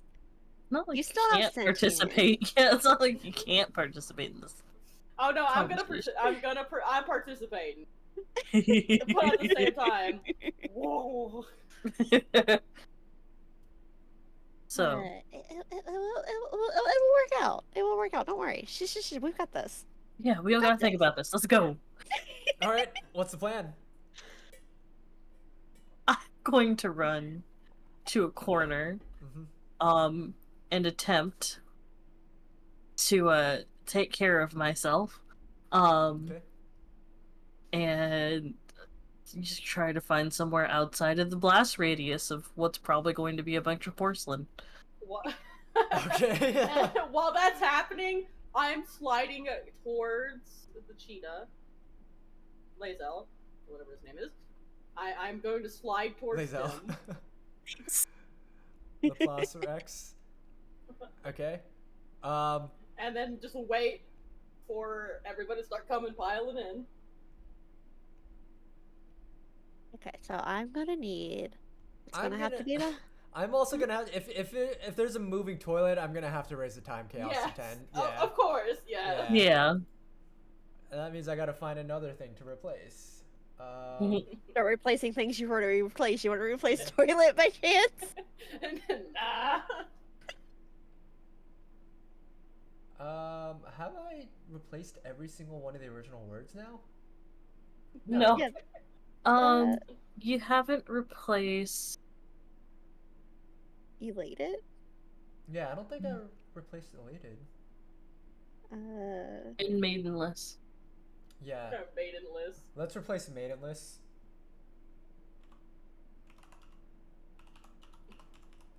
With Melina.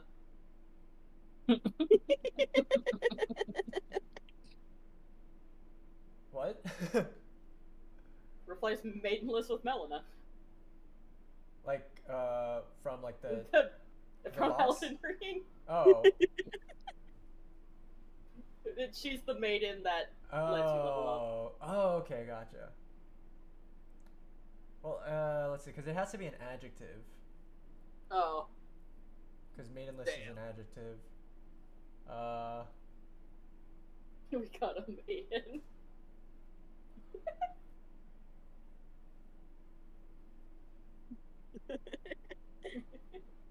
I'm just gonna change it like, Giga Chad like. I know that's not a word, but Giga like, Chad. for the sake of the memes, let's go Chad for it. like. Yeah, Chad like. Let's just go with Chad like. It's a word now. Melina fool. It's Yeah. a word. All right, so go ahead and give me a roll to see. Wait, who had maidenless? Nobody. It was just one of the one of the words from the pool. You've changed. A couple of them now. Right, I Yeah. changed quite a bit. Okay.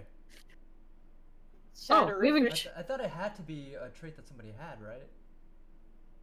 Oh, well, Okay, if, you that, just if start that's the script. case, actually, I missed one. Cactus. Ah, yeah, cactus. Wait, no? Okay, Tay says no, so I guess it doesn't have to be one that somebody has. Okay. Okay, gotcha. Alright. So, what are you gonna do then? Because, like, if you didn't have the trait, I don't think you have to roll for it. I think it's just, like, available. I Yeah. guess, for, like, in the future, like, when switching something out. I'm not entirely sure. Okay. So, the plan was I'm gonna duck for cover while also trying not to, like, mess my pants. Right. Mm-hmm. And they were just gonna. We're waiting for everybody to come rushing towards me, who is slid next to Mr. Man over here. Gotcha. Okay, yeah, go ahead and give me that roll to combust, I guess. Okay, for that, since that would be me, what is the attribute for one? I think this would just straight up be body, because you're making your own body, which I guess is also Annabelle's body, like combust. So that would be like an assistance from me as well. Right, so that'd be an assist, and you're using combust. So it would be your body plus combust plus the assist. Okay. So your body is body's one. one. Yeah. Yeah. Body or Combust- mind, whichever is higher. It's the same. Body and Yeah, mind are both no, one. my finesse is what's the highest. those two or just one?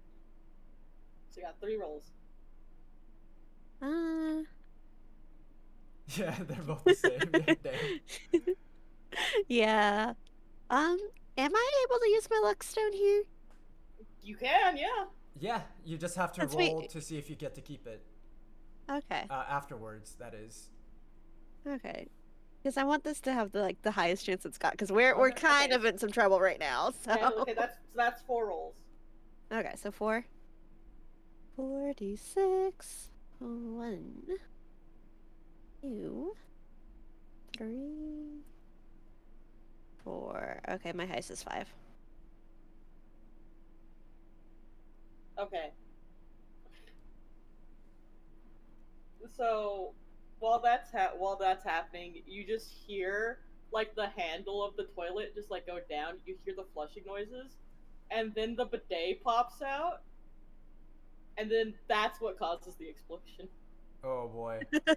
So the bidet explodes, or? The bidet is the catalyst of the explosion. Oh boy. Yeah, Tay says you can spend your resolve if you want to make it a 6 to make it like a full success. Oh, I could, yeah. Yeah, I don't have resolve. That would be That would be me. Oh, gotcha. D. Since it is kind of a combination thing, would Well, Trevor be can able to? resolve be used for an assist? Yeah, that's what I. Because I think yeah, if it's assist, it can still work. Yeah, so you can use resolve to make that a 6 as part of the assist from Annabelle. Okay, I mean, I can use my resolve to make it a guarantee. Yeah, if you want to. There you go. Hey yo. And then I'm setting that here so nobody can say anything because I got an 11 on my d12. Okay, nice. Yeah, so yeah, you keep aventurine, and yeah, you successfully explode the toilet. And yeah, like it causes an explosion in the entire room. I don't even know how a hologram would take damage from that. The hologram wouldn't, but I would. Yeah, you would. Because that's the thing. If you're like exploding, I imagine you're just straight up dead. Yeah, this is a. There, like, look. We just, as long as the memory chip's okay, we can bring him back. It's called getting him a new robot body. How would We'll I find even out. factor out the damage here? Because you did get a crit success, but also you use your crit Weird, success. you just come back weird. You just come back weird. How do you become weirder than a toilet? I mean, if you want to sacrifice yourself for the sake of like The mission? yeah, for the sake of the mission, you can. It's up to Sharkpay to finish the job. Oh my god, I didn't even think about the fact that that's 2 and 1. Who let me make the plans? Well, If you your die, you face come is back. changed. Yeah, so when you die, a past But- version of yourself shows up for you to take its place. Okay, yeah, you can come back thanks to time travel. See it? Yeah. Look. Okay, cool. Okay, well, anyways, was name dinosaur old man Oh, yeah. Laplace Rex. Laplace, there we go. Yeah. Was Laplace taken care of in the damage? Or at least, incapacitated? With the 6, yeah, I'll say that he's incapacitated. Like, he's fully knocked out. Alright. And we already had the key from Capone? Yeah, Severin grabbed the key off of him. Cool. So, we have all 3 keys. Mm-hmm. I can just go turn it off. So you want to turn it on, essentially, because... Right. So the lore is... Yeah, the snail did take damage from that explosion. It's not dead, but it went flying out the window. I was about Yeah. to say that'd be still funny if it was there, just gatekeeping them. Yeah. Trying to play keep away with something like that. So you turn on the keys, and you can now control the laser. So the controls on the panel show that this laser is a time travel laser, essentially. That when the meteor went poof, it's not that the meteor was destroyed or anything like that. It's that Laplace Rex wanted to essentially create like a dino society, so moved it forward into the future, but didn't know how far into the future. And now it is 1929, where the laser is now functioning still. And what you can do is you can send the meteor back to the dinosaur period to wipe out all the dinosaurs and to make it so that none of this ever happened. Or if you want, you can move it even further into the future again, so that way, thus ensuring that the dinosaur party keeps going on for longer until you don't know when. I will put it back in its proper place. Okay. All right. So yeah. So you fire the laser at the meteor, and yeah, you send it back to the past, and you notice that as you did that, everything around you is changing. Like dinosaurs are no longer. Yeah. This snail screams no. It is pissed. um, I have been added to the Yeah. snail shit list. Hell yeah. But yeah, so The Schnit list. the Schnit list. So yeah, so you notice that like the room around you starts changing back into like the mad scientist like lab, and you see notes start forming all over the walls and the table. The throne is disappearing.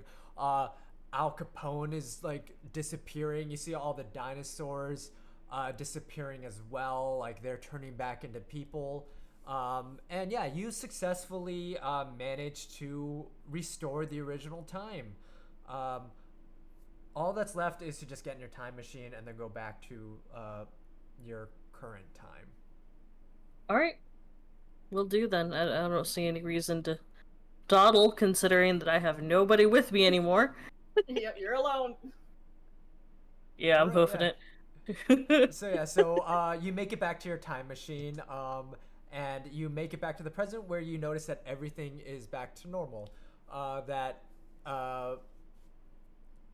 essentially, yeah, that everything has been restored back to normal. Laplace Rex is no longer missing because you reportedly would have reported like where you found him, what his plans were, and then they were stopped before they could happen.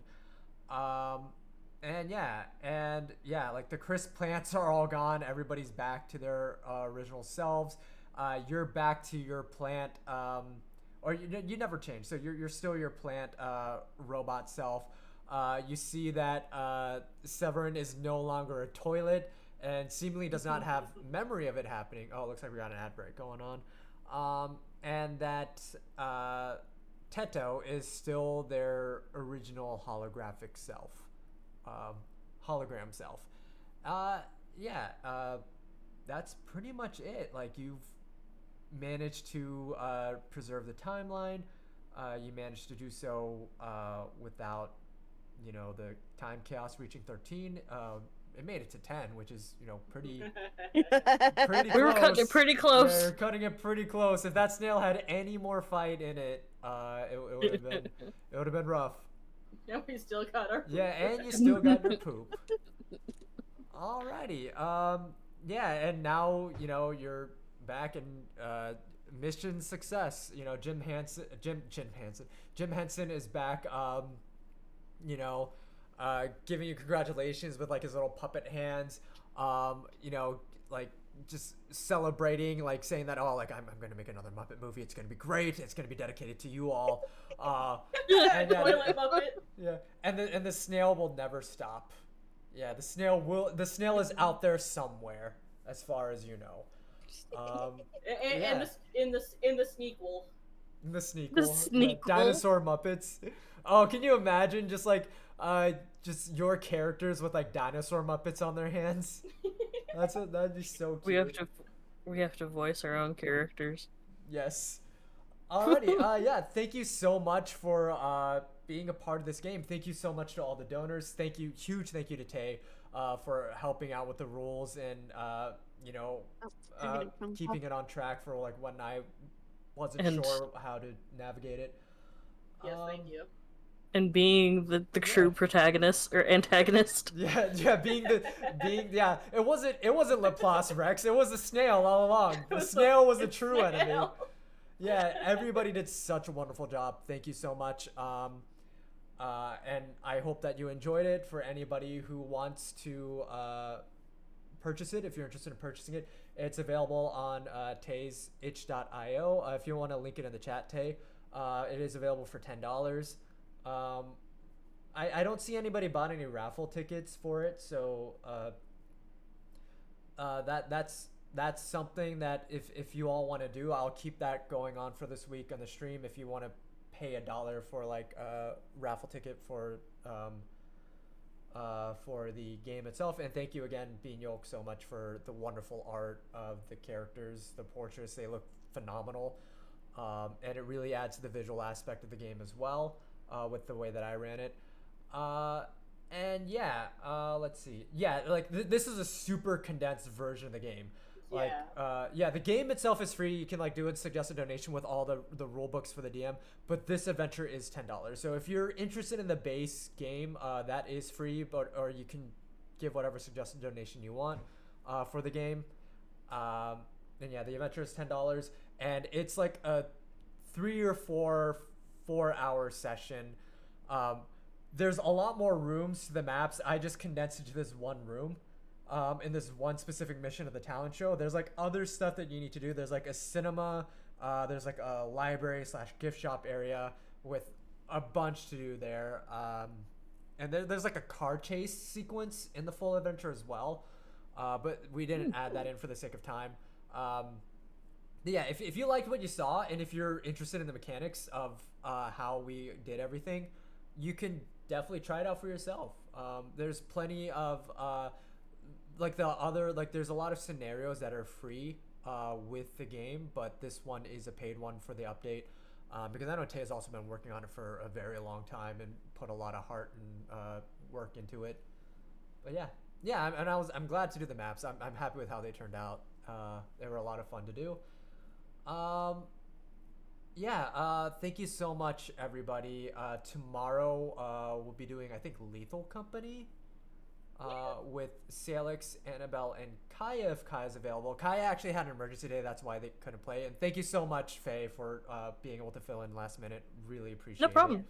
And thank you so much, Salix and Annabelle, as well, for doing another TTRPG. It's always fun being able to DM for you all, for you both, and I'm so glad that you were able to experience this as well, Faye. I'm gonna try to do D&D next month. It really just depends on my schedule if I can get that campaign going. But yeah, thank you so much, everyone. Yeah, I'm gonna find someone to raid, I guess, before we go, because I haven't really been raiding much during like this. So who to raid? Thanks for having us and for letting us play and for putting up with my bullshit because I don't know what I'm doing. You did great. Annabelle, you said you're gonna do. You're streaming right now. You said you're gonna stream art. You're gonna continue to stream art after this. I'm gonna continue streaming art. Yeah, we'll raid you. Yeah, perfect. Oh no! Oh, do you not want me to? Oh no, you can. I'm just like, Okay. no way. I mean, yeah, perfect. Yeah, we'll give you. Everybody, give them a follow. Give Lantern Light Faye. Give Winged Salix a follow. Give Annabelle S Vitas, I believe, on Twitch, or is it SV? It's Annabelle SV on Twitch and Twitch. Annabelle S Vidas on Twitter. On Twitter. Okay, I got the two mixed up. Sorry. No, you're good. Yeah. So awesome. Yeah. If you aren't following them already, I'm sure most of you are, but if not, please give them a follow. They're you guys wonderful. For the follows already, hero. All right. Counting down this raid. Oh man, this is a long countdown. It is. Yeah, they changed it up. Yeah. All right. Bye, everybody. Bye-bye. Bye.